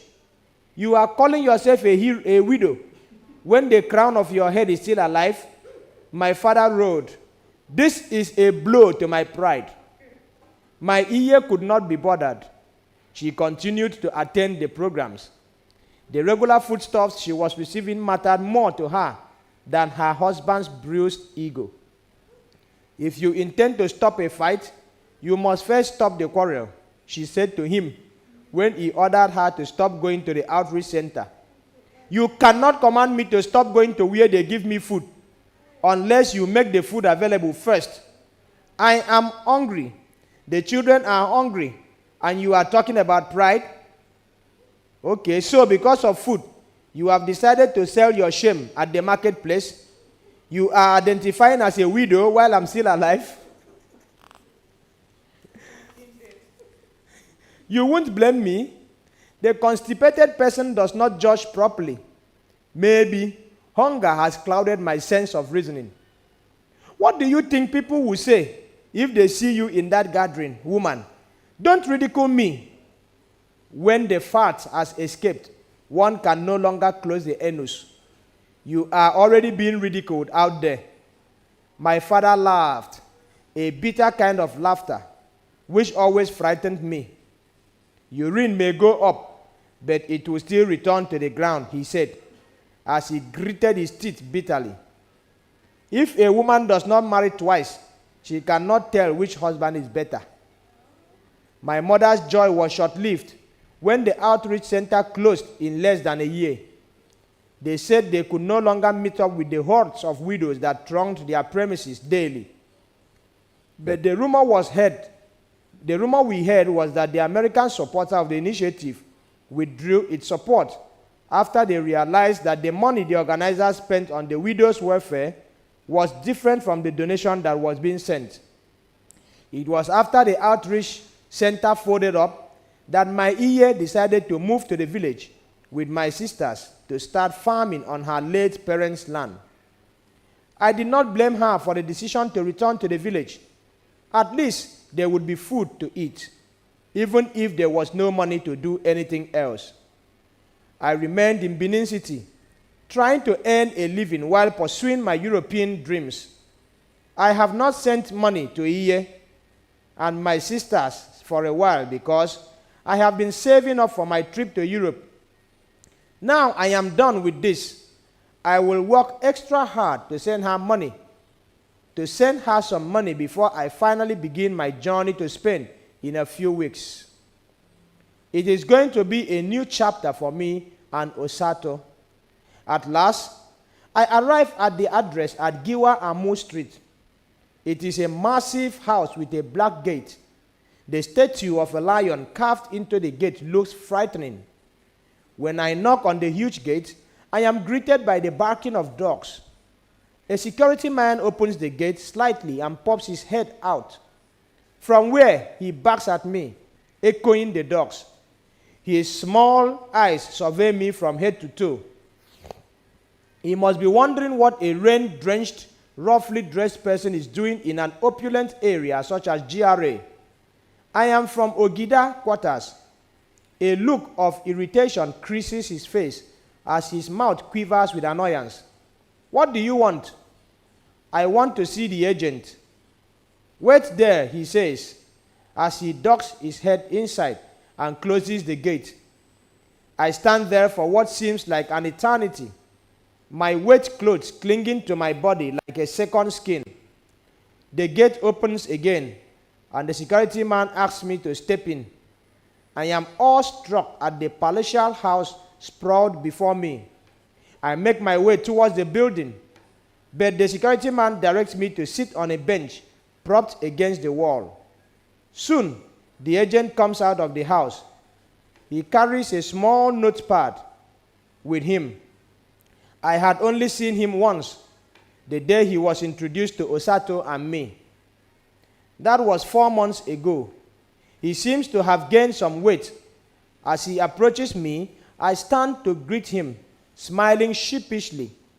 He does not return my smile. His face is expressionless. Is your money complete? He asks, businesslike, stretching out his hand for it, not for a handshake.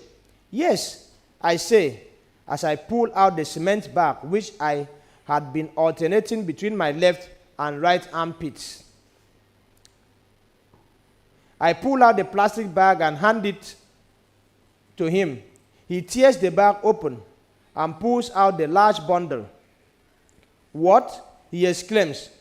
Why are the notes so dirty and in so many denominations? I scratch my head. It is the job I do. I manage to mutter. That's how they pay us at the market.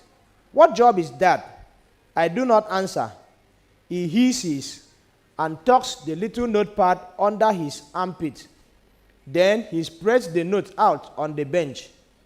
I just got up from and begins to count them. I am happy that none of the notes got wet in the heavy rain. When he finishes counting, he pulls out the little notebook that flips it open to a page with a list of names. Nosa Kare, right? Yes. Your friend is Osato, the one who paid his money 3 weeks ago. Yes. He made a tick beside my name. You are just lucky you brought the money today, he says. If you had delayed by 1 more day, I would have removed your name. Someone else would have taken your place. The boy is bringing his money tomorrow, but the list is now complete. He will have to wait for another opportunity. I raise my hands and eyes to the sky in gratitude. So what is the next thing? The next thing is to start the arrangement for the trip, he says. Have you submitted your passport photo? Yes, the day I came with Osato, we both gave you our passports that day. Okay, check back in the first week of December. so I can give you your departure date. First week of December? Is that not too far? Look, do you want to teach me my job? These things take time. I have to prepare the documents and get your passports ready. Just come back first week of December, and I will give you your travel date. He turns and begins walking back to the house in quick steps without a backward glance at me. I watch him until he disappears inside the house and shuts the door behind him. I am crestfallen. How am I going to wait for the next 4 months before I get to know my travel date? I had thought that we would leave for Europe the very next week. Any other thing? Won't you go? It is the security guard. I have forgotten that he is still there. He opens the gate and ushers me out. The next 4 months are miserable, but they eventually passed. On the 1st of December 1999, I returned to Giwa Amu Street with my heart in my mouth. And to my greatest joy, the agents gave me the cheering news. Your travel date is January 10. The meeting point is Odewingi Junction. The time is 6 a.m. on the dot. If you are not there, the vehicle leaves without you, and there will be no refund of money. On my way home, I stop over at Osato's house to give him the good news. Preparations. It is New Year's Day, and I feel butterflies in my stomach. This new year is a unique one. It is a new millennium. Everyone is talking about the new millennium. Even old men and women who do not understand what millennium means. I am excited that I will begin my new life in Europe in the new millennium. It is a privilege. It was not so long ago that I thought my world had ended when I dropped out of the university. I was not allowed to register for my second year courses because I still owed my first year tuition. Now my life is about to change forever. Our departure date is drawing close. The joy of the journey we are about to embark on is intoxicating. I spend more time at Osato's house these days in the guise that we need to plan our trip. But my ulterior motive is to eat his mother's sumptuous meals. All we do is talk about and plan our trip and study the maps we bought from a Dayan bookshop. When his nosy sister, Owa, starts eavesdropping on our conversations, we become discreet. Owa's nosiness is overbearing. She cannot keep a thing to herself. She badgers us with irritating questions and asks to know what people we are going with and our means of traveling.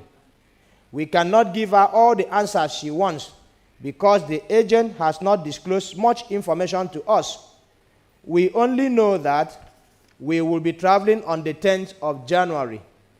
Our fellow passengers are still unknown to us, but that is nothing to worry about. We will eventually meet them. We understand. We understand the agent's position for not divulging too much information. People's secret must be kept secret. Some bad people can use juju to foil another person's traveling plan. It has happened to many people. Next, she inquires about the agent. This agent, has he no name? Neither Osato nor I know his name.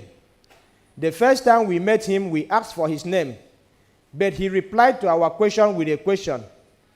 Knowing my name or going to Spain, which one is more important to you? There was no need for a response. The answer was obvious. The important thing is that you get to your destination. Don't worry about my name. I am the agent. That's all. He gave no room for further probing about his name, so we have no answers to Uwa's questions. When Uwa asked if we are truly at peace about the trip, we have decided that we will settle in Malaga. Not only is it close to Morocco, but a close friend to Osato's cousin lives there. He has promised to accommodate us until we find our feet, which we hope will be in a short while. Osato has spoken to him on the phone several times, but I need another assurance that Uncle Idemudia will accommodate me. Let's go to the Nitel office and call him again. No, sir, you like to worry a lot. Osato chides me. Uncle Idemudia is a nice man. I was at his house during his last visit to Benin City. The parcel that my cousin sent to his mom, I was the one who went to pick it up for her. He even gave me chocolates that day. Osas, I am not saying it's not nice, but can you just call him again? I persist. Let us go together to Nitel. When you finish speaking with him, I can also greet him. If you insist, no problem, he says, giving in. But you will pay for the phone call. No worries, I assure him. I have small change with me. I fill my pockets. I have since stopped carrying goods at the market for pittance, but I still work at the bakery. I will keep on working there till a week before our trip. We are paid every week at the bakery. When I collect my pay the week before our trip, I will stop work. They will be surprised when they do not see me the following day after I collect the pay. There is no need to give them any notice of resignation. The next news they will hear is that Noza has traveled to Spain. We are being secretive about our moves yet, but once we get to Spain, we will ensure that the news circulates all over Benin City. I can visualize the shock that will register on the faces of many people when they hear that Nosakare and Osato have jetted out. Some will go green with envy. Some may not believe it until we send photos and postcards. I look forward to taking pictures in the snow and posting them to some folks. My ear will dance till she gets tired the day she receives my pictures from abroad. I am almost choking with excitement at the mere thought of it. I wonder how my stingy father will receive the news. Mr. Furniture, I laugh. We set out for Nitel. I enter the cubicle with Osato as he dials Uncle Idemudia's number. After the exchange of greetings, Osato asks about his health, his work, the weather in Spain, and if snow has started falling. I pinch Osato and whisper urgently into his ears that he should go straight to the point. He nods. Uncle, you remember our discussion about my coming over to Spain? He says. I overhear Uncle Idemudia assuring Osato that there would be no change of mind on his part. I nudge Osato to remind him again that he is coming along with his best friend, me. Uncle, you remember I told you that there are two of us, me and my friend Nozakare. There is a pause at the other end. My heart beats at a rapid rate. Is Uncle Idemudia about to change his mind? Uncle, my friend would like to greet you. Osato quickly adds as the silence stretches. I can sense the panic in Osato's voice. Then the line clicks dead. We stand speechless. Osato is holding the receiver like something broken, while I gaze at the ground. Stunned. A young lady arrives and asks if we are done because she wants to make an urgent call. Did your call disconnect? She asked. I look up and nod. I cannot tell her what just happened. I look at her closely now. She is slightly built, but her voice is deep sounding, like that of a heavily built person. Her mouth is busy with the gum she is chewing. She blows it into a bubble around her lips and produces a plop sound with it as the balloon-like bubble bursts. She turns to Osato. You can replace the receiver and redial, she says petulantly. Please, hurry. My boyfriend is expecting my call right now. Osato replaces the receiver in its cradle and steps out of the booth. The disappointment is boldly written on his face. No, you go ahead and finish up with your call, because when I start with my boyfriend, you won't have the patience to wait, she warns Osato. So it's better you finish up with your call. She smacks her tongue so loudly and blows another balloon with the bubble gum. Osato steps back into the booth. Just replace the receiver and redial the number. If the call is disconnected, the girl says again, it always happens. Please be fast about it. Osato does as the girl suggests. Hello, Osato. Uncle Idemudia's voice booms from the other end.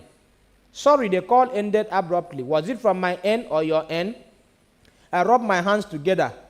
They have been drenched in sweat. It happens whenever I am in a desperate situation and feel anxious. I was sweating and anxious. It does not matter from whose end the line got disrupted. I pinch Osato again. Tell him about me, I mutter. But Uncle Idemudia takes the anxiety off us. You said your friend wanted to speak to me. Okay, let me hear him. The relief we feel is loud. Osato hands the receiver to me. He is full of smiles. So am I. Hello, sir, I quipped over the mouthpiece. Hello, how are you? I'm very fine, sir. What is your name? I am Noza Kare. I am Osato's best friend, right from secondary school. I am happy that, all right, Noza. He stops me before I blab further. I hope to see you guys in Malaga in a few days. It's quite a precarious journey, if I may say so. If only you had a Shenzhen visa, I would have sent you guys money for tickets and all that. And once you arrive at any Shenzhen country, coming over to Malaga will be easy. But I understand the challenges with the issuance of visas and all that. Well, I wish you guys luck, hoping you arrive here in one piece. Thank you, sir. We shall make it. It's all right. He steps in again. I have told Osato that once you guys get into Malaga, he should give me a call, and I will come to wherever you guys are to pick you up. All right, sir. Thank you, sir. Osato grabs the receiver to thank his uncle once more, but the call has ended. We are jubilant. We do not remember to thank the girl who suggested replacing the receiver and redialing. On our way back to Osato's house, we stop over at Malam's hot spot to buy some suya.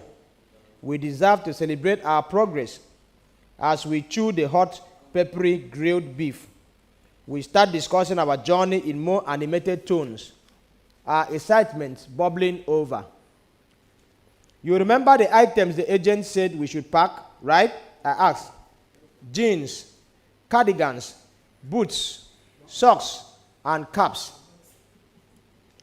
You forgot to mention toothpaste, torchlight, toothbrush, aboniki balm, and Vaseline. Yes, I have got everything ready. He takes another piece of suya from the wrap. He avoids the onions. Osato, you are just eating the meat and leaving the onions for me. I tease him. You think you are smart? He laughs. Before he can take the last piece of suya, I grab it and throw it into my mouth. Then I crumble the pepper and threw it into the gutter. See who is relocating to Spain. He chides me. See how he is throwing pepper into the gutter. See who is relocating to Spain. Osato, we are not in Spain yet. Osato, we are not in Spain yet. I tell him, when we get there, we will adjust.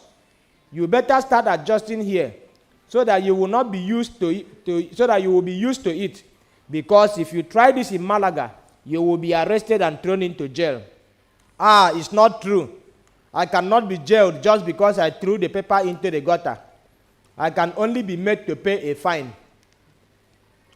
But the fine may be heavy, and if you are not able to pay, you will go to jail. Or I will be told to do community service. I say, laughing. You remember Igbo Musa wrote me a letter after he traveled to Europe. He narrated how he was sentenced to do community service as punishment for urinating in a street corner. Iyo, Osato exclaims and bursts into laughter. So we cannot just pull out our thing and urinate anywhere we feel pressed. We have put everything about our journey in place except one item. I have not been able to get the dollars the agent asked us to keep as pocket money in case of any incidentals on the way. He suggested that we have a minimum of $100 each. My joy knows no bounds when Osato informs me that he has $200 for both of us. Osato, how did you do it? I exclaimed in pure joy and gratitude. Some of my EA's tenants paid their rent last week, he explains. I begged her to give me some money so I can buy the dollars I need for my trip. She asked me how much I wanted, and I told her $200. She did not even argue with me. She just went to the Bureau de Change at Ring Road and got me the money. I will give you $100 and keep $100 for myself. Ah, may God bless your mother. And may God bless you, my dear friend. You will pay me back when we begin to earn money in Spain, no? Osato, I will pay you. Osato, I will pay you back in tenfold. Let us get there first. I am joking, he says, laughing. You don't need to pay me back. But I will, I promise. I won't collect it from you, he says earnestly. Noza, have you forgotten how you saved my life that year at the football field? I would have been beaten to death that day, if not for you. What is $100 compared to my life? Ah, that fight that day, I laughed again as I remember the day Osato fought with some boys after a football match. Osato was the referee. Players of the visiting team accused him of awarding an unfair penalty against them, which made them lose. After the match, they wanted to beat him up. The winning team abandoned him. They left him at the mercy of the team that lost. But one of the boys who sensed that trouble was brewing ran all the way to our house to inform me that my friend could be lynched. I ran as fast as my legs could carry me to the scene. Osato's nose was already bleeding from the blow he had received from one of the boys. I dared anyone to lay a hand on him again. You are cowards, I yelled at them. If not, how can a crowd snoop on only one person? I threatened to report the matter to the Odionwere of our area. The thought of involving the local chief always put fear in the heart of anyone who was on the wrong. The boys dispersed instantly, and I led Osato home.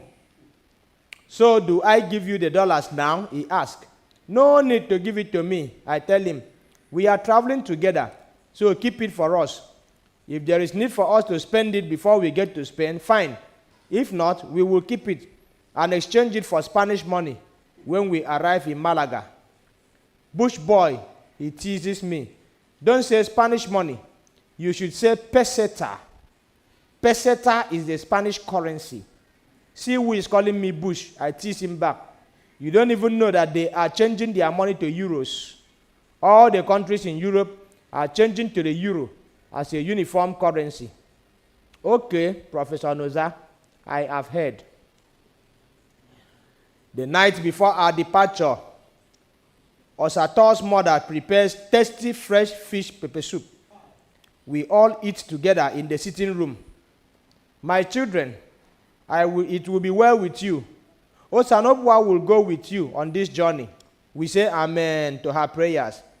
But I feel guilty that Iye Osato does not know the details of our impending journey. When she gave Osato the money, she thought it was for airfare. In the morning, we hurriedly packed the things the agent said we should bring along: gari, sugar, biscuits, and groundnuts. He told us they are what we would eat to sustain ourselves while crossing the desert. as there would be no place to buy food. We bought 2 packets of cabin biscuits, 2 packets of St. Louis sugar, 8 cups of gari, and 3 cups of granuts. As we are arranging the items inside our bags, Uwa pushes open the door to Osato's room without knocking and sees the items. "You are going with gari and granuts?" she asked. "Don't they serve food on the plane?" "We bought them for Uncle Demudia," Osato answers. "Were you expecting us to appear in his house empty-handed?" Relief washes over me. Owa's nosiness is really getting on my nerves. "And what about the sugar?" she asks. "You are also taking sugar to Uncle Demudia?" Osato pretends not to have heard her. Owa offers to accompany us to our meeting point at Odewingi Junction, but we cannot allow her. We found a way to talk her out of it. "If you insist that I should not go with you, I will not force myself, but I want to at least see this so-called agent with my 2 naked eyes," she persists. "I don't know why everything is shrouded in mystery." "There is no mystery," Osato snaps. "Do you want us to go and announce in Edo radio that we are traveling to Spain? Will that make you let us be?" "That is not what I am saying. But, Owa, stop worrying yourself," I said. "We are not the first people in Benin City to embark on a journey to Spain, and we won't be the last." As we hurry out of the house, Owa runs after us to give Osato a warm embrace. She waves at me. "Noza, please look after my brother," she says in a broken voice. "You know I will. Osato is my..." She does not wait for me to complete my sentence. She turns and hurries into the house. But I have already seen the tears rolling down her cheeks. Osato is fighting back his own tears. I put my arm around his shoulder as we walk down the street to take a taxi.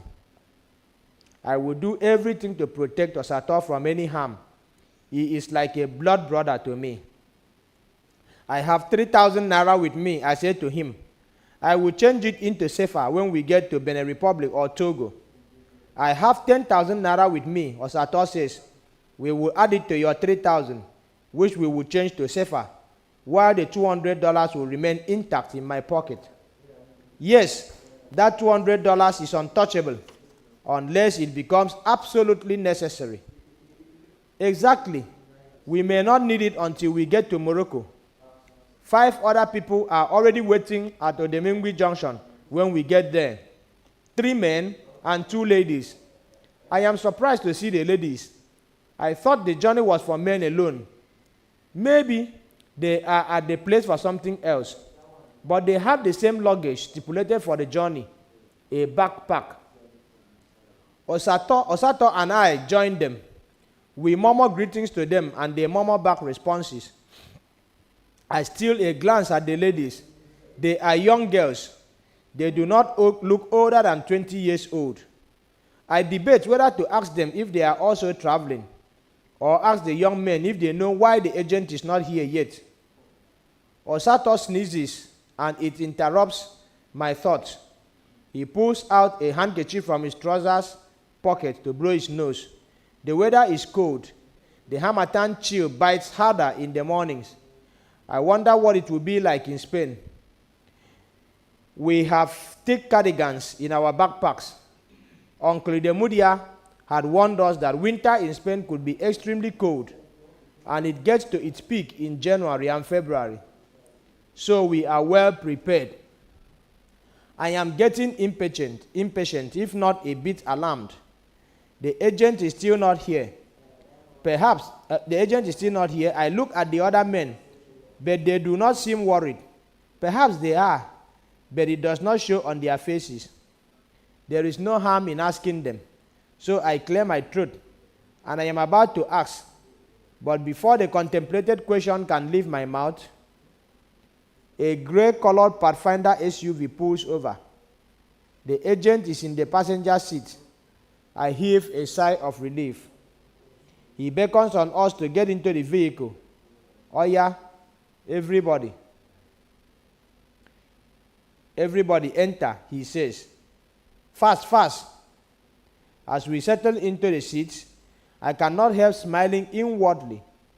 I consider it a good omen that the brand of vehicle I plan to ship from Europe is what is taking me at the start of my journey to Europe. Immediately, he hits the Benin-Lagos Expressway. The driver speeds like one being pursued by an unseen force. I find it frightening. To keep my mind away from the dangerous driving, I engage Osato in small talk. We are sitting side by side with each other.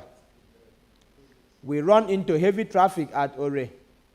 The sun is already up, and we begin to sweat heavily when the driver turns off the air conditioner to conserve fuel. Everyone is in their own bubble. Only Osato and I are conversing in hushed tones. One of the men has his head buried in a book. He has been reading since we put Benin City behind us. He looks older than the rest of us. One of the girls is sleeping through the heat and snoring too. The other girl is staring blankly at the window into space. We battle with the traffic at Ore for nearly 4 hours.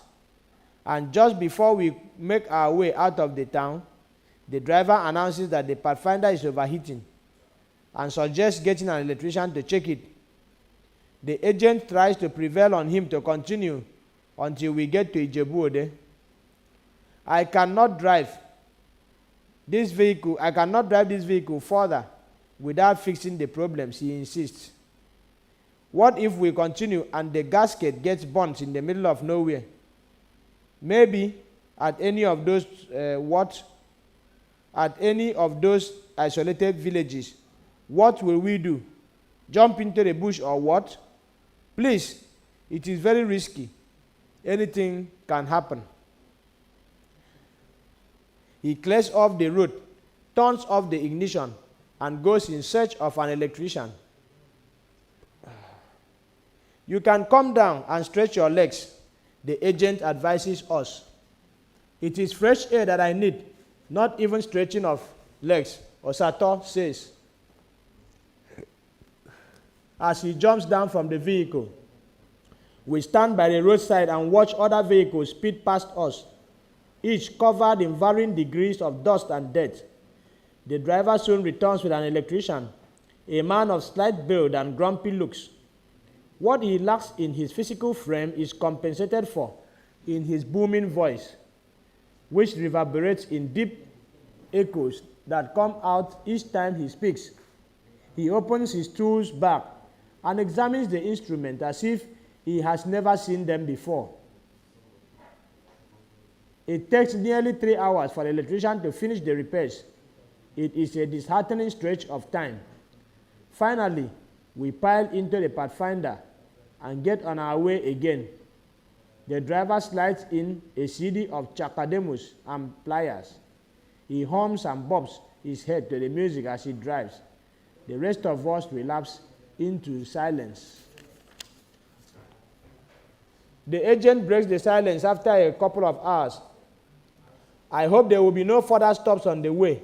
He turns to the driver. You know I am handing over at Badagry. It is nearly 6, and we haven't even got to Shagamu. I wonder when we will get to Badagry. The driver ignores his remarks. I am confused at this piece of information. Is he talking about us or the bulky brown envelope he is holding? What exactly is he handing over, and to whom? Soon we approach Lagos. I feel overjoyed. I am finally leaving Nigeria behind. This is too hard to believe. When we cross the Seme border, I will scream for joy. We arrive Badagry at close to midnight. As we drive further, I see the big billboard of the Nigeria French language village. I recall with nostalgia when my roommate at the university traveled to this town for his French immersion program. I close my eyes to reminisce about my brief stay at Edo State University at Ekboma.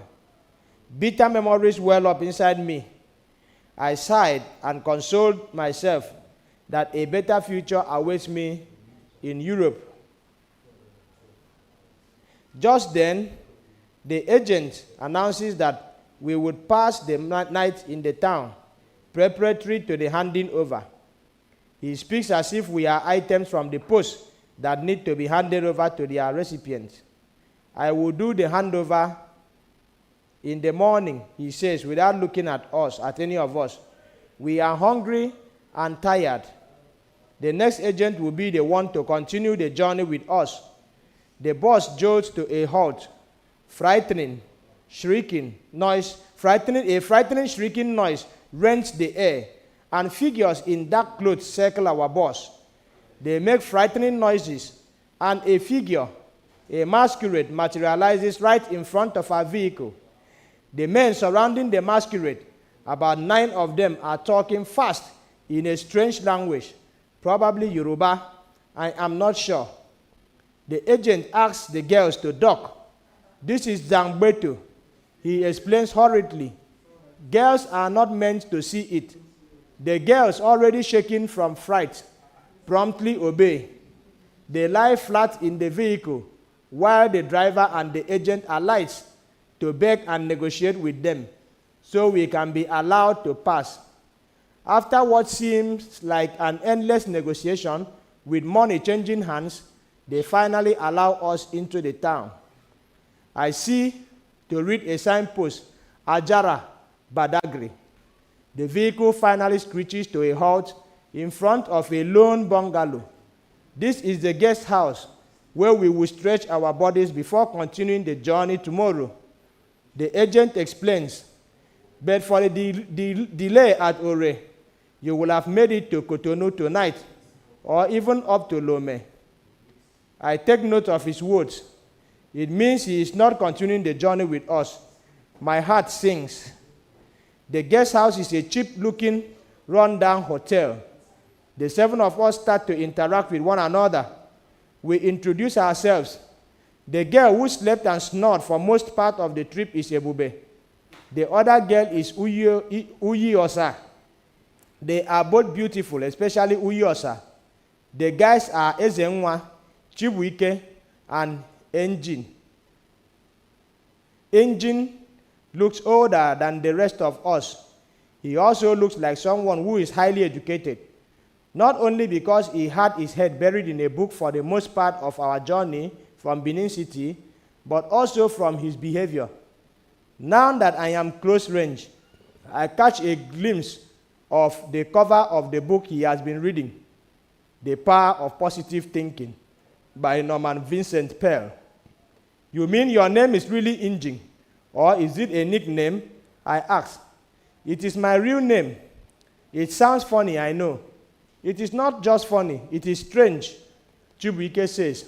Well, sometimes his own parents and grandparents name children after spectacular events, Injing explains. The day I was born was the day a new cassava processing engine was commissioned in my town, so my father named me Injing. We all burst into laughter. So, assuming it was a soap factory that was launched on that day, your name would have been Soap? Ezenwa asked. Or factory? I add, still laughing. Only Injing is not amused. The men are allocated a tiny room, while the ladies are assigned an even tinier room. Apart from the lone bulb in the corridor of the brothel, the surrounding environment is dark. We are given rechargeable torches to use in the rooms. Should we not complain to the agent? Ezenwa asks. I mean, we all paid for this trip. Why should we be kept in this sort of place, as if we are animals? No need to complain, Injing advises. It won't change anything. We are even lucky to be given a place to sleep. Some agents will just ask you to sleep inside the vehicle. He seems to have some knowledge about this. Perhaps age has lent him some experience in relating with people like our agent. So I prod him for more information. Why would some agent do that? Their client keep their clients in the vehicle to spend the night. They want to save money, that is why. I want Injin to say more, but he does not make further comments. It is as though he feels he has said too much. We decide to make the best of the tiny room till dawn. Chibuike suggests that we all lie on our sides to maximize the space. Osato is uncomfortable with the arrangement. I am not used to sleeping on my side, he complains. You have to learn it today. Ezenwa says. Osato takes off his shirt to reveal a sparkling white singlet. Next, he pulls off his trousers.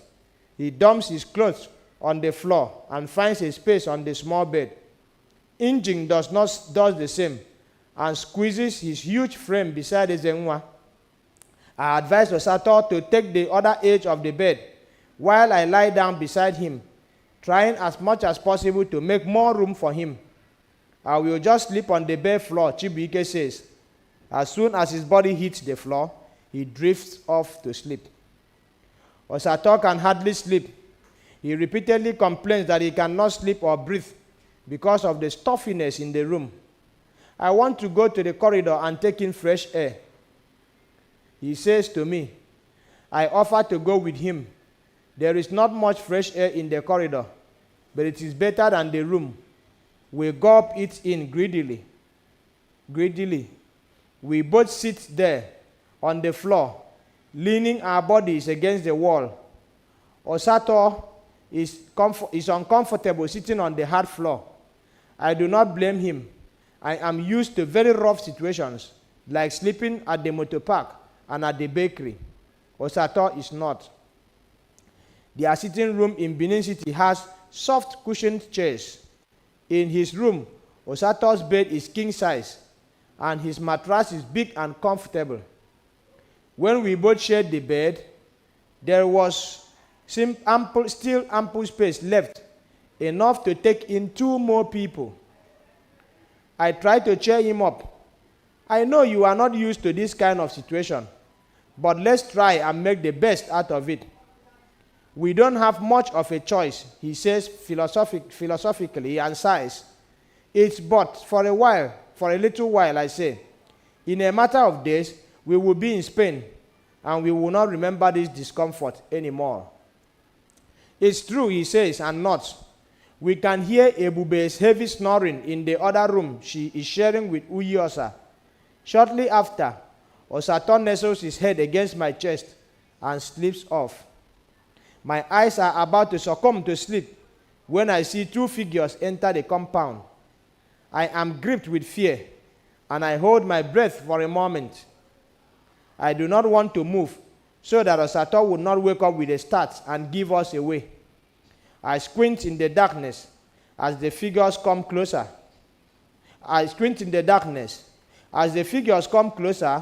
I can make out the features of the agent and a stranger. The man is speaking to the agent in an angry tone. Are you okay at all? How can you combine Madame Lovina's girls with the guys going to Spain? I thought everyone was going to Spain. The agent's voice is quivering. Why would you think that? Why? Look, all you sub-agents don't know your work. You will just recruit travelers, collect money, and then mix up everything. Madame Lovina is in Italy. All the girls she recruits are going to Italy. That is where her business is. I swallow hard. So he is a mere sub-agent, and he has been acting like a demigod all along. I open my mouth wide and gape in the darkness. Well, the mistake has been made already, he says, rather conciliatorily. When they arrive in Algeria, those heading to Italy will divert towards Libya, while those going to Spain will proceed to Morocco. See Morocco, see Spain. You must be very stupid to utter such nonsense, the man snaps. It's easy to say, see Morocco, see Spain. How do we navigate all the borders to get there? Do you know the trouble the Tuaregs and the Gendarmes will cause in Mali and Burkina Faso? It costs so much money to settle them. That is if you manage to make it across the Aflao and Paga borders. Those guys do not show mercy. They have their hearts at their backs. Your pleas won't move them. So why not avoid anything that will put you through such problems? So what do we do now? What do you mean by we? You are the one who made the mistake, so you must correct it. Don't yoke me into your problem. Please advise me on what to do. Please. Our agent is greatly agitated. I sense the fear and despair in his voice. Advise me, please. He pleads again. The best advice I will give is that you people head up north by daybreak. North? How? You head to Kanu or Kebbi. From there, you guys can go through Benin Kebbi, onward to Dole Koina, and from there to Doso, and you are already in Niger Republic. Then you will proceed to Agadez, which should take about 9 hours if the driver is fast, and all other things being equal. But I am not going that far with them. You are supposed to go with the group up to the border town. That is how it is supposed to be. I know that is how it is meant to be. But he hesitated. But what? I am not used to those Kanu and Kebbi areas. Kebbi areas you are talking about. I am more familiar with this route. You have to experience something to get used to it. There is always a first time. But if you don't want the Kanu or Kebbi option, you may choose to go straight to Katsina, then pass through the Jibia-Maje border to Niger Republic. It all depends on the driver and the situation of the borders anyway. A more experienced driver and guide may just go through Babura onwards to Zinda and then Agadez. You are just confusing me more and more. You are the one who confuses yourself, not me. The man's impatience is unmistakable. You should have done your homework well before setting off from Benin City. Well, just get them to Kanu first. When you get there, our men there will enlighten you more. You are the one who will enlighten you more. The agent is not giving up. He continues to appeal to the man. Just reconsider your stand, he tells him. We are already here. Badagry is just about 10 hours away from Ghana, and you cannot convince me to receive this handover from you. The other man says firmly. The borders on this route are very tight right now. The immigration and customs officials have become very uncooperative, unlike before.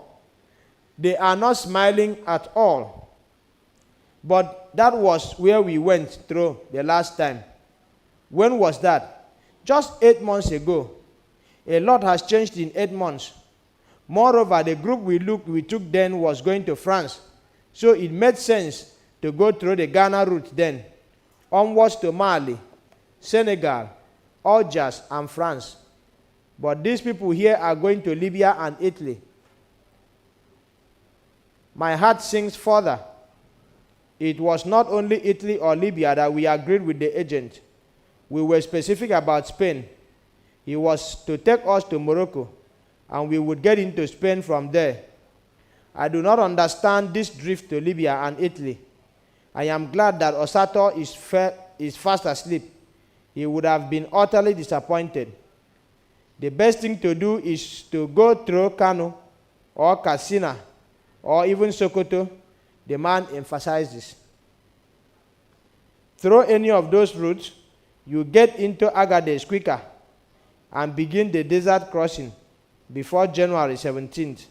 Madame Lovina wants these girls in Italy before the end of the month.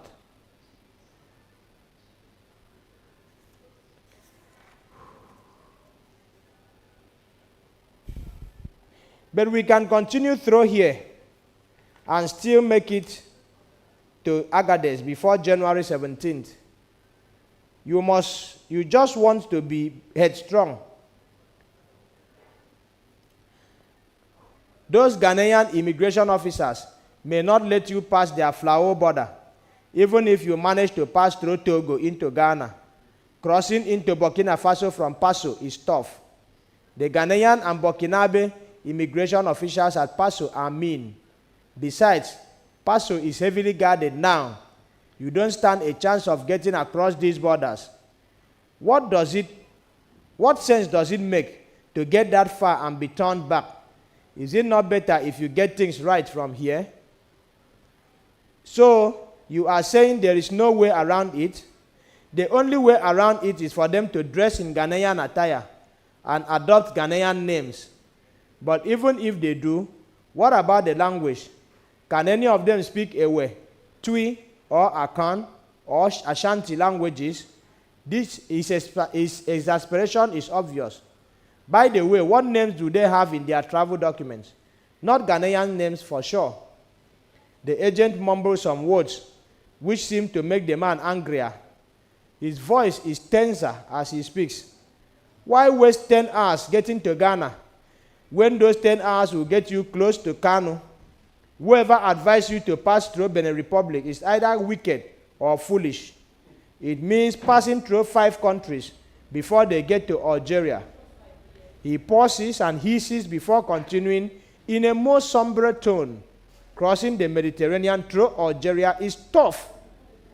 So, coming all the way up to Badagry is a wasted journey, our agent says in a sulky, mournful tone. The day is more wasted for me, his companion retorts. I came all the way from Cotonou to this place for nothing. I thought the group was headed for Algeria and France. That was why I came. But please, reconsider your stance. He pleads once more. If I have to start heading to Kano with them, that means my profit will be affected. That is if I will even have any profit left at all. I don't understand you. I should reconsider my stance and do what? Take them with you. I cannot take these people through the merry-go-round. I thought they were all going to France through Algeria, and I did not know that Madame Lovina's girls were in the group. I have wasted my day for nothing. I am so confused right now. The weariness in the agent's voice frightens me. But what frightens me more is the man's next statement. You clearly don't understand your job. You are so ill-prepared. And those girls, did you prepare them well for this journey? You know their work starts from Libya, whether they like it or not. Those guys want to test as many girls as possible before crossing them. Do they have what to use to take care of their bodies so they won't get pregnant or get infected before getting to Italy? I clasp my hands tightly around Osato's waist. I hope Ebube and Uyosa know what they are in for. I mutter to myself. They both look too fragile. My heart reaches out to them. The agent's response is nonchalant. They should know that your level of assumption is too much. You should be on top of these things. Well, if anything goes wrong with this trip, you have yourself to blame. Those girls must get to Italy without pregnancy or sexually transmitted diseases. Otherwise, Madame Lovina will deal with you. That woman does not joke with her business. But I heard that Madame Lovina pays the smugglers ahead of time for her girls not to be messed with when they get to Libya. She pays them, but that does not guarantee anything, the other man says. She does not really care what the men do with the girls during the journey. All she is concerned with is that they arrive in Italy without any pregnancy or a sexually transmitted disease. So it is left for you to tell them what they may encounter in Libya. I am not the one to tell them that. It is not part of the responsibility she assigned to me. They are old enough to know how to take care of themselves. You should know that the ones that go through the desert are the ones she is sponsoring for the trip from her purse. Most times they are poor and naive. They don't know their left from their right. The other girls who travel by air are those who pay her to facilitate their trips. They are professional call girls who want to move to international levels. So they pay Lovina to facilitate their journeys. For those ones, she helps them to obtain Moroccan visas. Once they fly into Morocco, they will get into Europe through Ceuta and Melilla.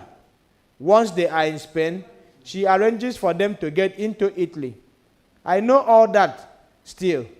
Still, it is not my duty to tell ladies how to take care of their bodies. Well, good luck to you. Remember that Lovina will go to any length to hunt down anyone who messes up her business. Do not say I did not warn you. After saying this, he storms out of the desolate compound. I feel intensely lonely when the man leaves. He is a stranger to me, but it is weird that the short spell of argument between him and our agent provided me with some succor. Osato is still asleep. The agent stands rooted to the spot for several minutes under the moonlight. I can make out the features of his face, creased and shrouded with doubt, uncertainty, and anger. He places his hand on his jaw and walks wearily to his room at the far end of the corridor. Darkness is already dissipating, gradually making room for daybreak. I cannot believe how the night flew past. I shake Osato gently awake. It's already morning. I tell him, let us take our bath quickly before the others wake up and the bathroom gets occupied. A short while later, the agent delivers the bombshell to us. We will be traveling to Kano immediately. Some of us begin to grumble and protest. If you don't want to go, you can tell me and I will refund your money. We all become quiet. Nobody wants to discontinue. We have come too far to return to Benin City to have our hopes of arriving Europe dashed. If we wanted to return, I am almost certain the agent does not have any money to refund us. Tuwo Shinkafa. We wear a forlorn look as we depart Badagry. We are returning to Lagos to board a bus to Kano. Pathfinder cannot make the journey to Kano with the way it has been breaking down. The agent explains. We will go with the young Chagro motors. It takes us a little over an hour to get to Mazamaza. Luckily, there are still spaces for us in the Kano-bound bus. The agent goes to the counter to pay our fares. We wait another hour for the bus to fill up before finally leaving at about 7:45 that morning. As the bus snakes its way out of the Mazamaza station, I decide it is time to force myself to sleep. I did not sleep a wink last night in Badagry. Osato leaned on my shoulder throughout the night while I stayed awake, driving away mosquitoes from our bodies. We cannot afford to fall sick on this rigorous journey. When I open my eyes, we are at Akure. The bus stops for passengers to come down and stretch their legs or relieve themselves. As we get down from the bus, Osato taps me on my right shoulder. You know what? I feel uncomfortable at what he is about to say, even before the words come out from his mouth. I just feel like ending this journey here and returning home. Ah, you must be joking, I say, a little too firmly and loudly. Why will you even consider that? A journey we have been looking forward to all these years. Now you want to go back? Please don't even go there. I can't even imagine it. Do you know what it will do to our reputation? He nods and manages a smile, a half-hearted smile in my estimation. Osato has a good family to return to. I don't.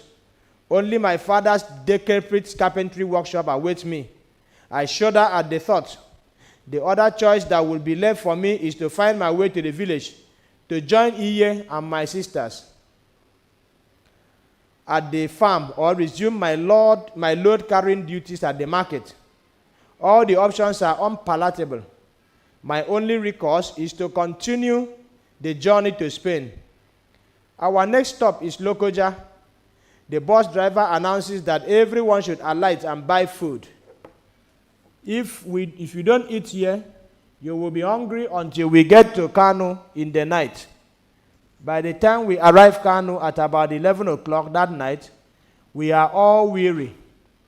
Osato is coughing intermittently. I beg the agent to look for a pharmacy to buy cough syrup for Osato. I don't know my way around here, but let me ask the conductor. The bus conductor assures us there is a chemist shop down the road. Nwabweze chemist there for this road, he says in pidgin. But he don't late, sha. He go down close. Kanu no be like Lagos, where shops they open till 12 o'clock for midnight. I feel so sad. I do not know if Osato will be able to sleep well without taking any cough medicine. He says his head aches and his throat feels dry and sour from the constant coughing and sneezing. The Kanu weather does not help matters. The Harmattan breeze is brittle and coarse as our skin, our faces are as dry as the weather. I will go down the road to get you some medicine in the morning, I assure Osato. I am worried about how he looks. His eyes have turned yellowish red. We are ushered into a spacious room where mats have been laid out. The weariness does not respect protocols. Our tired bodies cannot wait for the courtesy of being asked to sit as we sink to the spacious mats. Each person has enough space to coil or stretch their legs. Unlike the tiny space in Badagry, packs of food are handed to us, brought by teenage boys who do not understand a word of English. The meal is tuwo shinkafa. I have never eaten such a meal before, but it tastes nice. Ebube wolves down her portion like a lioness, devouring a prey. She darts her eyes into other people's plates and casts imploring looks that ask for more.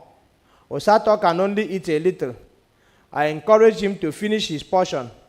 He manages a few more mouthfuls and stops eating. I am okay, he says, with a faint smile. Ebube's darting eyes finally settles on Osato's half-eaten meal. Can I have the food? She asks without any inhibition. I feel like slapping sense into her skull. If looks can kill, then she would have dropped dead right there. Instead of you encouraging him to eat, you are asking if you can have it. I am sorry, she says. Her roving eyes wander to Ezenwa and Chibuike, but not even a morsel is left on their plates. No, sir. Please, just give her the food. I don't want to eat anymore, Osato says. I push the food to her without a word. She grabs the plastic bag with both hands. She balances it between her thighs and descends on the food with a greater ferocity than when she ate her own portion. I do not know what irritates me more, her gluttony or her insensitivity. For a moment, her eyes meet mine, but she quickly looks away and returns her attention to the tuwo shinkafa. I am truly bothered about Osato. I anxiously wait for daybreak. The agent addresses us after we finish eating. You cease to answer your original names at this point until you successfully get to Agadez. Your real names are in your passports, but the passports will be with Musa and Abdallah. We exchange glances. But why? Injing inquires. Why should the escorts keep our passports?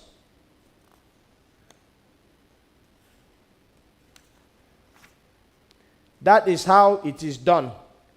It is not so, Injing fires back. Now let me explain the situation, the agent says, moving closer to us and lowering his voice. For the journey to Agadez, you are to act like a group of West African researchers from Sierra Leone on a tour of some ECOWAS states. You have visited Ghana, Togo, Benin, Nigeria, and now you are heading to Niger. But your passports and all your money were stolen in Nigeria. Injing does not seem impressed, But do we need to go with this story? He asks. What difference will it make? It will make a lot of difference, our agent replies, visibly irritated with inching. You will meet many security checks as you navigate through Niger. They will show more leniency to a Sierra Leonean than to a Nigerian. So hide your Nigerian identities. If they search you, they won't see any identity on you because your escort has your passport. They are not likely to conduct a search on him. Do I make myself clear? We nod. Now listen to the names you will bear on the journey. I exchange glances with Osato. New things are unfolding about the journey. Things we were not told before we set out. We return our attention to the agent, who has pulled out a sheet of paper from the big brown envelope he has been carrying since we began the trip. You are now Seraphine Dixon, he says to Uyosa. And you, he points to Ebube. Your name is now Princess Morgan. He looks through the paper and at Chubuike with a smile when he raises his head. It is rather strange to see the agent smile for the first time. It feels surreal. No more Chibuike. You are now Johnny Pella. While you, he points at me, you are Prince Dagger. I hope you are listening attentively. He then points to Ezenwa. You are now Tenjan Johnson. He points at Osato. Your name is now Jerry Lincoln. Finally, he points to Injing. You are now Ibrahim Kamara. Osata nods and coughs. I hope your cough subsides because the journey is still far. I will get you some bitter cola before you leave. It will help. I look at him with a sense of gratitude. Thank you, Osato, and I chorus. Only that Osato's voice is barely audible. The cough seems to be draining his energy. His body shakes sporadically when the bout of coughing seizes him. Prince, make sure your friend is well covered so that dust doesn't get into his lungs to worsen the cough. You will be traveling through dusty terrain. I look at him blankly. I am startled as I realize that he is talking to me. You see, you guys have not mastered your new names, he says with irritation while looking at me. I will go through the names again. Please listen attentively. When he is done, he asks us to say the names aloud, one after the other. We do. He smiles the strange smile again. This time the smile is broad enough for me to see the gold tooth tucked in the upper left side of his dentition. It gleams as it catches the rays of light from the fluorescent bulb. You may need to memorize your names, he advised. They are just your temporary names for the journey to Agadez, so that you will have easy passage. We nod again. Prince Dagger is quite easy to remember. I do not know about Tenjan Johnson. Would Osato find it easy to memorize it with his cough? Tenjan Johnson, I whisper repeatedly into his ears, till I am sure he has memorized it and may not forget it. So this list of names is with Abdallah. Is what Abdallah will show any security agent who demands to know your identity. He explains, don't forget that the story is that you are all from Sierra Leone. Your passports and other valuables were stolen in Nigeria. Those men are Tuaregs from Niger Republic. They don't have much patience. If you stutter while identifying yourself with the names in the list, it may spell doom. Your only responsibility on this journey is to stick to the story and to remember your temporary name.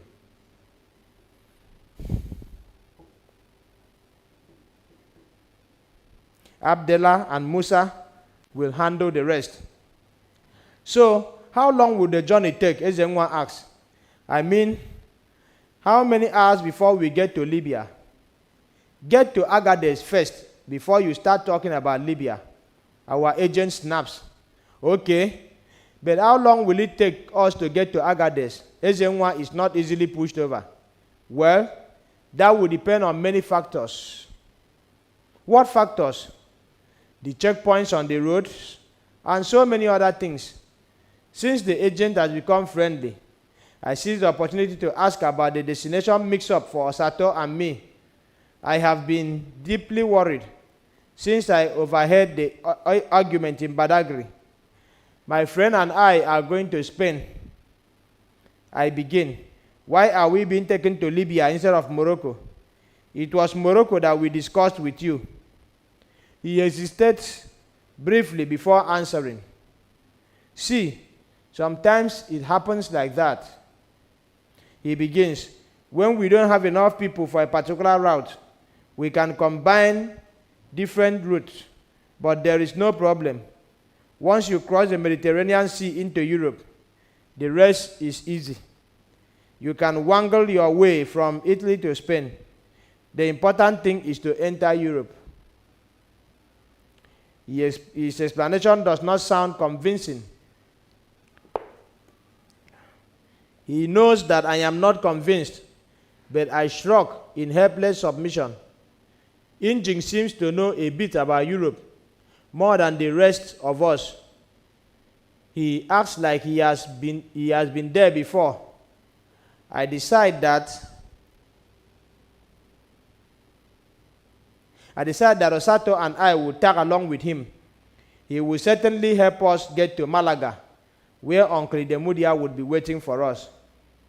It is refreshing to know that the agent has some feelings of or affection. He has been so distant ever since I began dealing with him. But now I forgive him for all his harshness. Overhearing his argument with the other agent exposed him to me. He is just another ordinary guy trying to make a living. I resolved that I and Osato would visit him when we return from Spain in a few years' time, and we will give him some gifts, maybe some perfumes, wine, and chocolates. You have just 3 hours to catch some sleep, he says. Once it is 4, you move. Nwabweze's chemist will not be open by that time. What will I do to help my friend? I am gravely concerned about him. This is not a journey for the faint-hearted. The way I now understand it, being ill is the worst condition to venture into it in. But we have come this far. I pray God to help us through the rest of the way. I remember Osato's mother's prayer and silently say an amen to it again. I hold Osato's hands. I feel his palms. They feel cold and limp. My heart races. We have hardly slept before the agent taps on the door of our room. Get up and get straight, he says. I rub my eyes and tap Osato. He wakes up with a cough. Did you get the bitter cola? I asked the agent. I could not find any, but I would beg Abdullah and Musa to help you get some at Zinda. I want to ask who Abdullah and Musa are when 2 men enter the room. They do not look friendly at all. This is Abdullah, the agent says, and this is Musa, your escort and your driver for the journey. Abdullah has a bushy beard, which hangs to his chin like the ripe mangoes hanging on the branches of the trees in my father's houses. Musa addresses us while Abdullah searches through our pockets and our language, rummaging through our things as if he is searching for an item he misplaced. He speaks English with much effort. You Nigerians bad and stubborn, Abdullah says. He asks the agent a barrage of questions in Hausa. I know he is talking about us. Busujing Hausa? The agent replies. They don't speak Hausa. but we already discussed and concluded that we are not identifying them as Nigerians. Or did you forget our agreement? I forget not, but the blood is in their bodies is Nigerian blood, Sierra Leone, not Sierra Leonean. Anyway, you are the one to interact with your people at every checkpoint, not them. I trust you to take care of everything.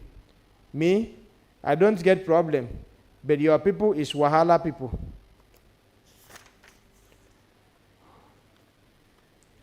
There is no Wahala, Abdullah. Nobody will give you trouble, the agent assures him.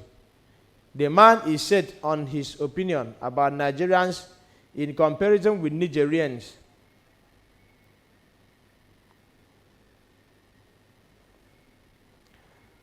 Our people are peace people. Our people are peace people. Make trouble? No. You people, you too much trouble. He turns to us with an angry glare. You make trouble, we show you trouble. He warns, pointing at us. I found his threat discomforting. The agent assures him again that we will be of good behavior. These are good gentlemen and ladies. They are well behaved. Tunde, me don't care if they're good or if they're bad. They make trouble. I find them trouble double, he says. Hearing the agent's name threw me off balance. I gaped in astonishment. Is that his real name or the fake or trade name he has adopted? Just the way he gave us temporary fake names? His conviviality with Abdullah and Musa and his familiarity with other people we have met in Kano make me cast my mind back to his conversation with the other agent in Badagry. First, he was hesitant about taking us to Kano, claiming he was unfamiliar with the northern terrain and that he knew nobody there. But now, this Abdullah from Niger Republic is addressing him as Tunde. I look at him closely to be sure he is the same man we dealt with in Benin City. Certainly, he is the same person. I wonder about the name Tunde. Where is he from? I want to ask him which state in Nigeria he hails from.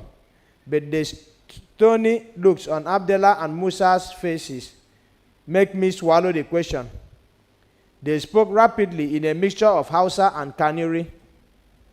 Then they asked us to go outside, where a black 9-seater bus is parked.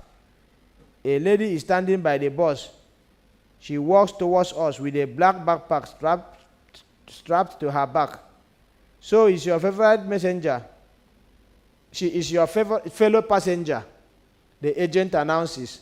She flew into Kano Airport yesterday evening. The group she was to go with left yesterday. Her initial scheduled flight was cancelled. That is why she could not meet them up. So, she is going with your group. Hello, everyone, the lady says, waving at us, a small smile playing around her lips. My name is Hanatu. It's my pleasure to be making this journey with you. We return her smiles, but refrain from saying our names.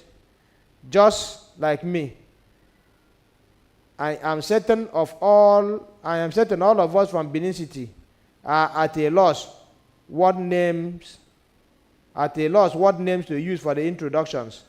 I wonder if Hanatu is her real name or a temporary one. I dare not ask. Instead, I wonder why a friend and polished lady like her should embark on a road trip to Europe.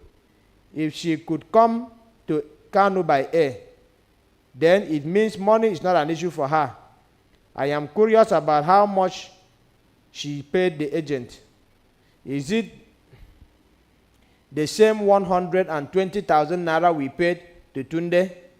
I remember the intense arguments between the agent and the man in Badagry concerning Ebube and Uyosa.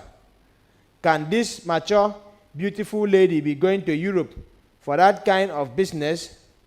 But I quickly discard such thoughts from my mind. I reasoned that it is unlikely for a person of Hanatu's caliber to be involved in such a massive venture. But who knows? Tunde hugs us goodbye, one after the other.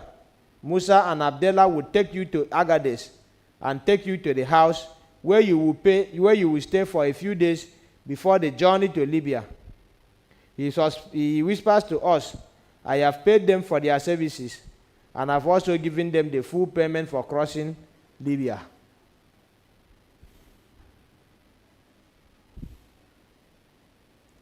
Hanatu shoots him a suspicious glance. Tunde avoids her gaze. He seems to be uncomfortable with Hanatu. I am a bit confused and unconvinced despite Tunde's directives. So what happens when we get to Libya? I ask. We have taken care of that too. He stammers. There is an Arab man, Alhaji Omar, who will receive you in Libya and put you on the boat to Italy. We have also paid him for that. His answer leaves me more confused. Can we have the address or telephone number of Alhaji Omar? Injin asked. I realize I am not alone in my fears and suspicions. Abdullah and Musa will sort that out when we get to Agadez. I have handed it over to them, and from this point, they are in charge. He makes to leave, but Musa directs a question to him in Hausa. In response, Tunde pulls out a brown paper bag from a bigger bag he was holding. He gives the bag to Musa, who quickly tears open the bag to reveal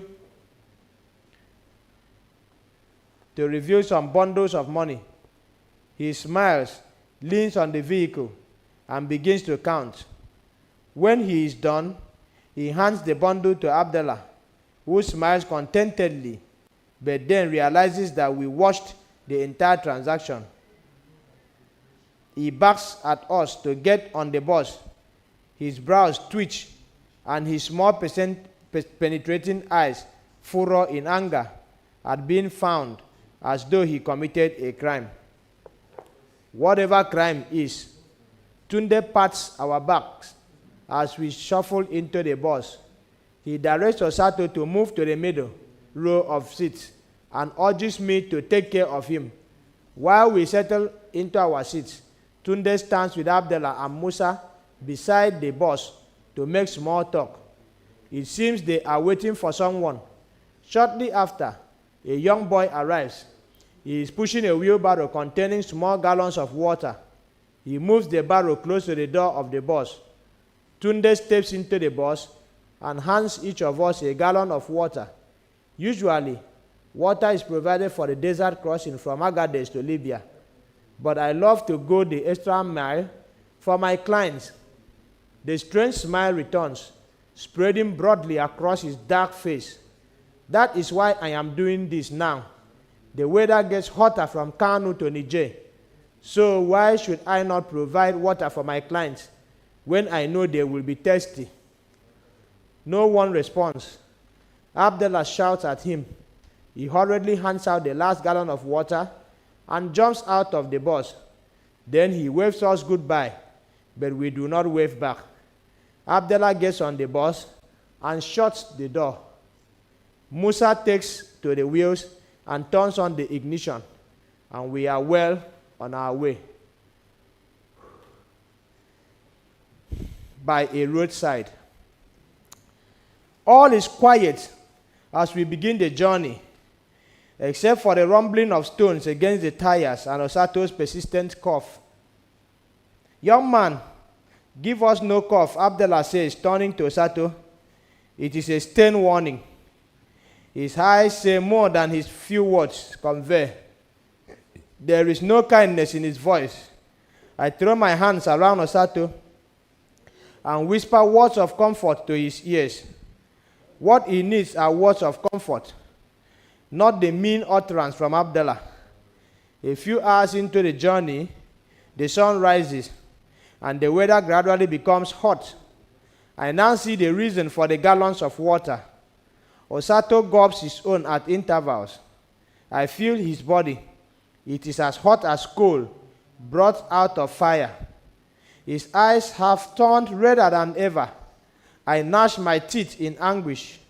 The weather is getting hotter as the bus tears through the arid roads, encountering bumps which unsettle Osato.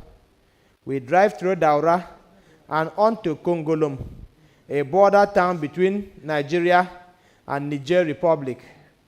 There we encounter a customs and immigration post. Two officers walk to our bus as Musa slows down the vehicle and winds down the windows. Laissez-passer, one of them says. His tone is aggressive. Abdullah alights quickly and moves close to them. They walk off with him to a spot a few meters away from the bus, out of earshot. I watch as they talk. Abdullah digs out some papers from the bag slung across his chest. One of the men snatches the papers and examines them closely. Then he says something again and stretches out his hand.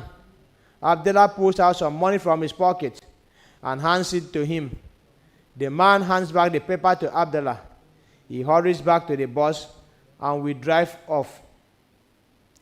A short distance later, Abdullah clears his voice. You totally out of Nigeria now. You are now inside my beautiful country. Clap for yourselves. Ezenwa claps. He is the most excited among us.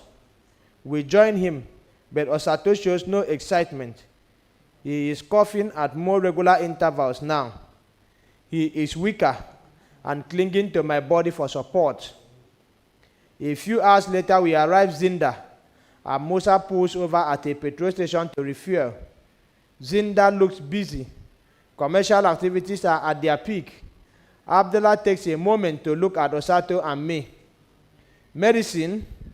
I will get it, he states firmly, and walks off. I am surprised at the unexpected kindness. True to his words, he comes back with a bottle of medication. The inscription is in French, but I can make out that it is an expectorant. Uyosa assists me to uncork the bottle, and I place it on Osato's lips. He feels a bit better shortly after taking the medicine. Relief washes over me. This is no journey to be ill. My happiness knows no bounds. We refill our gallons of water at Zinda and buy some more essentials. I buy a loaf of bread for Osato and myself. He eats it with relish as we leave Zinda. Osato falls into a deep sleep, resting on my arms. The cough syrup must have made him drowsy. It is a sign that the medicine is taking effect. I pray he sleeps until we get to Agadez. Uyosa sits to my right in the bus. She offers to relieve me when she senses that my arms are beginning to ache. I rest my aching hands and fingers when she takes over supporting Osato. We interchange at intervals. I am happy that Osato is sleeping peacefully as we roll along the vast expanse of this sandy country. When we get to Turnout, we encounter a major checkpoint. The Nigerian security officers at the checkpoint climb into the bus and examine us one after the other. They speak different languages to us: Hausa, Kanuri, Fulfulde, French, and Arabic. But we do not respond to any. One of them pokes his baton at Osato. This rouses him from sleep. He wakes up with a start and begins to cough again. I give him an empty plastic bottle to spit into. Abdullah and Musa are ordered by the officers to step down and follow them. They are taken to a small hut by the police post. Every now and then, one of the officers would come to the bus, peer at our faces, and get off again. They are interrogating Abdullah and Musa, and it is taking a long time. I hope they won't send us back to Nigeria. Ezenwa's frustration is palpable. He looks truly agitated. Or worse still, detain us here overnight. Hanatu suggests it would be terrible to spend the night here in the middle of nowhere. We wait for nearly 2 hours in the excruciating heat in the vehicle. While we are waiting, Osato's cough intensifies. When he spits again into the bottle, it is no longer sputum, but blood. There is thick red blood. My heart skips a beat. Chibuike is alarmed. Abdullah and Musa are eventually let go. When they return to the bus, I summon courage and appeal to Abdullah. Excuse me, sir, I say. Please, can we get my friend to any hospital fast? Hospital? Not here. Hospital at Agadez? That's still some hours away. Engine motors. I gasp in despair, but I do not want Osato to read the desperation in my voice. Instead, I continue to encourage him, urging him to hold on until we get to Agadez. Back in Benin City, we harvest medicinal shrubs and leaves to take care of cough. I pray we get to a place where I can pluck some medicinal shrubs for him to chew. But there is no vegetation in sight. An endless stretch of sandy and rocky road and landscape yawn before us. The blazing sun continues to emit streams of heat. Osato's body is so hot that one can roast a native pear by placing it on his arm. As the sun blazes with greater intensity, beads of perspiration fall from his face like streams of water. The sun bears down on us like some malevolent creature, intent on making us evaporate. By now, we are driving through desert-like terrains. There are no houses in sight, only sand and more sand. I wish I can find buckets and buckets of water to pour on Osato's body to cool it down a bit. In my desperation to find some succor for my dear friend, I do not realize that I have given voice to my thoughts. Don't worry, Hanatu whispers, also concerned. I am sure that once we get to Agadez, we will find enough water for him to bath. Then his temperature will come down and the cough will subdue. I nod. There is no other way from all indications. We are in a most desolate situation and place. I cling to Hanatu's comforting words, the way Osato's damp clothes cling to his body. All I have is hope. Hope that we will get to Agadez without any further delay. I am determined not to let hope whittle down to hopelessness. I cling to it with all my strength. Osi, I call him by the pet name only his mother calls him. He smiles. It is a weak smile, but an encouraging one. Be strong for me, you hear? Be strong for Iye and for Owa. He nods. I keep on with the words of encouragement, urging my friend on the way supporters urge on an athlete to breast the tape at the finishing line. It is my duty to uplift his spirit. You know that Uncle Demudia has got a room ready for us. I tow another line. He is expecting us. He soon drifts into sleep, but it is a fitful sleep. He is awakened at intervals by the cough. I force more cough syrup into his mouth. He swallows it with difficulty. I start rubbing his back. He seems to be enjoying the sensation my hand is producing on his back. So I keep at it. Even when my hands begin to ache, he slips off again, this time more peacefully. But I keep on rubbing his back gently, with the hope that this would make him sleep through the journey. A few minutes after, he wakes up with a jerk and begins to vomit. Musa hisses. He is looking at us through the inner mirror with malevolent eyes. Don't mess up this, boss, he warns, not hiding the irritation in his voice. I hurriedly pull out a shade from my bag and hold it up to Osato's mouth. The wretch that comes out are lumps of undigested bread and blood. I wrap up the vomit and place the shade under my seat. I pull out another shade and pour some water on it and begin to mop Osato's face. I also clean his soiled clothes. My hands are shaking. Tears are streaming down my face uncontrollably. When they saw how shaken I am, Hanatu and Uyosa take over. Hanatu snatches the shade from me, dampens it with more water, and places it on Osato's forehead. Uyosa sprinkles his face with more water. Ebube becomes our pastor on demand. She starts a prayer session. Holy Ghost fire, she chants over and over. Be strong, my guy. Please be strong, Injin keeps saying. I cannot tell if he is talking to me or Osato. My mind is in turmoil. My thoughts are hazy. The disgust in Abdallah's face is unnerving. Trouble with Nigerians always. He opens the bus windows. They smell too much. He spits out through the window. The hot wind blows the spittle right back into the bus, splashing it on our faces and bodies. The wave of the dusty heat from the open windows unsettles Osato. He starts to throw up again. I panic. Please, sir, close the window, I plead. For an answer, Abdallah turns to look at me. The menace in his eyes speaks volumes. I turn my attention to my friend. He is losing a lot of fluid. We need to replace it. Hanatu says, her voice laced with concern. The water in Osato's gallon is long exhausted. I start giving him from my gallon. He takes 2 gulps and calms down, somewhat to my relief. More water, please, he says a few moments after. He gulps some more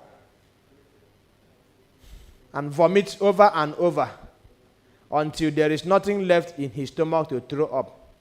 I am losing my mind. Osato can hardly talk anymore. He is losing strength rapidly. His eyes are deep sunken, and his face has since shrunk. The Osato I am cradling in my arms is different from my healthy and ebullient friend who left Benin City with me. It is as if I am holding a stranger. I look at his face. Osas, I call out. He smiles at me. It is the weakest smile I have ever seen on his face. His eyes roll to one side. Only the white pupils are visible. I am so frightened at the sight. Then he started to hike up and shouldered, breathing heavily. After a while, he goes limp in my arm. Oh, God. Tamuno or Tamuno, Injin exclaimed. He places his palms on the Osato's chest and began to massage it vigorously. I am confused. Osato's people have delighted, and his eyes are not blinking. His heart has not stopped beating. I am gripped with fear. Osato, Osato, I cry over and over, but there is no response. His body is stiffened right in my arm. I clutch his body tightly at mine and continue weeping. There is confusion in the vehicle. I am wailing loudly. Engine has stopped pressing. Osato's chest is consoling me inside. Take it easy, my guy, he says gently, tapping my shoulder. I heard the muffled voice of the others on the bus, but they are like voices from faraway places. Chai, Dimka, Anna, a young man has gone on his final journey, Chibuke cried. I felt him wrapped his arm around me, but I am in daze, too stunned to feel or think. Hanatu and Oyiosa are weeping too. Their muffled voice reached my ear like an echo. Still, I hold on tightly to Osato, urging him to speak to me. Ije wa Ebobie exclaimed repeatedly. Abdullah said some words to Musa in Arabic, speaking repeatedly. The voice crashes to a sudden stop. A wild scream escaped my lip as Abdullah dragged Osata's stiff body from my arms. I struggled with him. He pulled open the door of the bus and I lied with my friend's body. I jack up from my seat and go after him. He hit my jaw with his elbow. I fell back and hurriedly sprang up, but Engine and Ezinwa pulled me back. Pull me back. I fight them with all my strength. Chibike holds me by the waist. Oyiosa, Obube, Hanatu are crying and pleading with me at the same time to be calm. Abdullah hurried off with the body into the vast sandy landscape. Soon he returned and shut the door of the bus. Mausa starts the engine again. I looked through the back glass, but it covered in dust. I cannot catch a glimpse of the spot where he dropped my friend. Did he just discard Osota like a piece of garbage? I feel my heart tear into shreds. I burst into fresh tears and make for the door. I want to jump out of the moving vehicle. I am determined to go back and pick up my friend and bring him back to the bus. We are going on this journey together. Eugene and Ezinwa overpowered and pinned me to my seat. I cannot match their combined strength. I wail uncontrollably. Mausa turned to look at me. His face is stern. It is a warning look. I am not in control of myself. My friend has been wrenched from my arm and dumped by the roadside to rot away.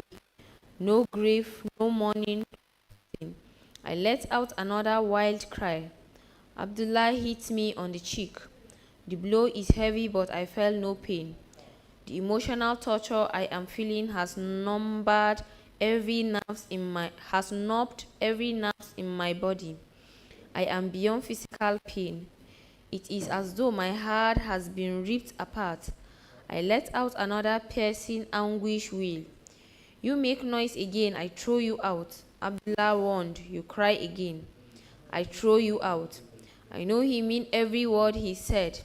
Oyesa placed her palm across my mouth to silence another sound of grief from forcing it away out of me. It seems my chest would burst as I tried to stifle my inner turmoil. I clenched my teeth inside and relapsed into stiffing. We drive clear to the Gendames and the bus stopped abruptly. Abdullah and Mausa alighted swiftly from the vehicle. I mourn as fresh tears gush down my cheek. Oyesa is looking at me with sympathy. There are tears in her eyes too. If you cry too much, you will become thirstier. She tells me. The deep concern in her voice touches me. Your water is already exhausted. I wipe my tears with the back of my dirty palms. I cannot get Osato out of my mind. I gasp at the image of his sunken eyes, ashen in deep sockets as he fought for life. I think of his fragile body, exhausted by the rigors of the journey and the persistent cough. I wonder if his body will be eaten up by vultures or wild animals. The thought of my friend's body being devoured by wild animals makes me cringe. My heart is cold. I wish Abdullah exhibits more patience. Maybe Osata is not truly dead. He could just be in a coma from which he will suddenly wake up. I pray and hope that when he wakes up, he will be discovered by another traveling group who will pick him and clean him up.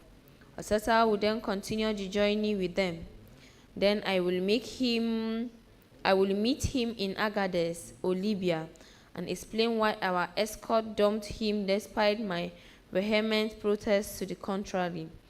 We could then cross the Mediterranean Sea together and get into Spain. That was our plan, our dream. I hung on that thread of audacious hope of seeing my friend again. I dragged his bag to myself and hugged it close to my chest. I will take it along with me and hand it over to him when we meet again in Libya. Osato must join me again in this journey that we started together. Pagans of despair. Cool air blow on our face as we alight from the bus at the crowded park at Agadez. It's strange that the hot, dry weather of the afternoon has given way to a chill night. I watch as Oyosa, Ezinwa, and the rest open their bag and bring out their cardigans. I watch them pull the cardigan over their bodies. I am not moved. I want the cold air to bite through my lungs and kill me, so I will not have to live with the pain of Osato's death.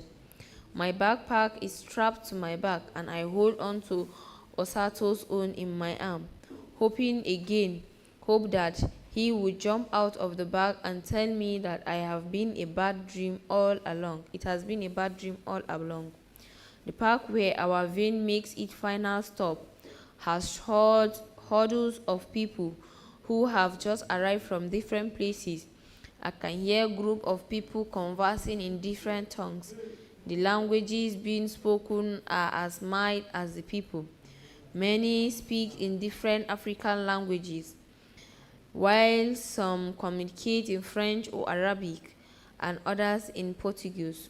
I stand like one in a trance as a conversation from different people and their many languages flow through my ears.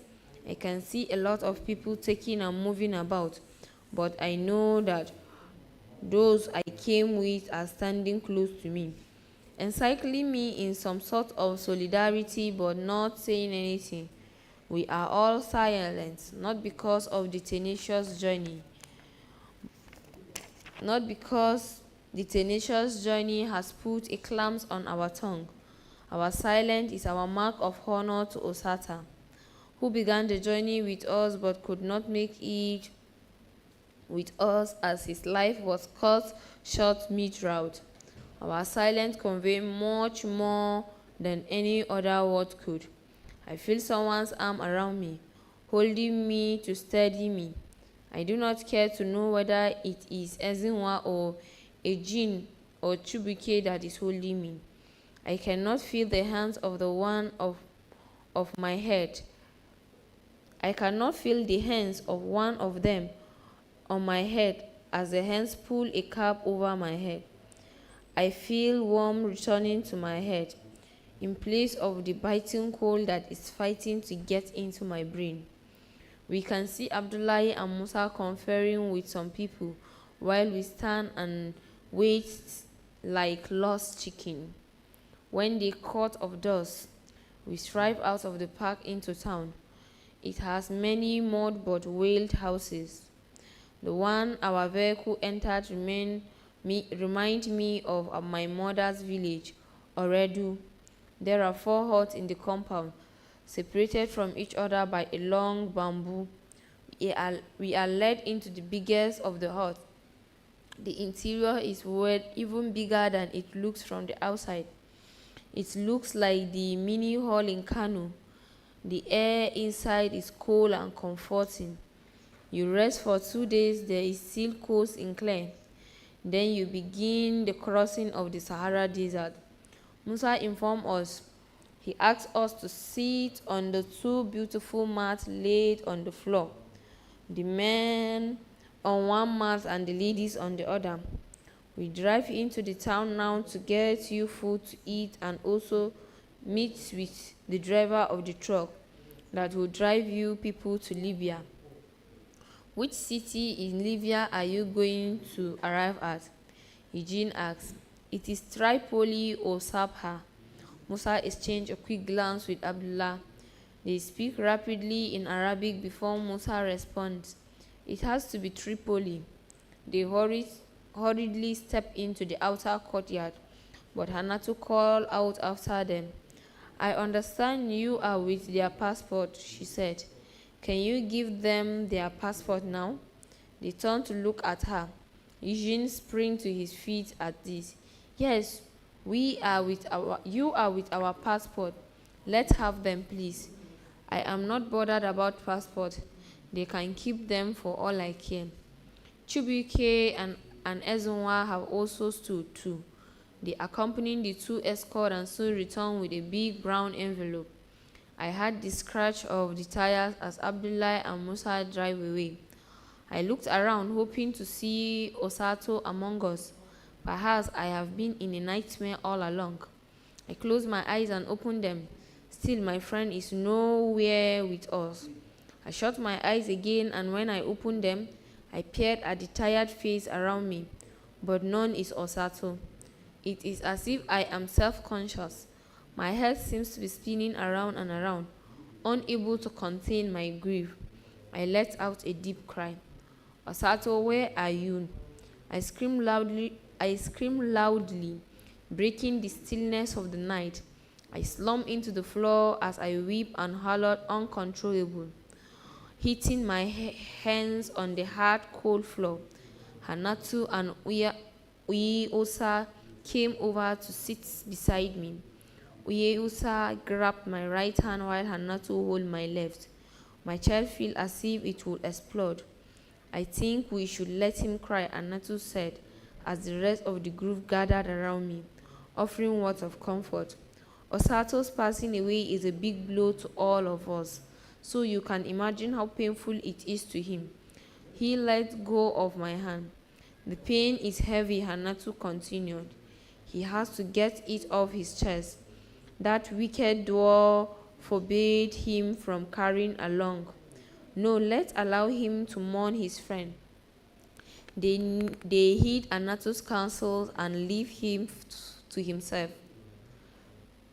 I wept and sobbed for hours until I have no more strength in me. Then I drifted into a dreamless sleep. I am awakened by the sharp pagans of hunger. It is dark all around. I blink to get accustomed to the darkness.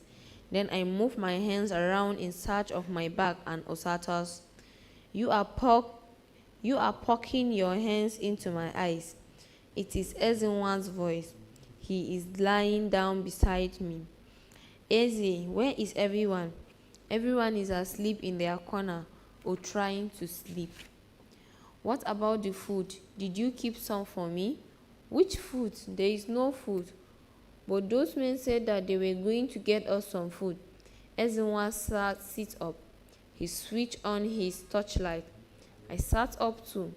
What time is it now? He checked his watch. It is 3:30 a.m. But I don't know if it is in Nigeria time or Nigerian. If it's in Nigeria time or Nigerian time. For how long did I sleep? You sleep for almost 2 hours before I fell asleep. Wow, you need more sleep than any of us. I hope you find a bit better now. I hope you feel a bit better now. I signed in response to the question. May Osato's soul rest in peace. Amen, I murmured. But how can his soul rest in peace when he was not even properly buried? Fresh tears began to gather in my eyes again.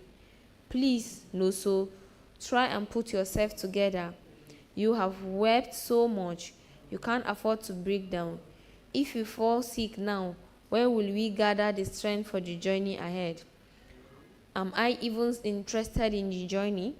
I wish I could go back to the place, pick up my friend and return to Nigeria. But you know that won't be possible. Why do you say so? He does not reply. But I know that the silence means Mine is an impossible wish. I can read his thoughts. I have played with the thoughts too. Osato's body might have started decomposing. The sun was scorching hot when Abdullahi stretched him from me and threw him off the bus. I shut my eyes and tried to erase the image from my mind. His death is unfortunate, very painful. Ezenwa consoled me, but life goes on. But my life will never be the same again without him, I declared. I don't think life make any sense to me anymore without Osato. How do I cope without him? You will cope, I can assure you. Time heals all wounds. I have been there. You have been there? I mean, I lost a friend too, not too long ago. It was hard for me, but here I am today, making this journey to Europe. As I said, life must go on. I look at Ezenwa I looked at Ezenwa incredulously. How can life goes on just like that? Maybe the person you lost was not your best friend. I say to him, Osato was. Osato is my best friend. Ifena was not just my best friend, he says. He is like a brother to me, like a twin brother, and I have vowed to succeed because of him. I cannot abort this trip. Never. Whatever money I can make in Europe, I will give it to his mother, double whatever I give to my mother. I owe that much to Ifena. What happened to him? I find myself asking, touched by the depth of his resolve and commitment to his late friend, like Osato and me. How did he die? He signed heavily. Did Musa and Abdullahi bring the food they promised? He didn't ask from the spot he was lying down, interrupting us. Our conversation has roused him. He yawned and edged close to us. Did they bring the food? He asked again with a bigger yawn. And where is my share? I should be asking you that question, Ezenwa says. I fell asleep before you.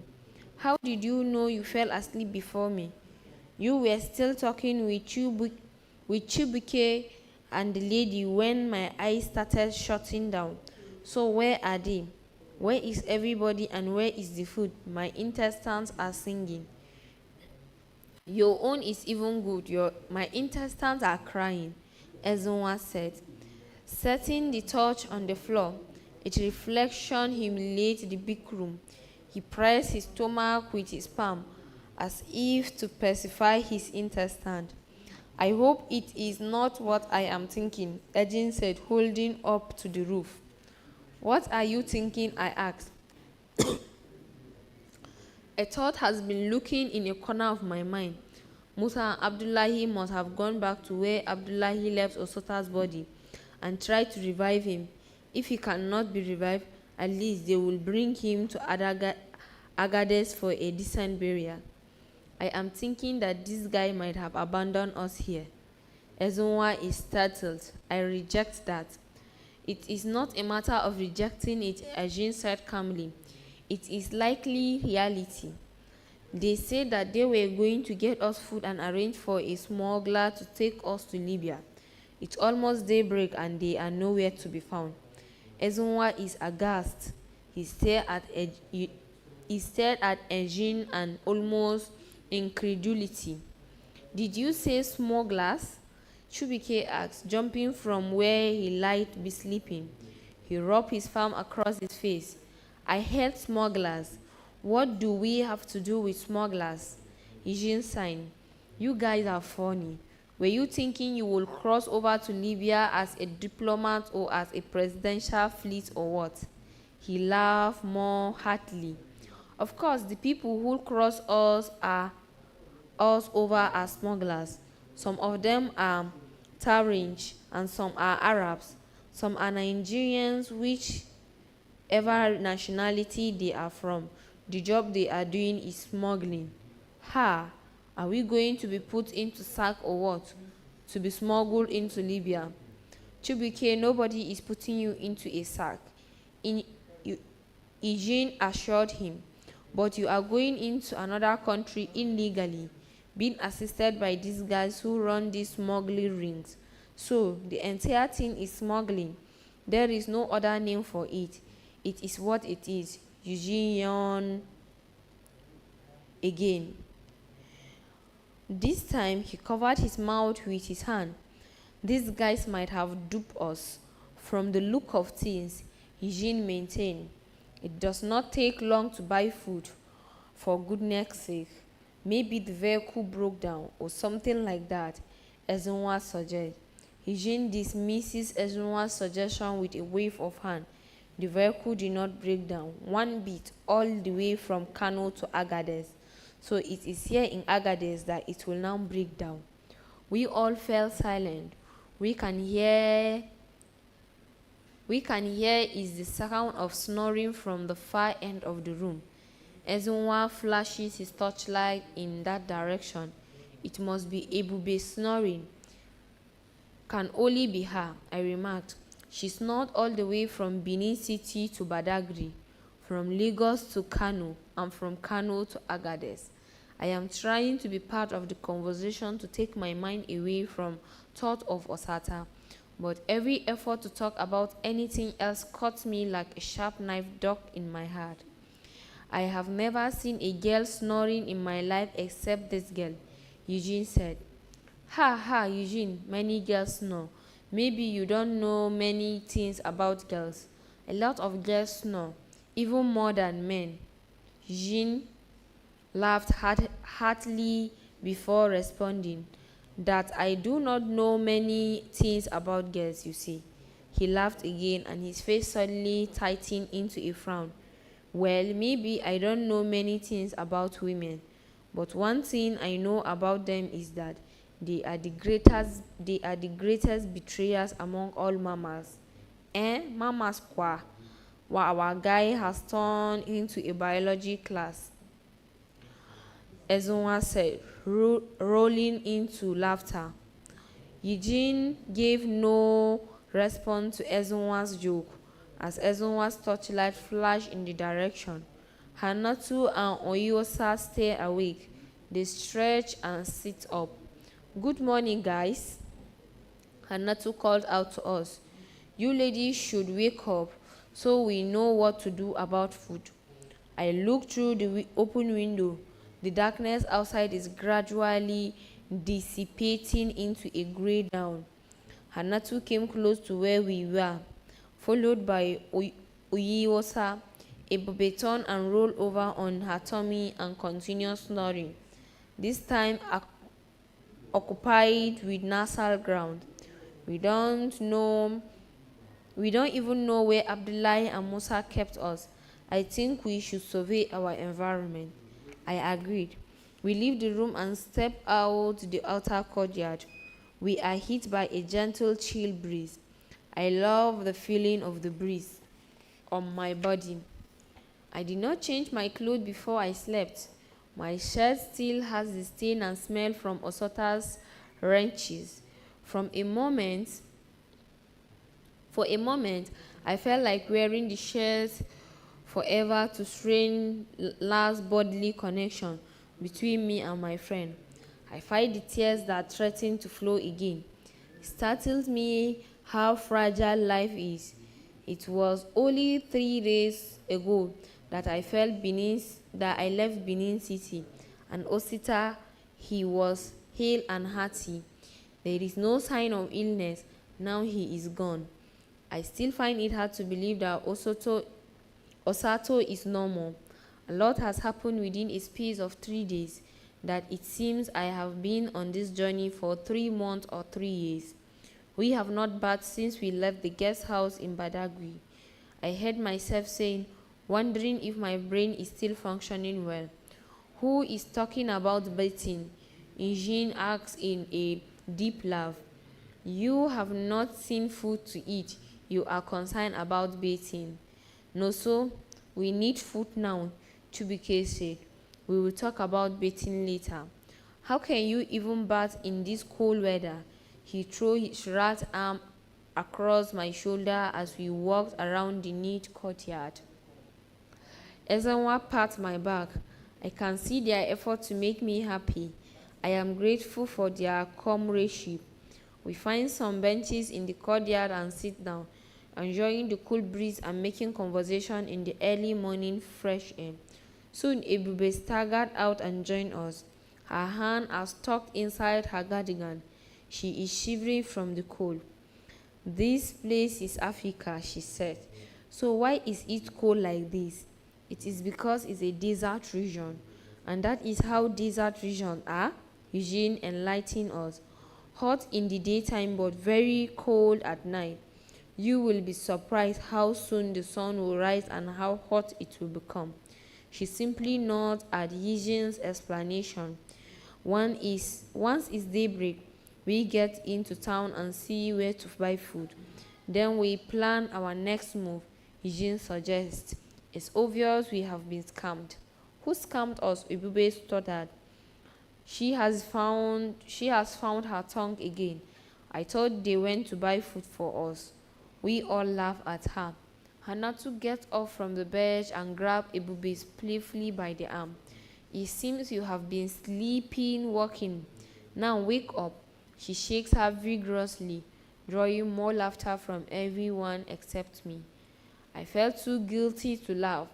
How can I laugh and enjoy a joke when my friend's body is decomposing somewhere in an arid land?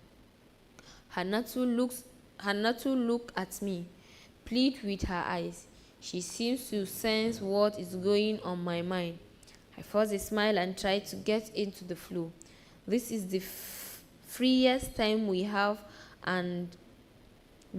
had since we left Kano. Abdullahi and Musa are not around to breathe down our neck or monitor our conversation. Except for Osato's sad dead. It is a relief to be alone by ourselves, joking and laughing. We are like lost friends who found themselves again in a faraway land. We battered and joked around, but our jokes are cut short by the sound of heavy footsteps approaching. Ebube, Hanatsu, Oyesa, move inside the hut fast, Eugene instructed the ladies. Why? Hanatu queried. You think you are in Lagos? He asked. Here, men and women don't stay under one roof unless they are married or related. I plead with my eyes for Hanatu to compile. Ebube and Oyosa have already dashed inside. I don't agree with you, Hanatu protests. There are no such law in Agadez. This is a liberal town, but I go inside if I make you happy. She heaves and saunters inside. Hardly has she left the courtyard, then two middle-aged men and two younger ones who should be in their 20s marched into the compound. We stood up as they approached. Sanu da zuwa, we greeted them. Barka da zuwa. One of them responded. The rest are either not interested in our greeting or do not understand Hausa. The tallest among them, who looks like their leader, is waving a paper at us. They speak what sounds like Kanuri, which we do not understand. They are posting questions to us, gesticulating. We respond with gesticulation to indicate we do not understand them. One of them gives instruction to the one of the younger men, who runs off and returns shortly with another man, an interpreter. He gets to work immediately. They want to know who brought you guys here. We are hesitant to reply, not knowing what to say. The leader speaks angrily. The interpreter warned us that we will be arrested if we do not speak up fast. We came from Kano yesterday on our way to Libya. Eugene told them. Our escort left us here with a promise to come back. We have not seen them since. They said that they were going to get food for us, but we have been starving ever since. Ezenwa adds, they did not bring us any food because we have not seen them since they left. The interpreter relayed our response to the men. What are the names of these men that brought you here?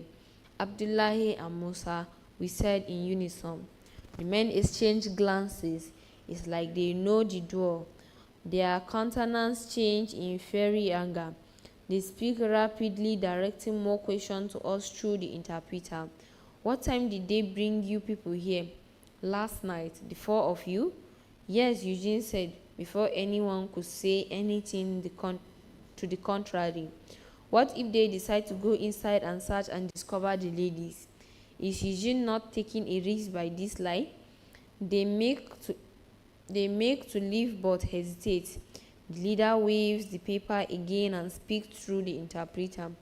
Do you know Madam Lovina?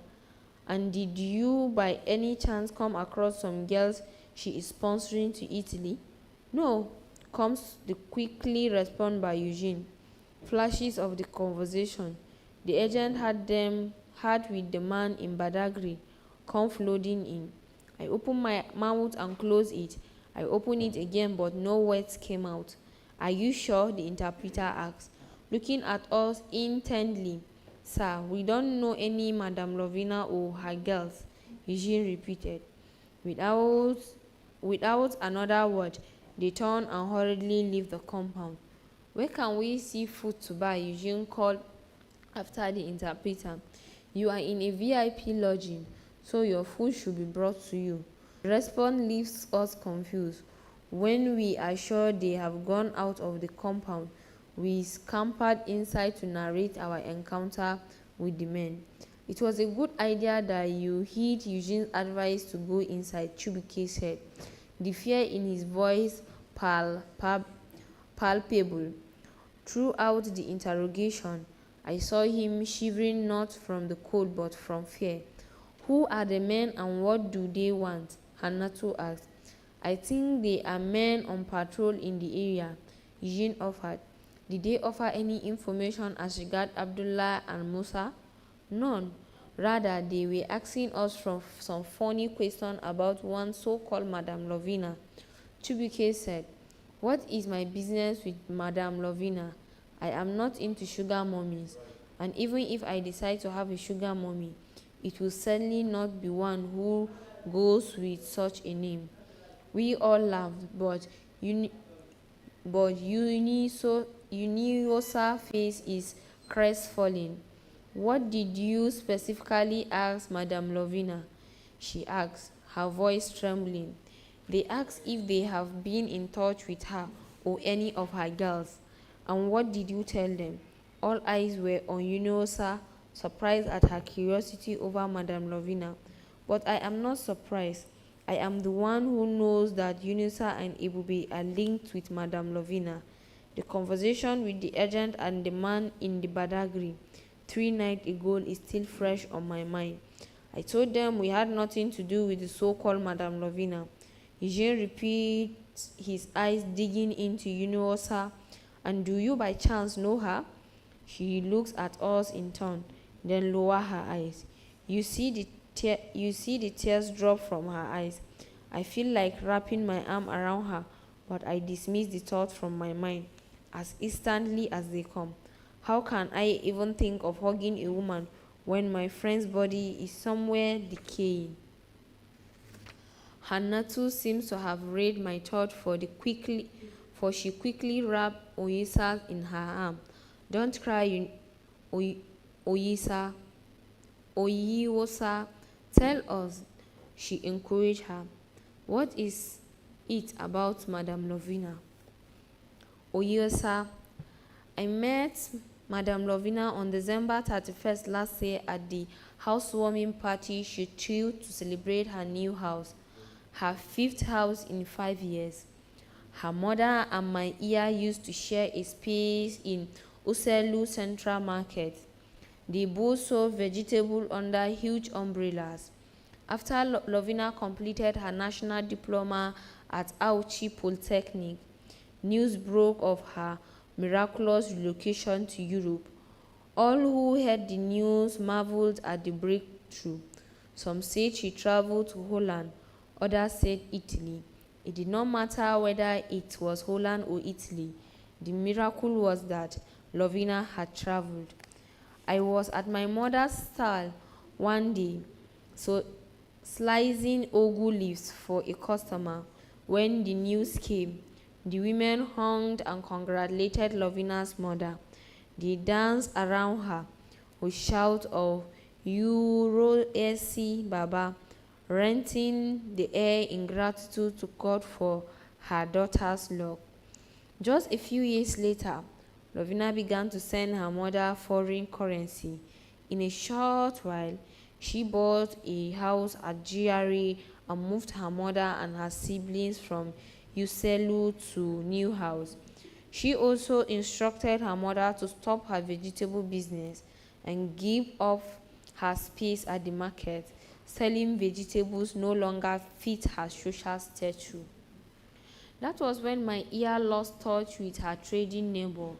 The vegetable seller all envied Iya Lovina and secretly wished their days of sitting under the huge umbrella under the sun and rain would come to an end. They all wished their daughter would experience such a breakthrough and bring their suffering to an end. Then one day, Lovina's mother came to the market to buy vegetables. My daughter's housewarming party is coming up on 31st December, she announced to her former friend. Her face shone with the heavy makeup that battled to remain in place in the hot afternoon sun. I want a huge supply of fresh leaf for black soup. I want it fresh because many important people will be at the party. Commissioner, local government chairman, and other politicians will be in attendance. They must not eat anything that is not fresh. My mother listened with rapt attention while she admired the heavy jewelry that decked the neck of the former co-trader at the market. You have done well to remind us, my ear said. I cannot forget my friend. I am not that kind of person, Mama Lovina responded with pride in her voice. Ewanta, that is true. You are not that type to forget her friends. I wonder why they were lying to each other. Lovina's mother had not been to that market since any of the women in the year she moved to the GRA. They kept up with exchange of pleasantries while I sliced ugu for a customer, but I was looking at Iya Lovina with the corner of my eyes.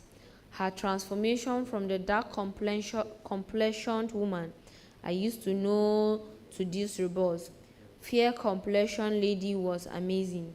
Her skin appeared flawless. Whatever cream she was using must be good and expensive.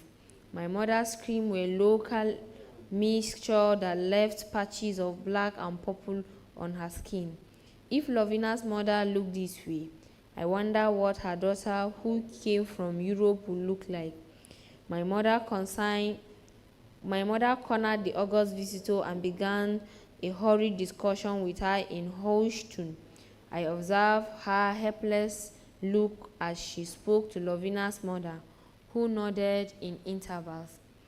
As she listened to my mother, she wiped her face with her white handkerchief, which returned from the face with brown color, browner each wipe. At last, a last smile broke out of my mother's face. When the visitor left, my mother made the big announcement to me. Uyo, sir, we are going to GRA on December 31st. Yeah, for what? My friend's daughter is doing her housewarming. The prospect of visiting the GRA sounded exciting. I had never been to that part of Benin City. Ya started referring to Lovina's mother as her friend since her visit to the market. We need to go early to assist with cooking, she declared. If not for the fresh vegetable I want to sell off at the evening market today, we would have gone today and slept over. I knew my mother was taking the fake familiarity too far. Lovina's mother would not want us to come and sleep over. People who live in GRA do not intermingle with people who sold vegetable at the market. After the encounter with Lovina's mother, Iya became more discontented with our lonely dwelling. The small room we